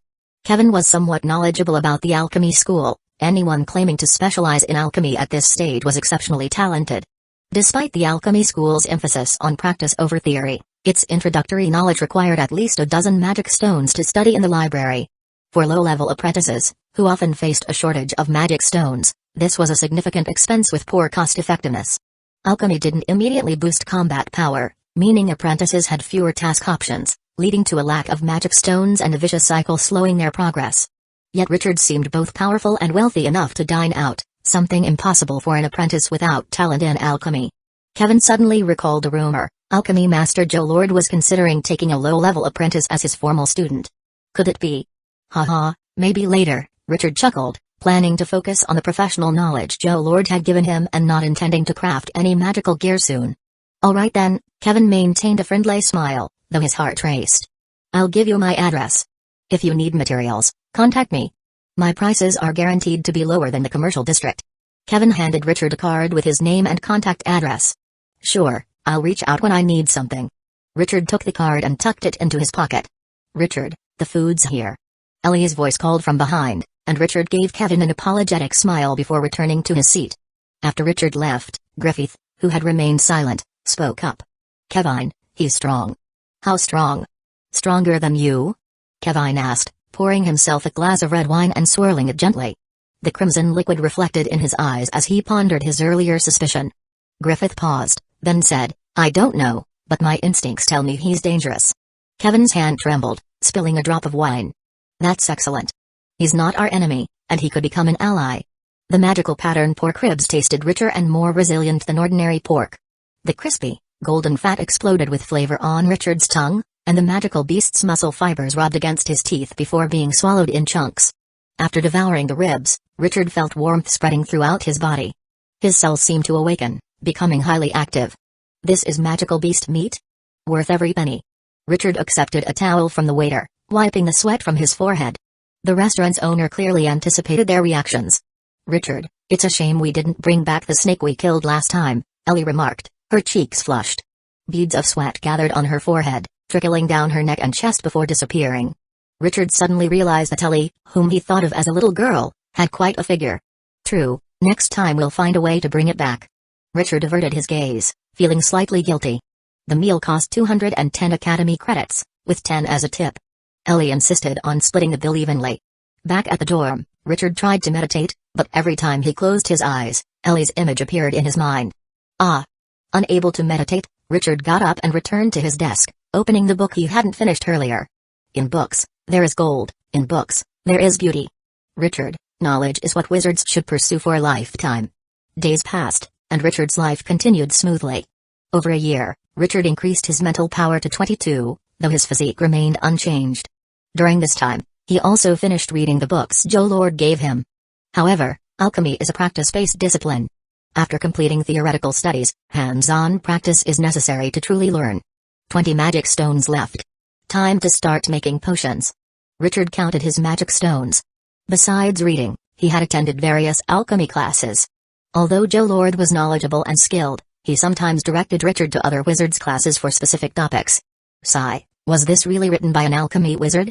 Richard muttered as he copied the focus potion formula, filled with vague instructions, making his head spin. Potion making differs from crafting magical gear, it requires precision at every step. Many potion ingredients have properties that change with even a second's deviation in processing time or the wrong equipment, leading to failure. Richard needed to uncover these details himself. The commercial district bustled with wizards of various styles and appearances, resembling a Halloween celebration. Richard's first stop was Senior Sister Anna's alchemy shop. Different shops offered varying prices and qualities, and testing them all would be time-consuming and costly. But asking someone was different. Buying potion ingredients? Anna leaned on the counter, massaging her temples. If you want quality, buy from the Charla Trading Company. If you're practicing, I'd recommend the Seven Luminaries Trading Company. Their prices are lower, and though their quality is inconsistent, it's usable. Thanks for the advice, Senior Sister. Anna yawned, glancing at her junior. Short on magic stones? Need a loan? No interest for 6 months, and a 5% annual interest rate after that. Richard had frequently sought her advice, and she appreciated his eagerness to learn, a valuable trait for wizards. Unlike Shakes's, who often slacked off drinking, she'd heard Richard was also a farmer's son with an alcoholic father. This made her feel a kinship with him. "No, I still have some stones." Richard smiled, declining Anna's offer. He wasn't quite broke yet. "As you wish." Anna tidied her loose hair, revealing a scar on her neck that looked like a burn. "Senior sister, what happened to you?" Richard pointed to the scar on Anna's neck. "Just a minor injury, nothing serious," Anna waved him off. "Wizard experiments can be unpredictable. By the way, I'm nearly out of the red mercury you gave me," she smiled, interested in earning some magic stones. Richard was tempted by the lucrative opportunity. "Well, I'll see. I'm focusing on potions right now, so I don't have much time." Richard feigned reluctance. "All right, help with refining when you can." Anna nodded, not forcing him. Refining red mercury was tedious, and she knew asking Richard would slow his studies. "Okay, I'll go check out the trading company." Richard waved goodbye to Anna and headed to the Seven Luminaries Trading Company. Chapter 34, Wizards Guild. The Wizards Guild is the largest supplier in the commercial district, providing over half of the materials for the entire academy. These guilds, hailing from various regions and families, gather here to sell all sorts of magical materials, both common and rare, making it a vital resource for many low-level wizards. Anna had given Richard two options, the Charla Trading Company and the Seven Luminaries Trading Company. The former ensured quality but was expensive, while the latter offered cheaper materials with inconsistent quality. Given his current situation, Richard opted for the Seven Luminaries Trading Company to purchase materials. Located on the Golden Street of the commercial district, the Seven Luminaries Trading Company sat among pricey real estate, where annual rents exceeded 10,000 magic stones. Even wealthy apprentices like Hannah couldn't afford to rent here. Richard admired the colorful magic stone lamp signs, feeling a sense of nostalgia for Earth. Wizards and mortals in this world seem worlds apart, Richard mused as he approached the store. Seven Luminaries Trading Company, here we go. Entering the store, Richard immediately noticed the silence. A soundproof magical array. Richard quickly assessed. The shop was small, featuring a counter, a few shelves, and a mechanical female shopkeeper with exposed metal joints. "Welcome to the Seven Luminaries Trading Company. How can I assist you?" The mechanical shopkeeper greeted with a sweet, pleasant voice, bowing slightly. "I need to purchase some materials, but your store." Richard scanned the shopkeeper from head to toe, noting her lifelike skin, expressive features, and sweet voice. If not for her mechanical joints and lifeless crystal eyes, he might have mistaken her for a real person. "This must be your first visit," the shopkeeper smiled. "All Wizard Guild goods are stored in specialized warehouses. You pay here, and we deliver directly to your room or the testing area." "I see." Richard nodded, handing over a parchment listing his needs. Richard mixed in some unnecessary materials to prevent others from deciphering his formula. "Please wait a moment." The shopkeeper took the parchment and used a crystal ball to record its contents. "Your total is 530 academy credits. Would you like to proceed?" The shopkeeper inquired after a brief glow from the crystal ball. 5 formulas, 530 academy credits. Subtracting the extraneous materials, each formula costs about 100 credits. Richard nodded, handing over academy credits. After verifying the currency, the shopkeeper gave him a contract detailing the transaction. Contracts are essential in the wizarding world for any trade. After signing, Richard recorded his delivery address. With everything confirmed, Richard didn't leave immediately but requested a list from the shopkeeper. "Could you provide a list of the bloodlines you offer?" "Certainly, please wait." The shopkeeper retrieved a crystal ball from beneath the counter and handed it to Richard. Upon probing it mentally, Richard was inundated with vast information. How many worlds have wizards conquered? This is an overwhelming number of bloodlines. Richard quickly counted over 10,000 species, ranging from insects to dragons, even elemental beings from the 4 elemental planes. This collection dwarfed the bloodlines available during the Wizarding Wars. Among the numerous bloodlines, Richard finally found what he needed, the dual-headed troll bloodline, required for the second stage of his Black Knight alchemy. Seven Luminaries Trading Company price, 500 magic stones. 500 magic stones. Richard rubbed his chin. That amount was significant for him, making it impossible to pursue the second stage of his bloodline alchemy anytime soon. Leaving the guild, Richard headed to the free open area in the testing zone instead of returning to the dorm. In the center, a short-haired woman was practicing spells. Boom. A cone of flame shot from her hands, quickly melting a metal target into a pool of molten iron. Clap, clap, clap. "Ellie, you truly have a knack for the enchantment school." Richard clapped as he emerged from behind Ellie, who was practicing spells. She had just used the Flame Hand spell, specifically the improved version detailed in a senior apprentice's notes Richard obtained. Nowhere near you. Your Master Joe Lord's official apprentice, Ellie teased, making a face before hugging Richard's arm. Richard, aren't you usually reading at this time? Feeling the familiar sensation on his arm, Richard, used to it, didn't bother pulling away. I'm running low on magic stones, thinking of earning some. Taking on a task? Ellie's eyes lit up. My mentor taught me a lot recently. I might be stronger than you now. Over the past year, Richard and Ellie had completed a few tasks together, fostering their teamwork, even if the rewards weren't substantial. Did your mentor decide to take you as a formal apprentice? Richard asked, surprised. Ellie had caught the attention of a wizard skilled in both enchantment and curse schools and was currently under evaluation. Not yet. Ellie's face fell but quickly brightened. But she's been much nicer to me lately, not as strict. Plus, Ellie whispered conspiratorially in Richard's ear, her breath tickling him, I heard she's the principal's student. Not the vice principal, but the real principal of the Black Tower Wizard Academy, the Grand Wizard's student. That's wonderful. Richard subtly shifted away. If you become her disciple, you'll be the principal's grand disciple. You could walk with pride in the academy. TCH, aren't you going to curry favor with me? Ellie teased. If you don't, I might run off with that Joseph. He is also an official apprentice of an alchemy wizard and a wizard's descendant. Richard smiled wryly. Ellie's popularity exceeded his expectations, with enough suitors to form a battalion. Joseph was a standout among them. An official apprentice, a wizard's descendant, and an alchemy school student. Together, Richard wondered if the universe was hinting at a rivalry. All right, my dear Ellie. Are you free tonight? I'd like to take you to dinner, to curry some favor. Richard extended his hand, which Ellie gladly took. Of course, I'm free. Chapter 35, Potions. As Richard and Ellie left the testing area, they attracted the attention of many apprentices. Unlike the well-known Ellie, Richard, despite being a prodigy who had become a formal apprentice within half a year of enrollment, was not widely recognized. This was partly due to his lack of social interaction and his deliberate attempt to remain low-key. Richard's philosophy was to play the fool to catch the tiger and quietly amass wealth. However, being too reserved sometimes led to complications. Ellie, long time no see. Here to practice spells again? A handsome man in a black robe stepped out from the crowd, smiling brightly at Ellie. Ellie's smile faded, and her tone turned cold. Yes, I'm done practicing. Sensing Ellie's discomfort, Richard whispered to her, Who's this? That's Joseph, Ellie replied with a hint of disdain. Richard scrutinized the apprentice before him. Joseph appeared strong, handsome, with flowing golden hair. His magical aura was impressive, and being a wizard's descendant and a formal apprentice, he was quite a catch. If he pursued anyone else, they likely would have accepted. Ellie, aren't you going to introduce me to your friend? Joseph ignored Ellie's demeanor, maintaining his cheerful facade. Richard, also from the alchemy school, Richard interjected before Ellie could respond.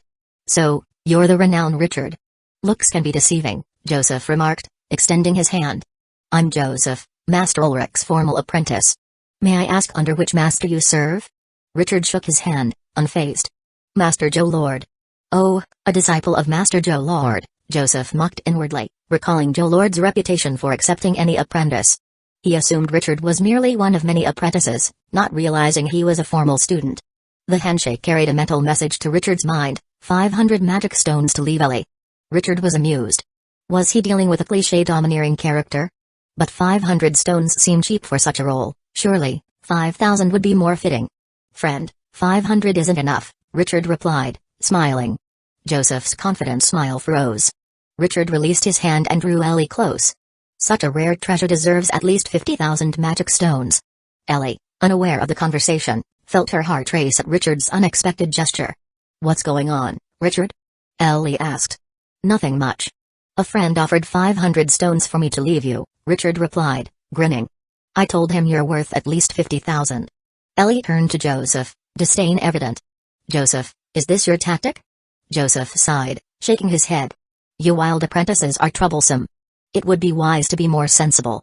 Addressing Ellie, he continued, words can't provide tangible benefits. In the wizarding world, magic stones and knowledge are the foundations of progress. You're on the path of enchantment, which demands resources, and following Wizard Susanna requires even more. In this academy, only I and Master Joe Lord's formal apprentices can support you. Joseph glanced at Richard, displaying pity and scorn. Friend, there's a vast difference between formal apprentices and your kind. My offer stands. I hope you realize this before you're left with nothing." With that, Joseph strode away. Richard watched him go, then turned to Ellie. "You didn't tell him I'm Master Joe Lord's formal apprentice?" "No, you asked me not to share your details," Ellie replied, nodding. They exchanged a glance and burst into laughter. Afterward, Richard released Ellie. "Let's go eat. Tonight, I have potion research to do, or I won't be able to support you, Master Susanna's esteemed disciple." "Support? I can take care of myself," Ellie retorted playfully. Evening, dormitory. An academy observer, clutching a large box, flapped its wings, hovering outside Richard's balcony. "Apprentice Richard, your delivery has arrived." The death omen crow on the balcony screeched, warning off the observer despite its superior strength. Coming. Richard opened the window and took the box. Most wizard guilds employed academy observers as couriers due to their abundance, constant patrols, and low wages. They required only nuts and decorative gems as payment. "Please sign." The observer presented a parchment. After Richard signed, it burst into flames, completing the transaction. Returning to his room, Richard unpacked the materials onto one side of his desk, alongside various glass apparatuses. He reviewed the potion formula crystal once more, confirming its contents matched his memory before hanging a "Do Not Disturb" sign on his door, mainly for Ellie's benefit. Back inside, Richard returned most materials to the box, leaving only enough for one potion. The focus potion helped wizards remain calm under pain or excitement, preventing casting errors. Following the formula, Richard took a fruit resembling a black plum. Skullcap fruit, a narcotic effect. Extract juice and heat for 10 minutes. He crushed the fruit in a mortar, filtered it, and began heating. Next, white rhinoceros horn, ground to powder. Taking a cracked horn, Richard painstakingly ground it to powder using a magical dagger. Afterward, he processed other ingredients like sunstone lime and concentration grass as per the formula. With materials ready, it's time to synthesize. Staring at the array of containers, Richard knew the sequence was crucial. Incorrect order could turn a life-saving potion into deadly poison. Potion making required steady hands, heart, and magic. Consistent magic flow was essential. He retrieved a small ceramic cauldron inscribed with runes, a vital tool for concocting potions. According to the formula, Richard added materials one by one, using magic as a catalyst for fusion. He proceeded cautiously. Unlike magical gear, a single misstep in potion making meant failure. Finally, add black bone stone powder. If it turns deep blue and transparent, the potion is complete. Richard carefully added the horn powder to the dark solution, watching as it began to change color. "Looks promising," Richard thought, continuing to add powder. Suddenly, the liquid bubbled and rapidly turned black. With a bang, the liquid exploded into black smoke, filling the room. Richard, face darkened by soot, wiped the grime away. Clearly a failure. After cleaning the cauldron, Richard reflected on his process. Experimentation often meant repeated failure and reflection, seeking answers that sometimes elude. "My steps were correct, and magic input stable. That leaves material preparation and magic quantity." Joe Lord's formula used vague terms for these, likely due to his focus elsewhere and the inherent variability in materials. Differences in origin, environment, and handling all affected material characteristics. Quality differences also altered magic input needs during synthesis.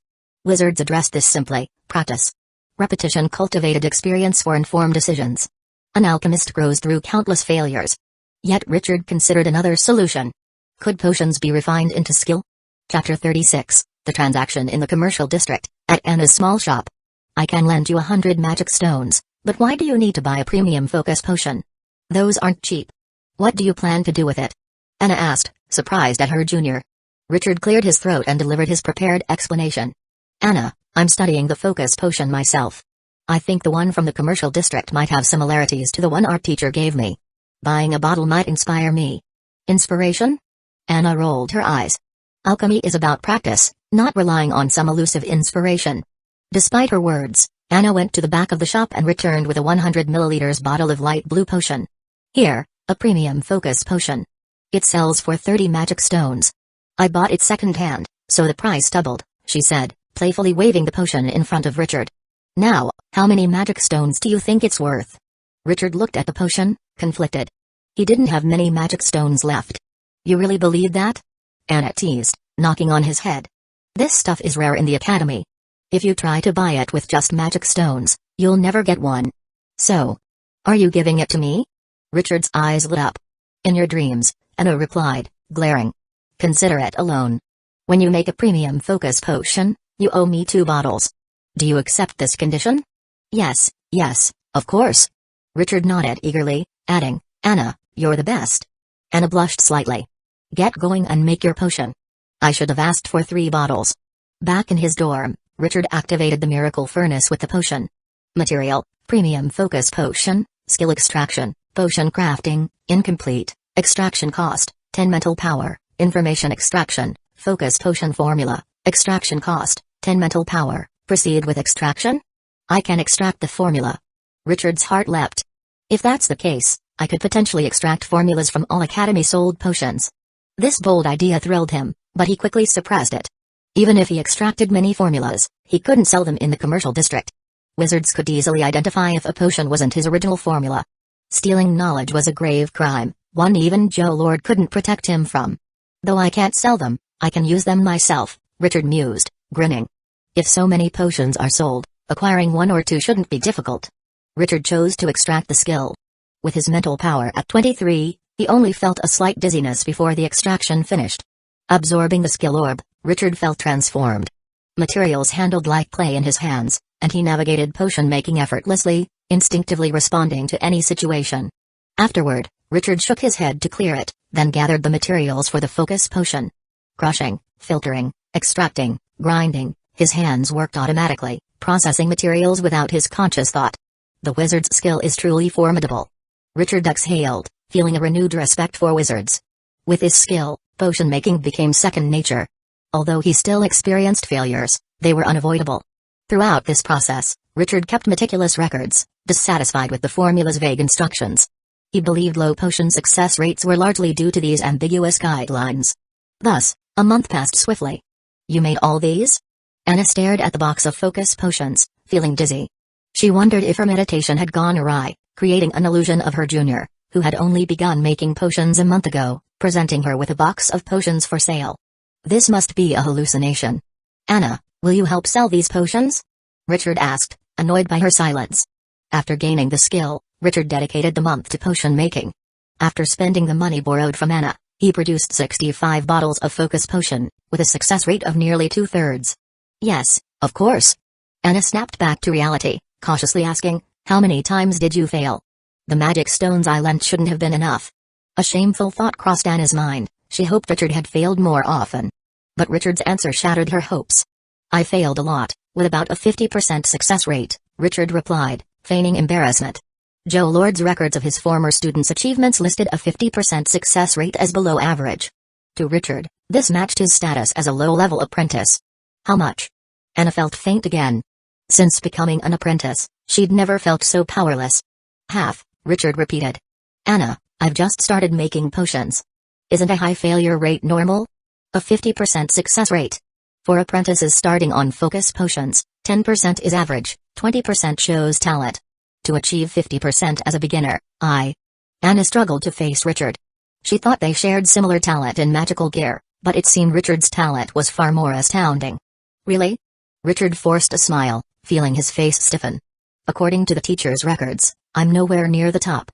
Anna took a deep breath, trying to speak calmly. Richard, our teacher has taught hundreds of students. Those he takes as students are exceptionally gifted, and those mentioned in his books are geniuses. Haha, I knew I wasn't that bad, not even reaching the bottom of the list, Richard said, feigning excitement. He resigned himself to this outcome. Genius or not, he made the potions himself and could replicate them if needed. With so many native predecessors setting high standards, his achievements as a transmigrant weren't too conspicuous. But don't get cocky, Anna warned, reverting to her usual composed demeanor. Many talented apprentices exist, but few become wizards. Understood, Richard nodded obediently. Anna counted the potions in the box, 46 bottles. At 5 magic stones each, they would earn Richard nearly 130 magic stones in profit. Richard intentionally sold fewer than he could have. Had he wanted, he could have earned more. For consignment, I won't take a cut, Anna said, placing the potions in the counter and handing Richard a bag of magic stones. Focus potions sell quickly, so I'm paying you up front. Richard felt a warm gratitude, taking the stones and bidding Anna farewell before heading to the central Black Tower. Rest wasn't necessary. With money in hand, he planned to indulge himself. Chapter 37, The Big Purchase. The spell shop is also located on the 50th floor of the central Black Tower, but it is much smaller than the library. Upon entering, Richard was immediately faced with a counter, behind which stood a mechanical golem similar to those at the Seven Luminaries Trading Company. However, this one was more rudimentary, with many of its mechanical components exposed and gears constantly in motion. Behind the golem were shelves holding spell models, reminiscent of the library's bookshelves, but only 3 rows deep. "What spell model would you like to purchase?" the mechanical clerk asked Richard in a voice that sounded like metal scraping. "Lesser Fireball, Iced Spike," Richard replied, naming the spells he'd planned to buy. The power of Lesser Fireball was well known, making it a formidable choice among low-level apprentices and one of the most expensive first circle spells, valued at 100 magic stones. As for Iced Spike, Richard had a vague idea. It seemed odd to him. Though named Iced Spike, its true power lay in the speed of the spike, with the spike itself providing little direct damage beyond its hardness. This peculiarity caught Richard's attention. If Ice Spike's power derived from speed, then its spell model must contain a mechanism to generate that kinetic energy. Richard had some interesting ideas about that part. Total cost, 11,000 Academy credits. Richard handed over a stack of Academy credits he'd exchanged earlier. The mechanical clerk opened its chest compartment to deposit the credits, confirming the amount with a brief whir of gears. "Amount confirmed, please wait." The clerk turned and pressed a few buttons on the shelves. A mechanical sound emanated from above the counter, and a metal tube descended in front of Richard, accompanied by a series of clinks. Clang. 2 scrolls shot out of the tube, caught swiftly by the mechanical clerk. "Here are your goods, Lesser Fireball spell model, Ice Spike spell model." Pneumatic tube, Richard recognized the system, surprised to find something similar in this otherworldly realm. He carefully stored the scrolls. Unlike crystal balls, which transmitted information mentally, these scrolls contained written information. This method allowed for curse inscriptions to prevent students from reselling the knowledge and avoided the high cost of using crystal balls. Back at the dormitory, Richard handed the Iced Spike scroll to Ellie. He hadn't opened the scroll yet, so its curse hadn't activated, making it still tradable. "You want me to extract the part that provides kinetic energy?" Ellie asked, puzzled. While others enhanced spells, Richard wanted to dismantle one. Richard nodded, confirming his request. "Yes, I have some experiments in mind." As an alchemy wizard, Richard's understanding of energy spell runes paled compared to Ellie's expertise. This was a drawback of being an apprentice. Time was too limited to double major without a mentor's guidance. "All right, give me 3 months, and I'll have it ready for you," Ellie agreed, casually mentioning, "Oh, by the way, Master Susanna has accepted me as her formal apprentice." "What, already? Congratulations." Richard congratulated her, pleased that his investment in their friendship had paid off. Unlike Joe Lord, other wizards didn't require magic stones for knowledge. Becoming a formal apprentice meant gaining a significant portion or even all of a wizard's teachings. "That's it?" Ellie was dissatisfied with Richard's reaction, puffing her cheeks. "Don't you have anything else to say?" What do you want me to do?" Richard scratched his head. Was she expecting him to treat her to dinner? Shouldn't she be the one treating him to celebrate? You. Aren't you going to compliment me?" Ellie pouted like a puffed-up pufferfish but soon deflated. "Fine, you're always like this. Now that I've said it, hurry up and praise me." Richard found her childlike demeanor amusing. After offering a few compliments, Ellie finally released him, satisfied. Back in his room, Richard didn't immediately unroll the scroll. Instead, he took a handful of iron pellets to the balcony. "Woony, time for your iron pellets." At his call, a green-eyed crow flew into the room, landing on Richard's arm and pecking at the pellets in his hand. Woony was the name Richard gave the Death Omen crow. After a year of care, it had grown quite attached to him. It wouldn't be long before he could implant a soul seed into it without resistance. After feeding Woony, Richard returned inside and opened a lesser fireball scroll. A wizard's soul can only bear a limited number of spell models, with each spell T-print adding to the soul's burden. However, increased mental power enhances the soul's capacity. As an apprentice, one could bear up to 4 spell imprints. Removing an imprint was costly, so each choice had to be carefully considered. Lesser Fireball, as a direct damage spell, was one of the most powerful first circle energy spells, providing excellent value in the apprentice stage.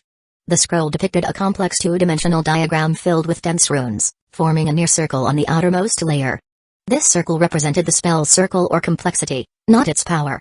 Among wizards, it was said, there is no best spell, only the most suitable spell. Spells are tools, and tools are most effective in appropriate contexts. Memorizing a spell was time-consuming and labor-intensive, as inscribing a spell imprint on the soul allowed no room for error. Interruptions not only wasted effort but could also damage the soul, causing permanent mental decline. Fortunately, Richard had the truth furnace.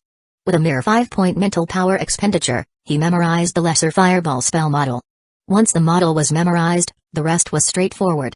Richard sat cross-legged on his bed, entering a meditative state. In his soul space, he condensed runes with mental power, arranging them in the model's sequence. Then, he infused the runes with mental power until they merged with his soul. This process was slow, taking Richard until the next morning to complete the fusion.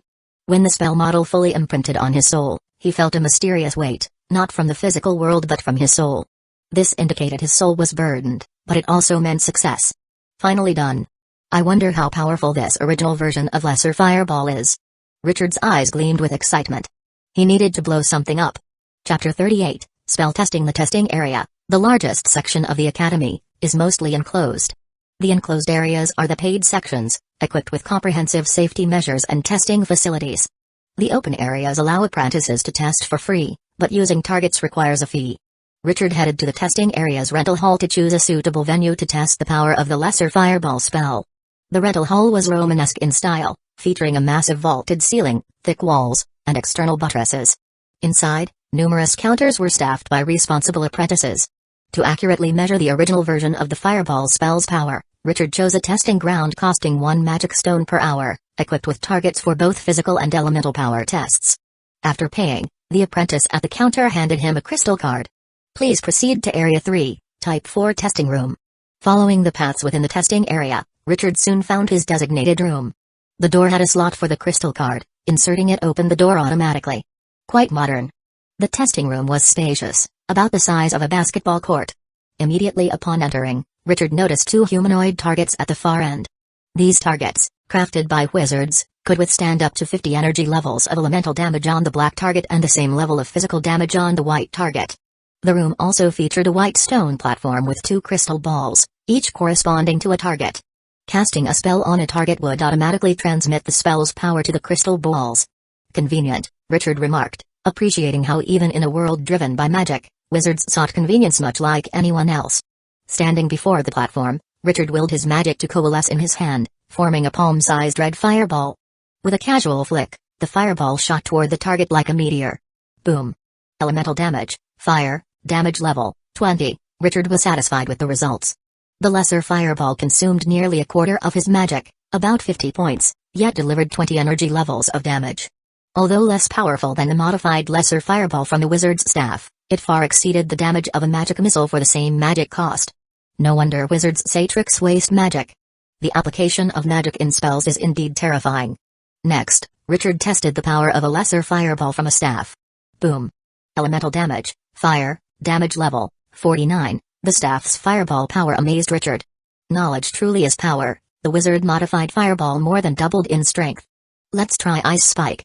Richard aimed at the target and launched an Ice Spike.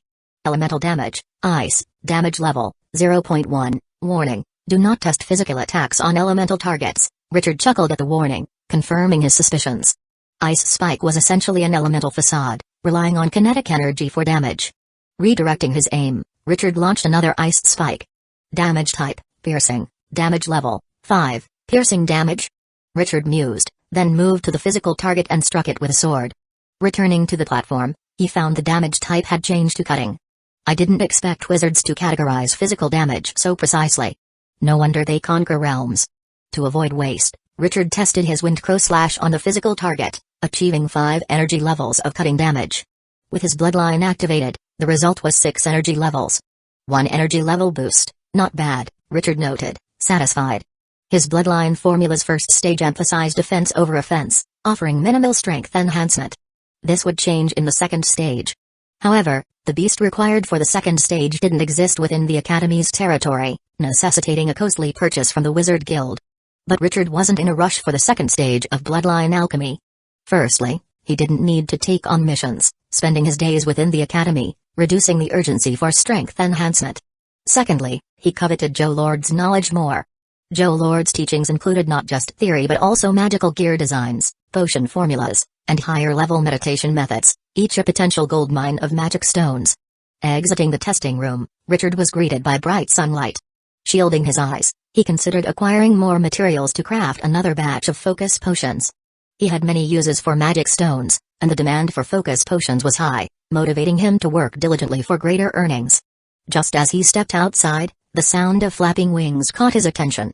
Looking up, he saw an owl flying toward him.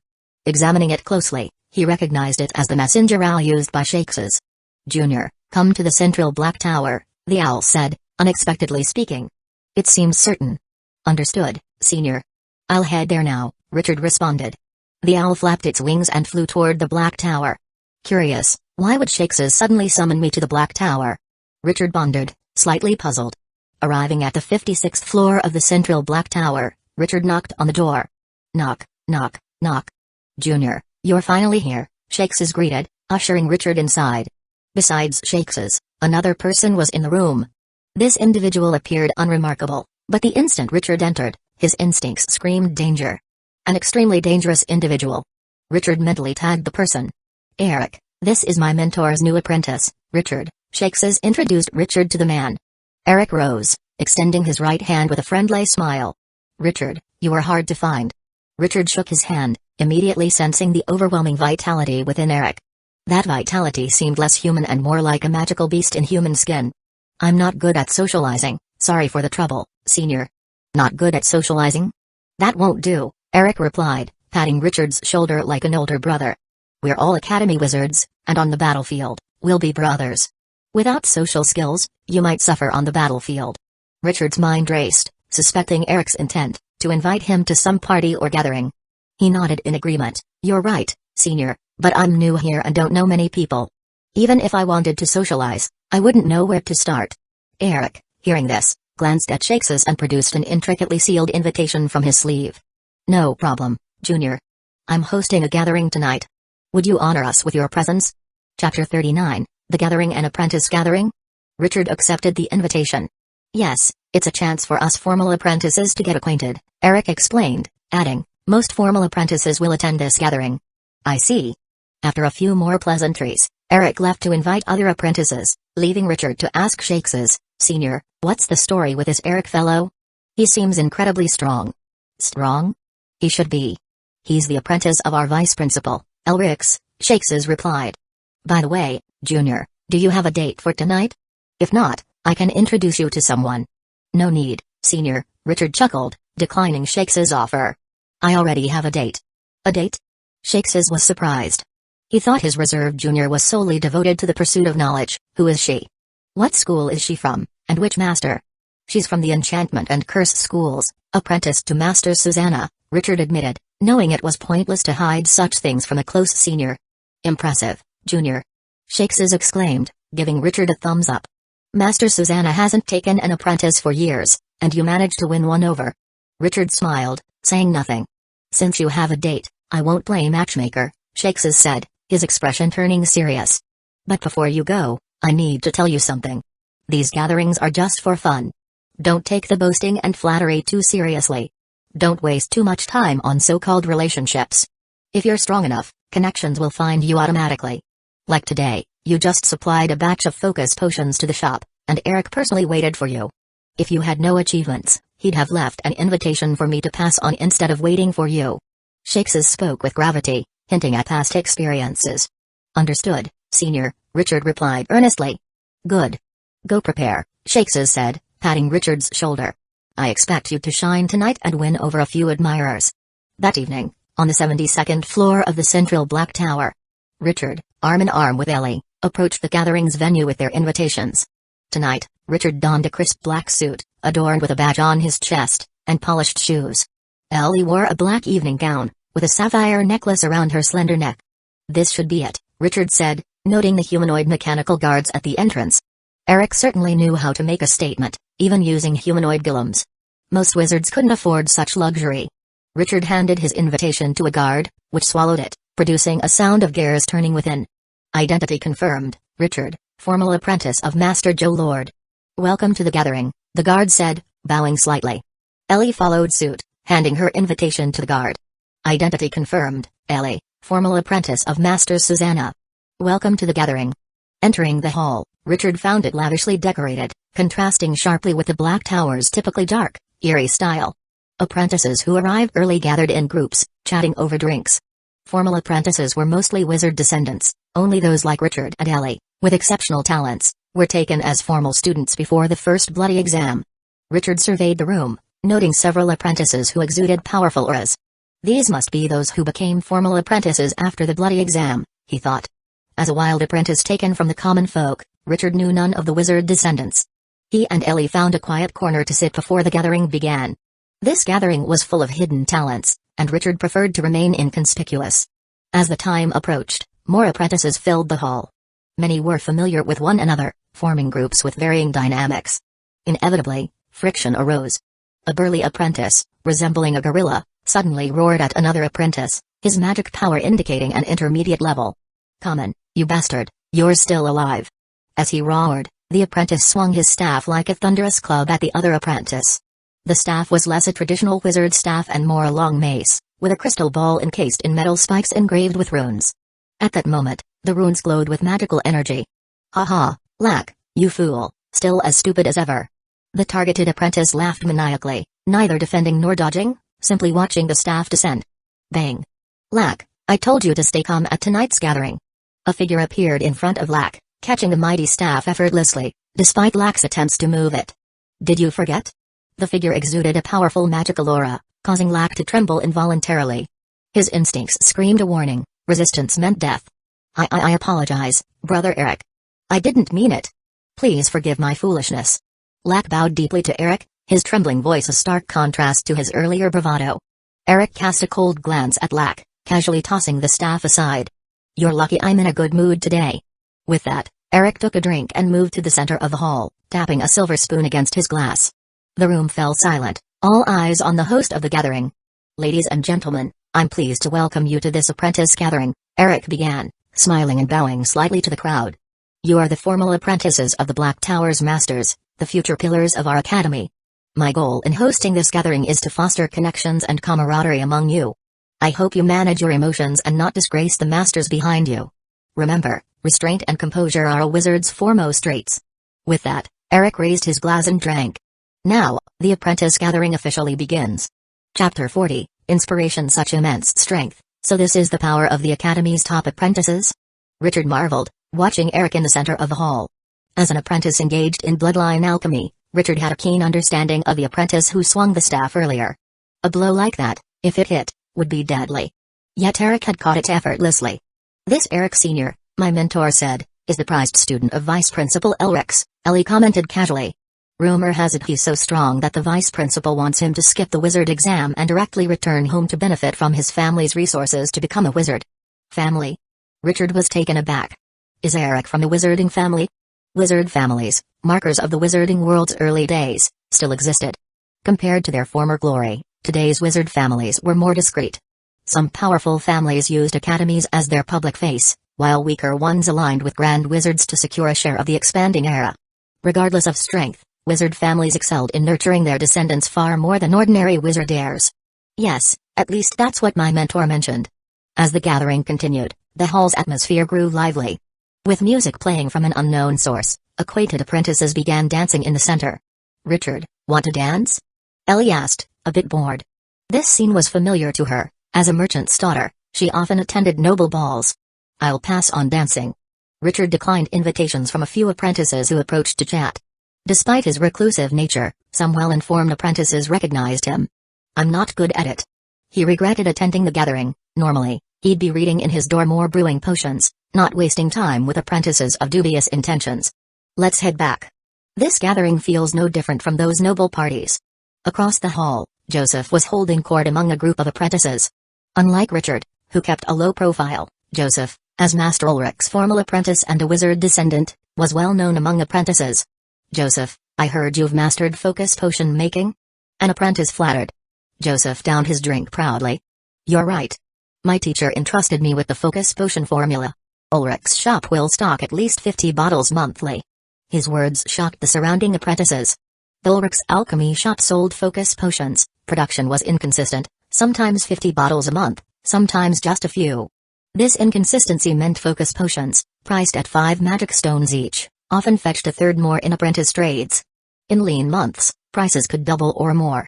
Hoarding focus potions had become a business. Joseph relished the apprentices' reactions. His potion-making success rate was nearly 50%, earning his teacher's praise, hence Ulrich shared the formula with him.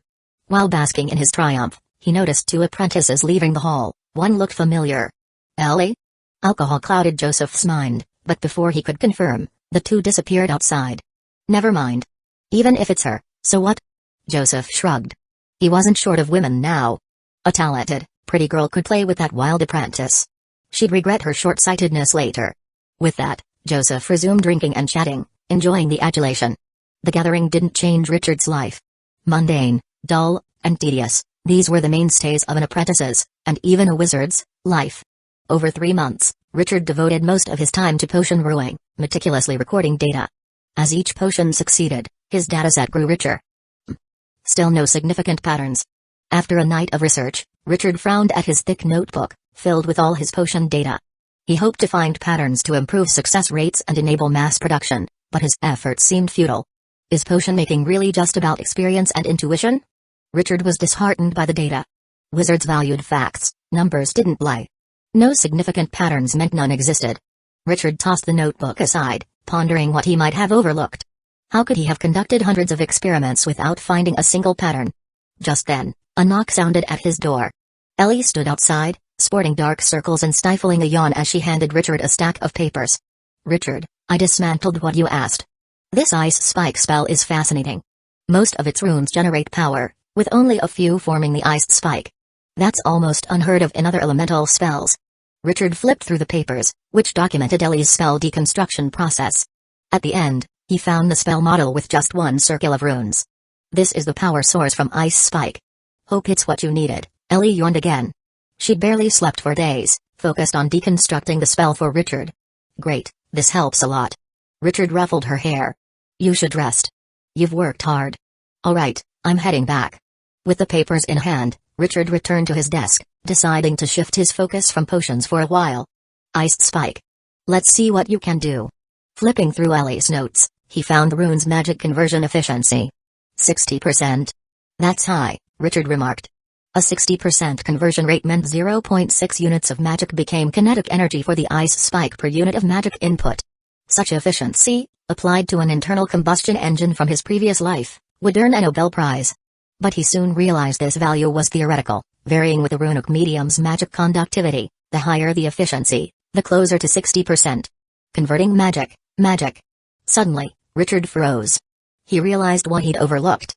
He'd documented materials' physical and chemical changes, and countless minor data points, but not the potion's magical changes. Blinded by past experiences, he'd ignored that in a world with magic was central to potions. Enlightened, Richard dashed out of his room, then backtracked. The stairs were too slow. He leapt from the balcony, sprinting toward the commercial district. Now, he needed a little help. Chapter 41, Mass-Producing Potions. Do you have a tool to measure magic intensity? Anna, yawning, knocked Richard on the head, slightly annoyed. You came to me so early just for this? Though generally patient with Richard, being woken up early had left her a bit grumpy. Sorry, Anna. I just had an idea and couldn't hold it in, Richard replied, scratching his head awkwardly, realizing it was still dawn as Anna opened the shop door. All right, you're forgiven. Anna pulled out a chair and sat down. There are indeed tools to measure magic intensity, and several types at that. What do you need to measure? Alchemical materials, herbs, things like that. Alchemical materials? Then you need a magic probe. I'll get you one. Anna walked into the shop's back room and returned with a foot-long bronze needle. Snap out of it, Anna said, tapping the table and handing Richard the bronze needle. Insert this into the material you want to test, and watch which runes light up. Got it. Richard took the probe. But why do you need to measure magic? The materials from the Seven Luminaries Trading Company vary in quality but are at least decent. They wouldn't sell substandard goods. Anna sat back down, resting her chin on her hand with curiosity. Richard scratched his head. To put it simply, I plan to make precise, our teacher's formula. Refine a formula. Anna's expression changed dramatically. You've barely learned alchemy, and you want to alter a formula. Huh? Richard flinched at Anna's reaction. Not alter, make precise. Richard emphasized. The formula our teacher gave is too vague. There's no way to improve success rates with it as it is. Stop. Listen to me, Richard, stop that thought. Anna's magic flared, instantly suppressing Richard. Under her powerful magic, Richard couldn't move a muscle. Is this the gap between a low-level and high-level apprentice? Richard was astounded. Though he had witnessed Eric's power at the gathering, facing a high-level apprentice personally revealed their true strength. Listen, Richard. Anna calmed herself and released the suppression. I know you're a genius, even more talented than I am, but remember, you're just a low-level apprentice new to alchemy. Your understanding isn't even on par with mine or Shakes's. Anna softened her tone, aware that Richard's age was prone to rebellion. The knowledge our teacher gives us, whether formulas or designs, is tried and tested. Following his formula, you might fail, but you'll never face danger. Understand? Anna's eyes held hope. She had made a similar mistake in the past, and if not for Joe Lord's intervention, she would have been dead. She didn't want Richard to repeat her mistake. Anna, I think you're overreacting. I'll say it again, I'm not altering, just making precise. Richard explained with exasperation, noting Anna's reaction was akin to PTSD. Anna tried to persuade him further, but Richard interrupted. If you're worried, you can watch over me. With you there, nothing could go wrong. I'm just making potions, not playing with red mercury. You. Sigh. Anna realized her discouragement was in vain. Fine, to the testing area we go. I'll cover the magic stone cost. Maybe you'll learn after a setback. Richard was delighted by the unexpected outcome. Great. Shall we go now? Anna shot Richard a fierce glare. Let's go. Testing area. The laboratory was sparsely equipped. Aside from the testing bench, everything else had to be brought by the wizard. Anna stood in a corner, having somehow procured a screen to conceal herself. I'm just here to save you. I won't watch or interfere with your experiment. Richard shook his head, understanding that in the wizarding world, without patents, leaked knowledge was settled by force. Before wizard academies, rogue wizards who awakened their mental power without guidance had to seek knowledge alone. Even wizard academies only offered basic apprentice knowledge. To advance, one needed a mentor or self-study. Thus, specialization was common among wizards. Richard suspected Joe Lord's vague formula was due to his primary focus not being potions, hence the imprecision or acquisition from another. Alright, I'm starting. After 3 months of practice, Richard was adept at making focus potions. Processing materials, adding ingredients, infusing magic, every step was methodical in his hands. During experiments, Richard meticulously recorded the magic intensity at each step. Days turned into weeks as Richard immersed himself in the lab for half a month. Aside from meditation and magic recovery, Richard spent all his time experimenting. Meanwhile, Anna, determined to safeguard him, brought books from her shop to pass the time. She harbored a stubborn hope: if she had failed, could Richard succeed? Last trial, magic value at step 9 is 13.5. If successful, 13.5 is the minimum, if not, 14 is the minimum. Richard, with dark circles under his eyes, recorded the final trial data. The probe Anna lent measured only to 0.5, but he wasn't aiming for finer precision. With this final batch, he hoped to achieve a precise focus potion formula. Richard mechanically processed the materials and added them to the cauldron. His enthusiasm had faded, replaced by numbness. Repetitive tasks drained passion. As the cauldron's liquid changed color with each addition, Richard measured the magic intensity at each step.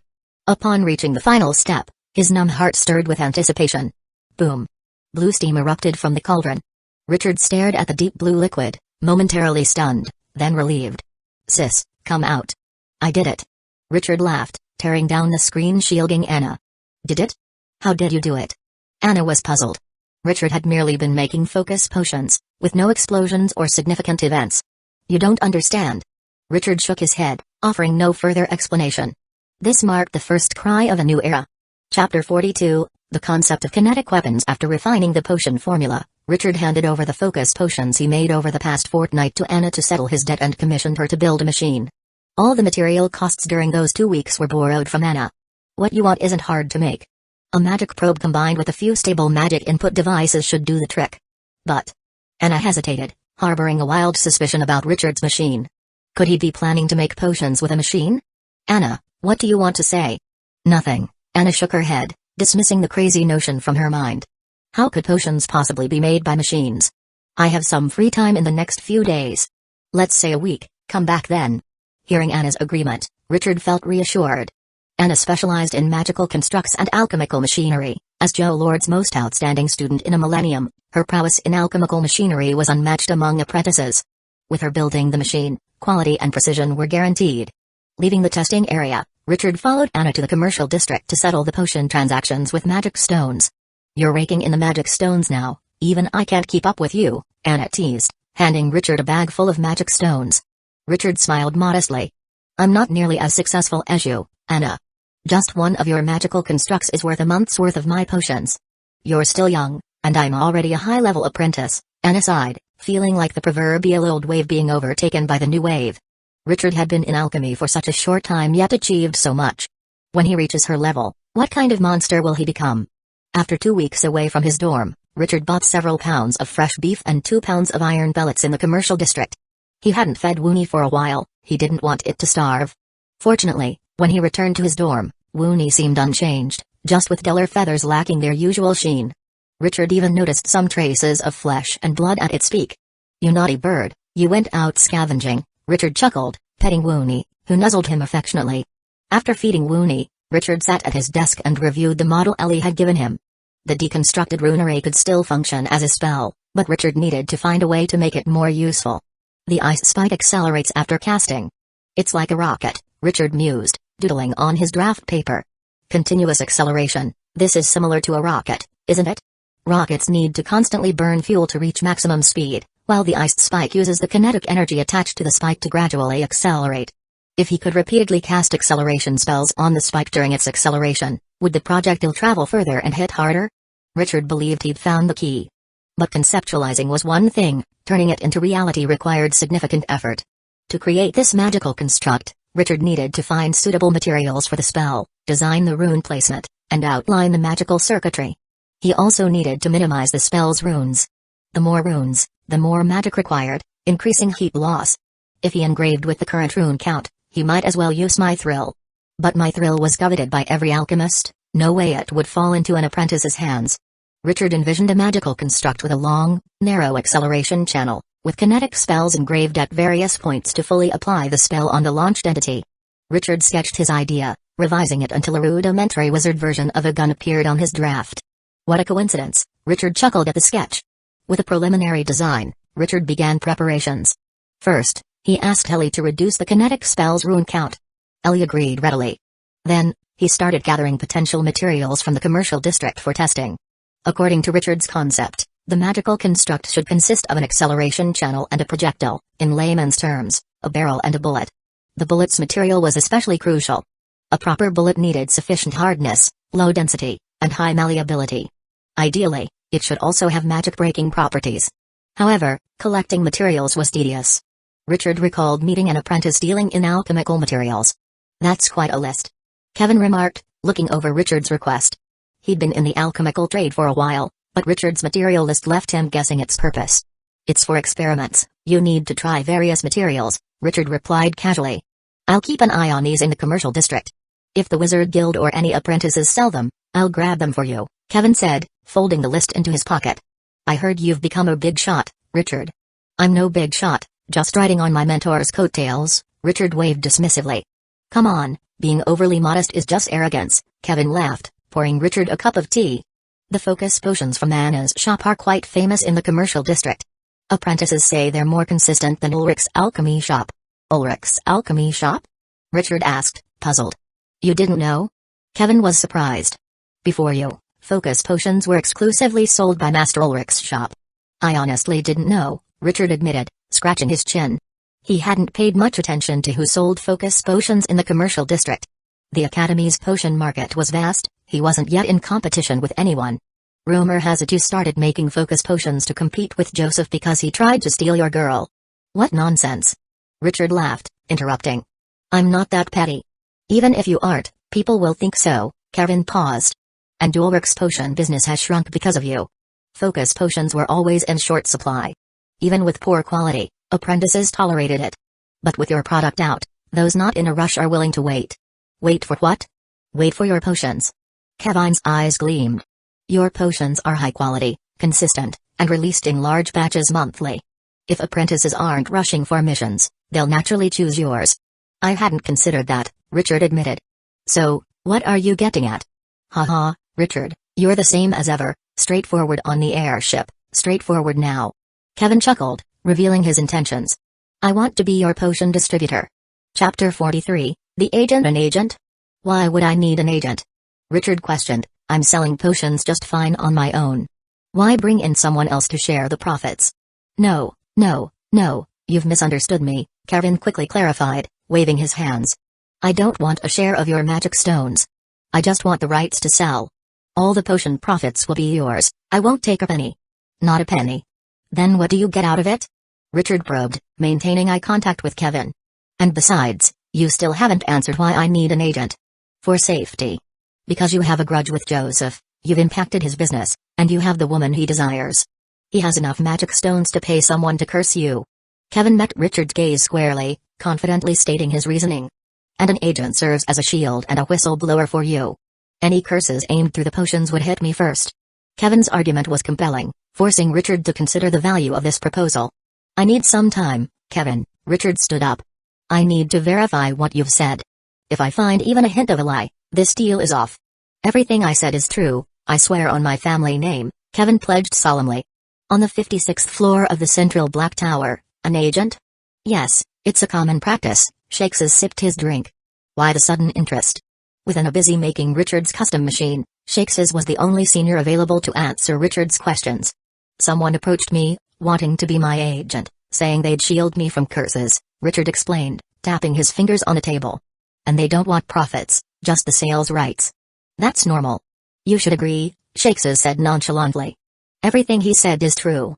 An agent can indeed help deflect curses.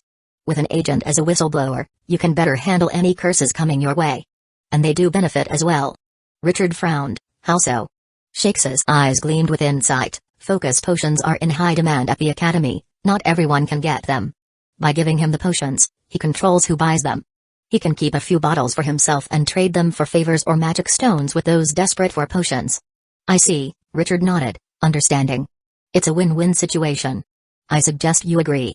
Though Master Susanna is dual-schooled, her focus during the apprentice stage is definitely on the enchantment school. Having an agent as a shield is a safer choice. Richard stood up. Thanks for your time, senior. It's no trouble at all, Shakespeare waved dismissively. Just sharing a bit of experience. You'll figure it out the longer you stay at the Academy. Back at Kevin's quarters, Richard and Kevin signed an agency contract. Richard granted Kevin the sales rights for focus potions, while retaining control over pricing. The contract allowed Kevin to purchase up to 10% of the potion output, enough to earn him significant goodwill. Following this, Richard began testing materials. Various unusual materials arrived continuously through Kevin, and during this time, the machine Richard requested from Anna was completed. It was a peculiar machine in Anna's eyes, divided into two main sections. The upper part held storage tanks for materials, and the lower part housed a cauldron. The storage tanks dispensed materials into the cauldron, which, upon receiving the materials, activated a stable magic transmission device to channel magic into the cauldron. Inside the cauldron, a magic probe monitored the liquid's magic levels. Once the magic reached the set level, the transmission device would shut off, and another tank would dispense its contents.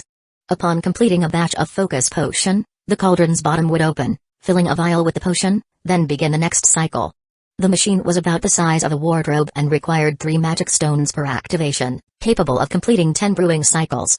While not fully automated, the machine greatly reduced Richard's workload, allowing him more time for experimentation and study. With the machine operational, Richard set his monthly focus potion output to 100 bottles, enough to seem abundant but not excessive. According to Joe Lord's records, past prodigious apprentices produced even more. Even so, Richard's industrially standardized potions made a significant impact on the commercial district's handcrafted potion market. Udl, did you get one? An apprentice shouted to a friend emerging from Anna's shop. Got it.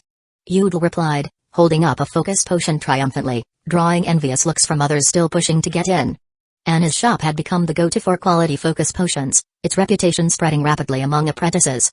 Soon, a loud voice boomed from inside Anna's shop. Focus potions are sold out. Come back next month if you need more. Disappointed apprentices left the shop, some desperately seeking to buy potions at higher prices from others. Meanwhile, the once bustling Ulrich's alchemy shop stood almost empty, its previous queue forgotten by many apprentices. What did you say? Joseph roared at the apprentice before him, you say half of my potions didn't sell. Focus potions aren't selling. Joseph slammed the table in fury, nearly shattering it. 2 years ago, he boldly announced at an apprentice gathering that Ulrich's shop would sell no less than 50 focus potions monthly. Back then, apprentices cheered the news. Because of this, he invested countless hours making potions, neglecting his studies in alchemy. Now, just 2 short years later, his focus potions weren't selling at all. Faced with Joseph's fury, the apprentice could only smile wryly, head bowed. He was just an employee, dare not argue with the shop owner's son. "Sir, the potions are here. Would I dare deceive you?" "What the hell is going on?" Joseph demanded, suppressing his rage. Focus potions, once a surefire seller, couldn't just stop selling. Something external must be affecting his business. "Sir." The apprentice hesitated. "You don't know? You're not the only one selling focus potions in the commercial district. Joe Lord's apprentice, Richard, is also selling them, and what?" Joseph's eyes burned with fury, his glare nearly piercing the apprentice. "And his supply surpasses yours, and his potion's quality is more consistent." The apprentice carefully chose consistent over better. Consistent? Consistent. Joseph was nearly driven mad by this.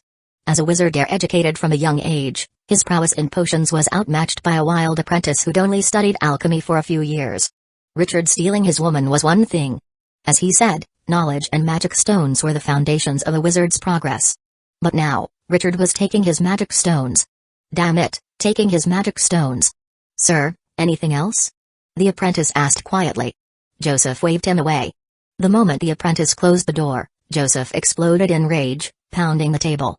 In a near-mad frenzy, he destroyed everything in the room, smashing tables, breaking vases, tearing paintings. The room became a wreck. After venting, Joseph sat among the ruins, staring blankly at the wall. Was his anger gone? No, not at all. He stood, straightened his clothes, and approached a cabinet, retrieving several stacks of academy currency. After counting them to ensure he had enough, he donned a black cloak and headed to a restaurant in the residential district known as Corner Alley. "Sir, what would you like to order?" a waiter asked. Joseph gave the waiter a cold look. "Medium rare Blackstone beef steak." "For whom?" the waiter asked, notebook in hand. "For Richard, under Joe Lord." The waiter paused, frowning at the name. "That's a big name. Do you refuse service?" Joseph retorted. "We'll do it," the waiter replied, writing Richard's name before tearing off the slip. "But it'll cost extra." Chapter 44, The Curse. Cursing is an ancient art, and curse wizards were among the first in the wizarding world. Even in this age where wizards are no longer shrouded in mystery, curse wizards remain among the few who still maintain an air of enigma.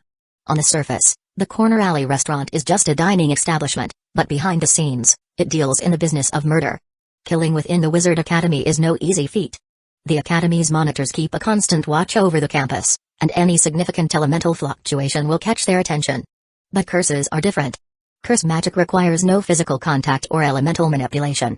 With just an item belonging to the target and a curse ritual, a person can be killed invisibly. Moreover, curse spells are extremely difficult to trace. Even if a cursed individual is discovered by the Academy monitors, they can only block the curse, not apprehend the wizard who cast it. Part of this is due to the Academy's deliberate leniency. Curse spells aren't infallible. The larger the gap in strength between the curse wizard and the target, the lower the success rate. If the target's strength surpasses the curse wizard's by a significant margin, the chance of a successful curse becomes negligible. This looming threat serves as a motivation for apprentices to grow stronger. Joseph's order quickly reached a curse wizard. Since Richard's potions were easy to find, Joseph didn't even need to provide a curse medium. The curse wizard placed the potion made by Richard on a stone altar covered in blood-drawn runes. As soon as the potion was placed, the altar emitted a chilling wail. Unfazed, the curse wizard cut his wrist, feeding the altar with his blood while chanting an incantation. Once the incantation was complete, he placed a curse insect on the altar, which instantly ignited with black flames. Simultaneously, Kevin, who was reading in his dorm, was suddenly engulfed in black fire. Damn, a curse. Without wasting time, Kevin quickly grabbed a glass vial from his pocket, which contained a plump, white curse insect. He smashed the vial, grabbed the insect, and the black flames transferred to it. However, Kevin's curse insect was too low quality, and the curse wizard was much stronger, so the insect quickly began to carbonize. Once it died, the curse would return to Kevin. In this dire situation, Kevin downed a focus potion, knowing that panic would only worsen his predicament. As the potion's effects kicked in, Kevin's mind cleared. He had 2 tasks: first, survive; second, warn Richard. When the curse insect fully carbonized, the black flames returned to Kevin, but under the potion's influence, his pain was significantly dulled, allowing him freedom of movement. Bang! Kevin dashed to the window and leapt out, shouting as he fell. Curse! There's a curse!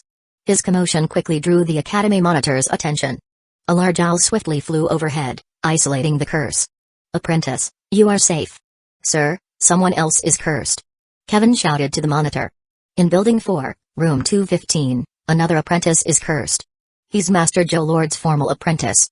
Kevin, having dealt with these monitors before, knew that while they appeared as a group, each owl's soul was interconnected. Informing one meant informing them all. To ensure the owls took action, he emphasized Richard's identity. Meanwhile, as Richard was reading in his dorm, black flame suddenly enveloped him. A curse?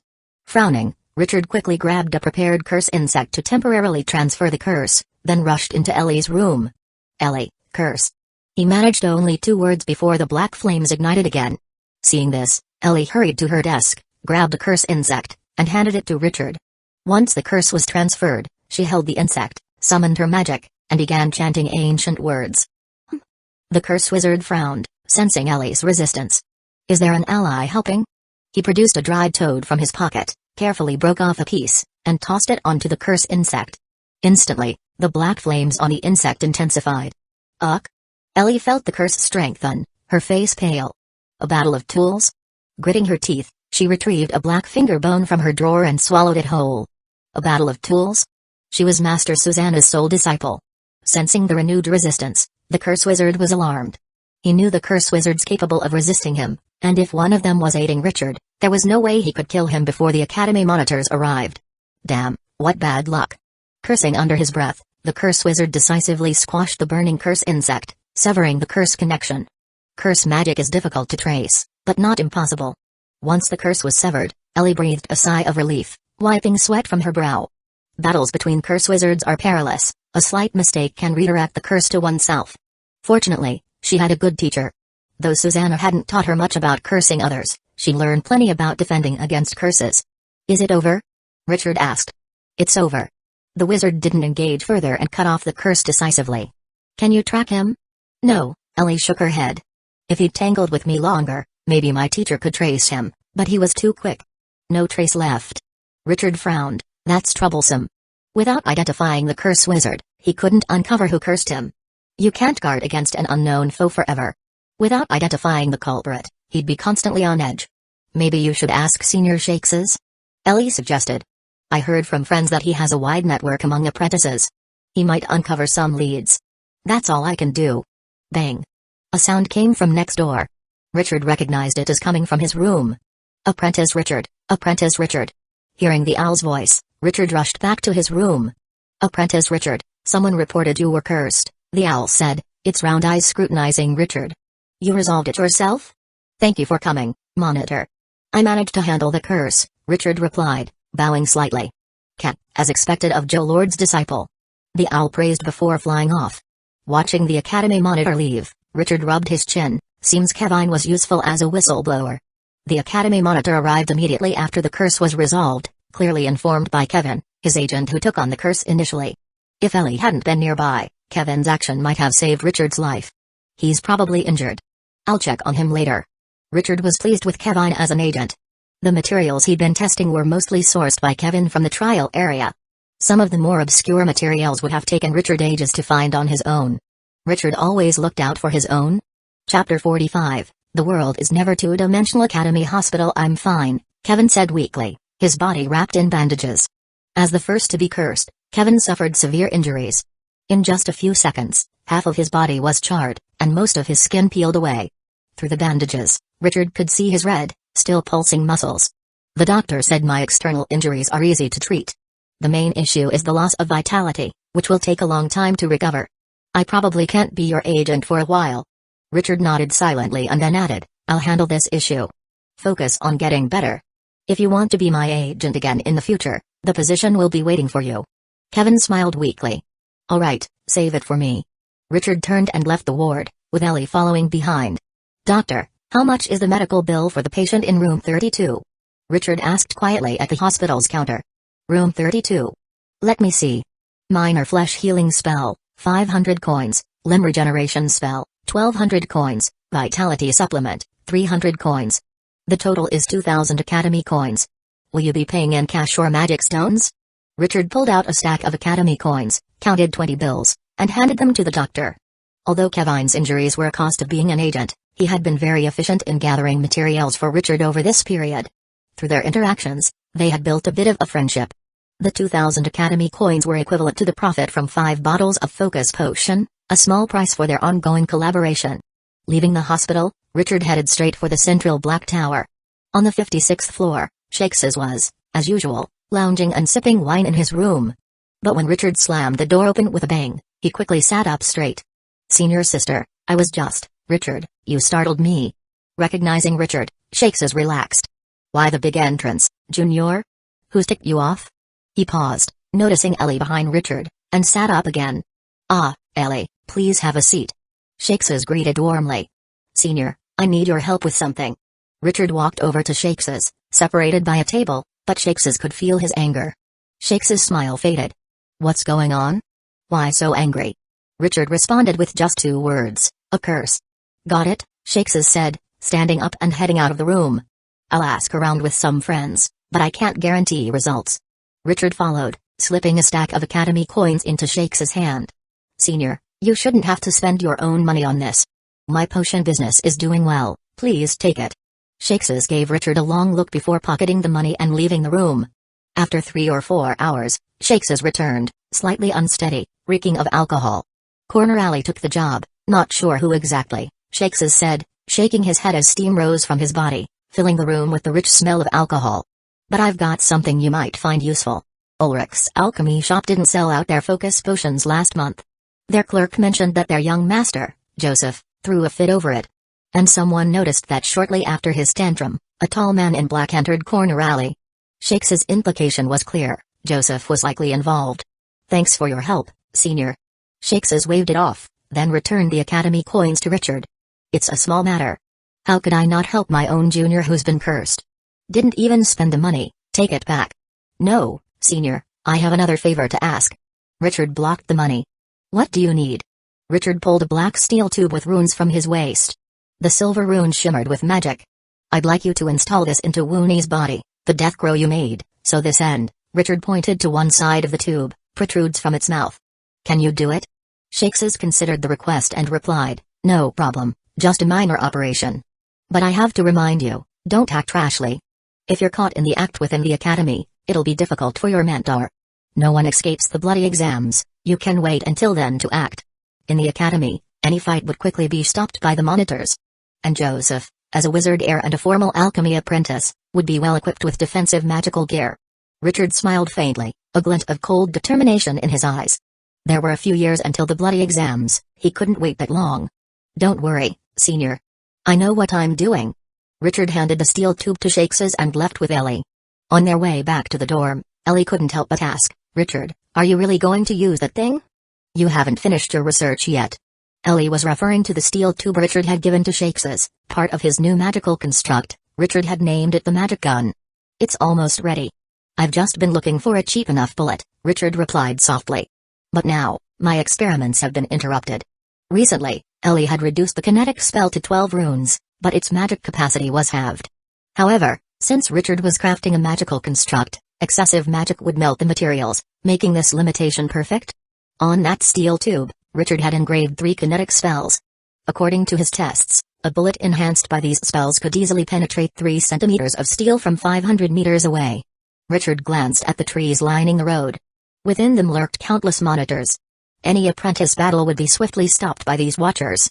But their surveillance had a significant blind spot: the sky above. Monitors patrolled the academy from a height of 1 to 200 meters.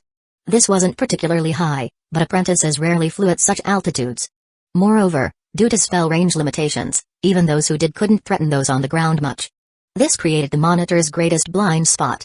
Above 200 meters, surveillance was non-existent, and Richard could easily have Wooney fly up to 500 meters. The world is never two-dimensional. Chapter 46, Aerial Assassination. Returning to his dorm, Richard released Wooney, directing it to fly toward Shakes's lab. During this time, Richard had already completed the implantation of the soul seed, allowing him not only to share Wooney's vision but also to control its movements. Through Wooney's eyes, Richard could see the ground clearly even from nearly 1,000 meters above, day or night. This was the source of Richard's confidence. After handing Wooney over, Richard began crafting his bullets. Choosing the right material for the bullets was crucial. Richard knew that Joseph was likely equipped with defensive magical gear, probably designed to counter both physical and magical attacks. To penetrate this defense, Richard decided to invest heavily, using a magic stone per gram of anti-magic metal to craft the bullets. Anti-magic metal possesses properties that disrupt magical barriers, making it ideal for breaching defensive spells. Shaping, grinding, polishing. Richard spent an entire night crafting the bullets. As the morning sun streamed into the room, 4 dark gray, bow-tail-tipped metal bullets lay on his desk. With the bullets ready, the next step was to test their power and compensate for wind interference. According to Richard's plan, he would control Woonie to fire from an altitude of 500 meters, raising the issue of wind impact. At such high speeds, even a slight breeze could divert a bullet significantly off target. Maybe I can cancel out the wind with a spell, Richard mused, examining the bullets. Despite their anti-magic metal composition, which could weaken or negate magical effects, the weakening process required time. Richard only needed the spell to last less than a second to counteract wind interference, meaning the weakening effect wouldn't matter much. With this idea in mind, Richard added a shell-like structure to the bullet's tail. This structure housed a spell called Airflow Barrier, designed to shield the bullet from air currents during flight. Caw. Caw. A crow's call came from outside the window.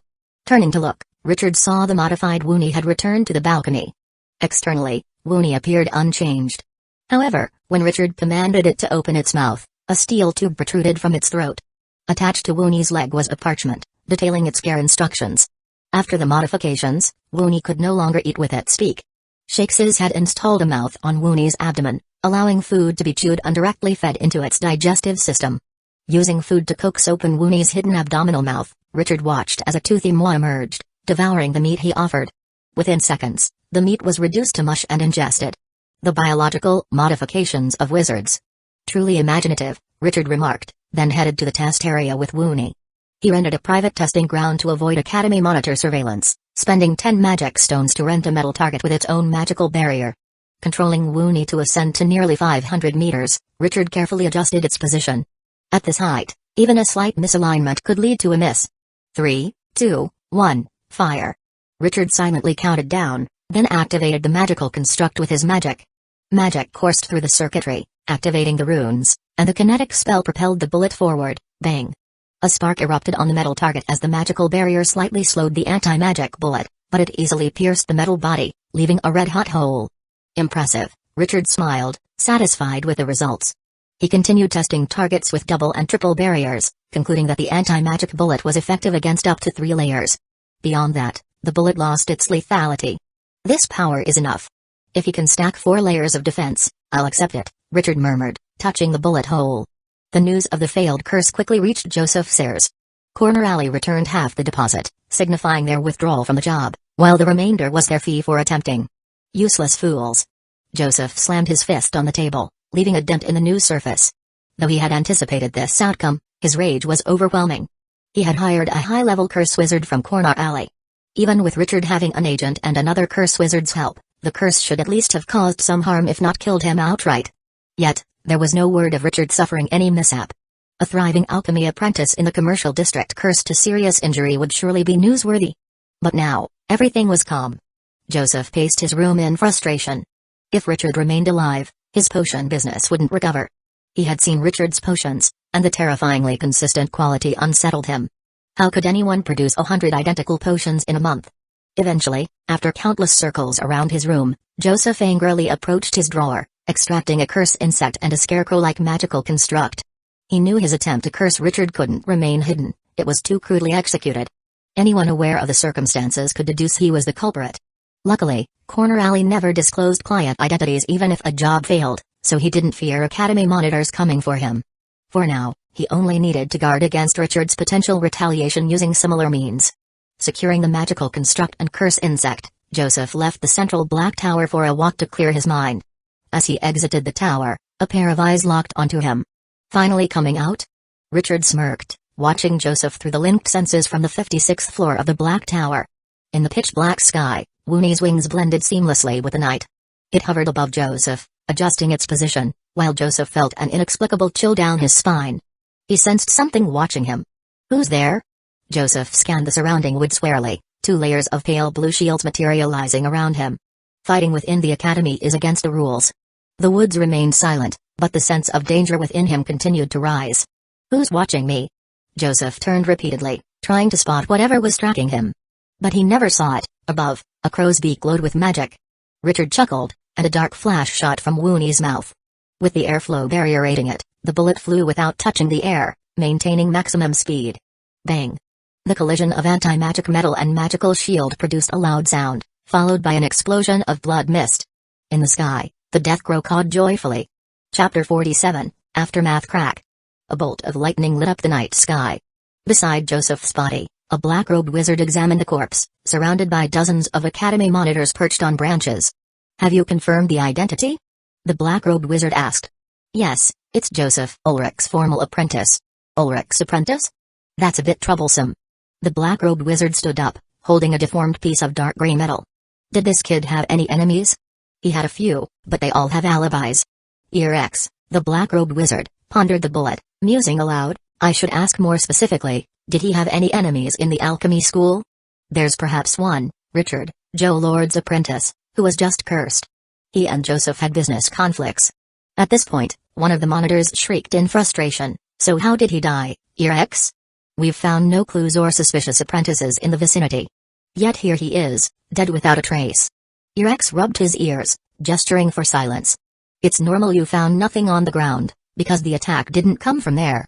X pointed upwards. "The attack was launched from the sky using this little device." He displayed the deformed bullet to the monitors. The attacker struck from above, exploiting the anti-magic metal's magic-repelling properties to pierce the magical barrier and hit the target.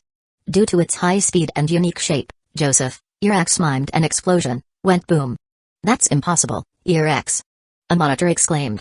"Wizard apprentices can't cast spells from that distance without us noticing."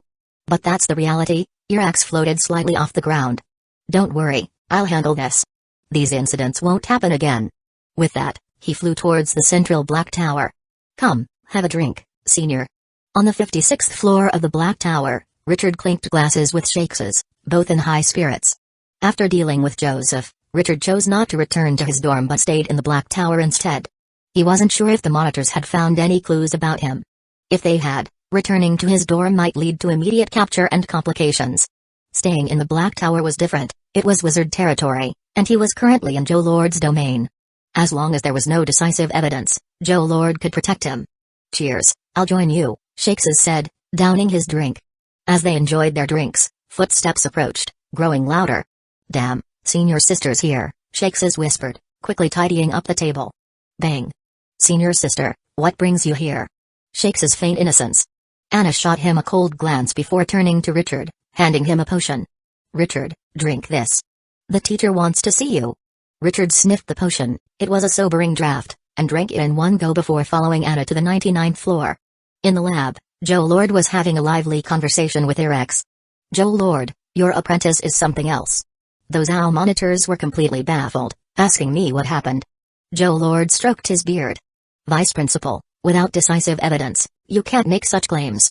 My student is usually reclusive, always learning. He's not as capable as you suggest."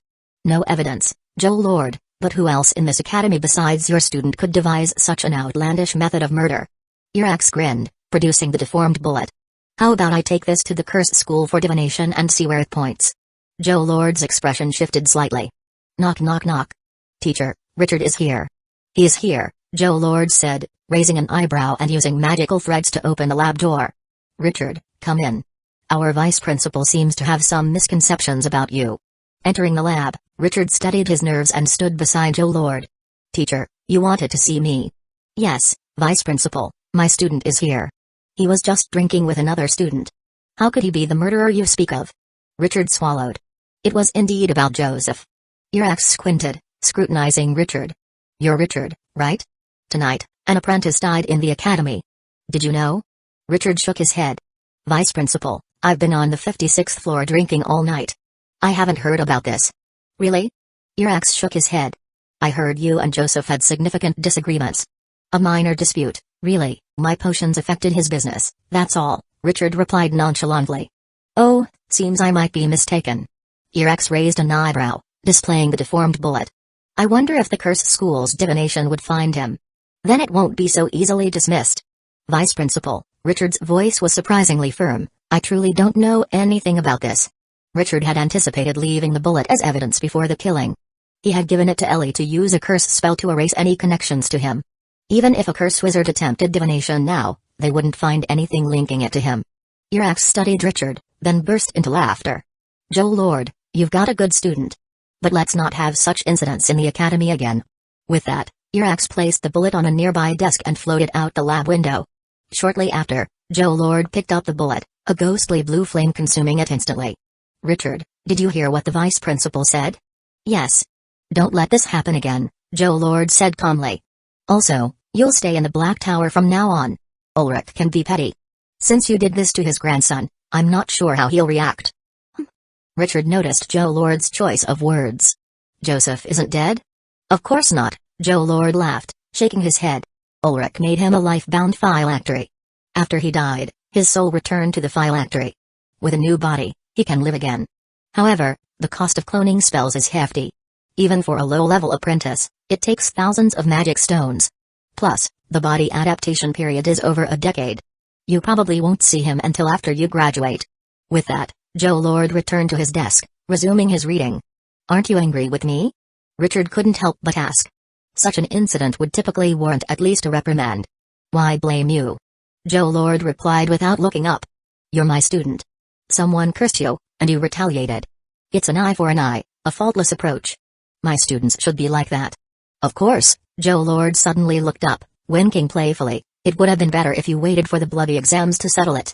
Chapter 48, Second Blood Alchemy. Thanks to the timely intervention of the monitors and Irax's mediation, the incident involving Joseph did not have widespread repercussions. Only a few wizards knew the real reason behind Joseph's disappearance. Following Joe Lord's advice, Richard moved into the 56th floor of the central Black Tower, becoming neighbors with Shakes's. The curse left a significant impact on Richard. Previously, he was focused on learning and exploring knowledge, not in a hurry to enhance his strength. This was partly because knowledge itself is power, and his reclusive lifestyle made him feel secure. However, Joseph shattered that sense of security. Intermediate meditation method, priced at 200,000 Academy coins, the store's automaton announced mechanically. "Here's the money." Richard handed over a large bundle of Academy coins to the automaton. As Richard's mental power gradually increased, the effects of the basic meditation method waned. Before Joseph's curse, Richard was indifferent to the slow progress. The Academy's bloody exams were years away, and Richard believed he had ample time to advance to an intermediate apprentice using the basic method. He preferred to exchange magic stones for knowledge from Joe Lord. For wizards, knowledge is the greatest power, and as long as mental power isn't vastly different, it doesn't matter much. But now, Richard changed his mind. Strength is ultimately important. The intermediate meditation method is several times more effective than the basic one. With its help, Richard could increase his mental power to 30 points within 3 years. After storing the scroll from the pneumatic tube, Richard headed to the commercial district to buy materials. The second blood alchemy process was due. Two-headed troll bloodline, 500 magic stones. Thank you for your patronage. Two-headed trolls are humanoid creatures from the eastern plains of the wizarding world, known for their immense strength and regenerative abilities. According to wizard records, a pure-blood adult two-headed troll can regenerate from being cut in half, with both halves becoming whole again. Richard examined the vial of blood, watching as the two-headed troll's blood seemed to crawl against the glass, trying to escape. Such vitality. If I refine you into pure blood, you'd practically soar, Richard mused. The two-headed troll species has a strong reproductive ability, creating hybrid trolls with many creatures. These hybrids, when mating with pure blood trolls, produce two-headed trolls identical to their pure blood counterparts, with comparable regenerative abilities. As a result, most two-headed troll bloodlines on the market contain impurities from other species. But this wasn't an issue for Richard. Returning to the Black Tower with the bloodline, Richard prepared the tools for blood alchemy. Unlike the first blood alchemy, the second wasn't as simple, requiring more than just an alchemy circle and bloodline. He needed a container large enough to fit himself and alchemical potions to aid the process. The container was easy to solve. Joe Lord's tools for creating synthetic beasts included something similar. However, when Richard and Shakes's arrived at Joe Lord's warehouse, he was taken aback by what he saw. "Isn't his a coffin?" Richard couldn't help but comment. In front of him was a dark crystal coffin, its walls engraved with runes, resembling a container for sealing some monster. "You asked for the best incubation chamber," Shakes said, stifling a laugh, "and this is the best one the teacher has. Using it for blood alchemy is overkill." Richard shook his head, resigning himself to carry the crystal coffin back to his room. Practical as ever, Richard cared little for appearances, prioritizing effectiveness. Back in his room, Richard began drawing the alchemy circle on his body. The second blood alchemy circle was complex, taking him 2 attempts and half an afternoon to complete. With the circle ready, Richard grabbed the two-headed troll's blood. Material: two-headed troll blood. Extractable substance: pure blood. Two-headed troll blood. Extraction cost: 150 magic power. Proceed with extraction? Yes. Upon confirming, the blood vanished from the vial, and a portion of his magic power was consumed. Moments later, a vibrant, life-filled mass of blood appeared in his hand. After securing the blood, Richard filled the crystal coffin with an alchemical solvent, a pale green liquid with a jelly-like consistency. During the blood alchemy process, this liquid would provide nutrients and vitality to his body. After filling the coffin, Richard placed 20 magic stones on its sides. With everything in place, Richard submerged himself in the liquid, using magic to guide the two-headed troll's blood to his heart. He sealed the coffin, channeling magic into the alchemy circle to begin bloodline integration.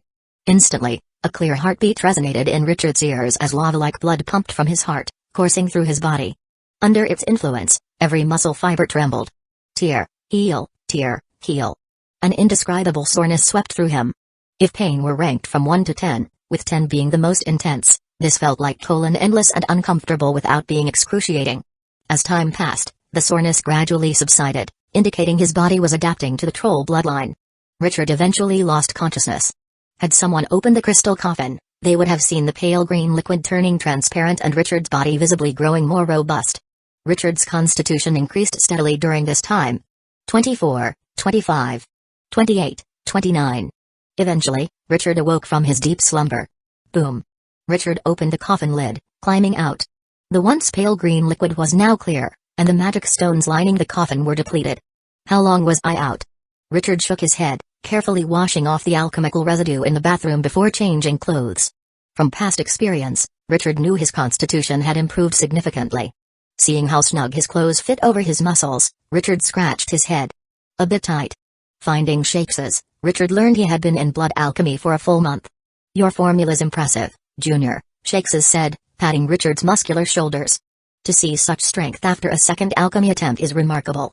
Initially, Shakes's had suggested Richard switch to LordI's school formula, but now it seemed Richard's own concoction was more effective. Not bad. This formula mainly boosts strength and regeneration. Shakes's handed Richard a crystal ball to test his constitution. To his amazement, Richard's constitution had increased from 23 to 29.9, just shy of triggering the feedback effect. It's just a bit short. Triggering the feedback effect would save me a lot of meditation time, Richard lamented, eyeing the numbers. Don't get your hopes up, Junior, Shakes's chuckled, retrieving the crystal ball. That little bit may seem small, but breaking through is like crossing a chasm. Many masters who study constitution create secret potions and brave battlefields just to breach that threshold. Though slow, our meditation method has no bottlenecks before becoming a wizard. True, Richard sighed. If constitution improvement were faster than meditation, bloodline wizards would dominate over energy-controlling enchanters. By the way, I need another favor, Richard said, stopping Shakes's from returning the crystal ball, wearing an apologetic smile. Shakes's eyed Richard skeptically, sensing something amiss. What do you need? I want to use your synthetic beast to help me adapt to my new body. Chapter 49, Combat Training 99th floor of the Central Black Tower. Let me make it clear, Junior. If you get hurt, I'm not covering your medical bills, Shakes's muttered as he opened a dusty door. Richard followed him, carrying the two-handed sword from Saban. Earlier, Richard requested Shakes's to use his synthetic beast to help him adjust to his new body and hone his combat skills. The sudden increase in his constitution made Richard both uncomfortable and curious about his newfound strength. What level had his strength reached? As the door opened, a musty smell filled the air. Behind it was a room about the size of a basketball court, with walls and floors marked by various claw marks and dried blood stains. On one side of the room was a small chamber separated by crystal. Shakes's walked in and tossed a bag outside. It was a special magical bag. According to Shakes's, it contained 3 cubic spaces and had been specially treated to temporarily hold living things. Roar. A strange roar came from the bag, and a black wolf's head poked out. Junior, close the door. This is the room where the teacher tests battle beasts. Use your full strength here, the room can withstand it. Richard closed the door, stretched his muscles, and walked to the center of the room, sword in hand. Shakes's synthetic beast had emerged from the bag. It wasn't large, resembling a big wild wolf with sleek black fur. It panted, staring blankly at Richard, seemingly harmless. Are you ready, Junior? Shakes's called. Richard gripped his sword, white breath escaping his nose and mouth. After the second blood alchemy, Richard's bloodline activation brought significant changes. First, his muscles ballooned like inflated balloons, and he grew almost 10 centimeters taller. Next were the black scales covering him. Initially thin, they had thickened considerably after the second alchemy. If he was a knight in armor before, he was now an armored vehicle. "I'm ready, senior." "Good." Shakes's shouted, and the synthetic beast lunged at Richard like lightning. Bang! Richard staggered back 2 steps, his sword arm numb, while 2 finger-deep wounds on his chest dripped blood. The black wolf, however, hadn't lost a single hair. What strength is this? Richard stared in shock at the seemingly harmless wolf, its power far exceeding its appearance. Not only was it powerful, but its claws were also sharper than Richard anticipated.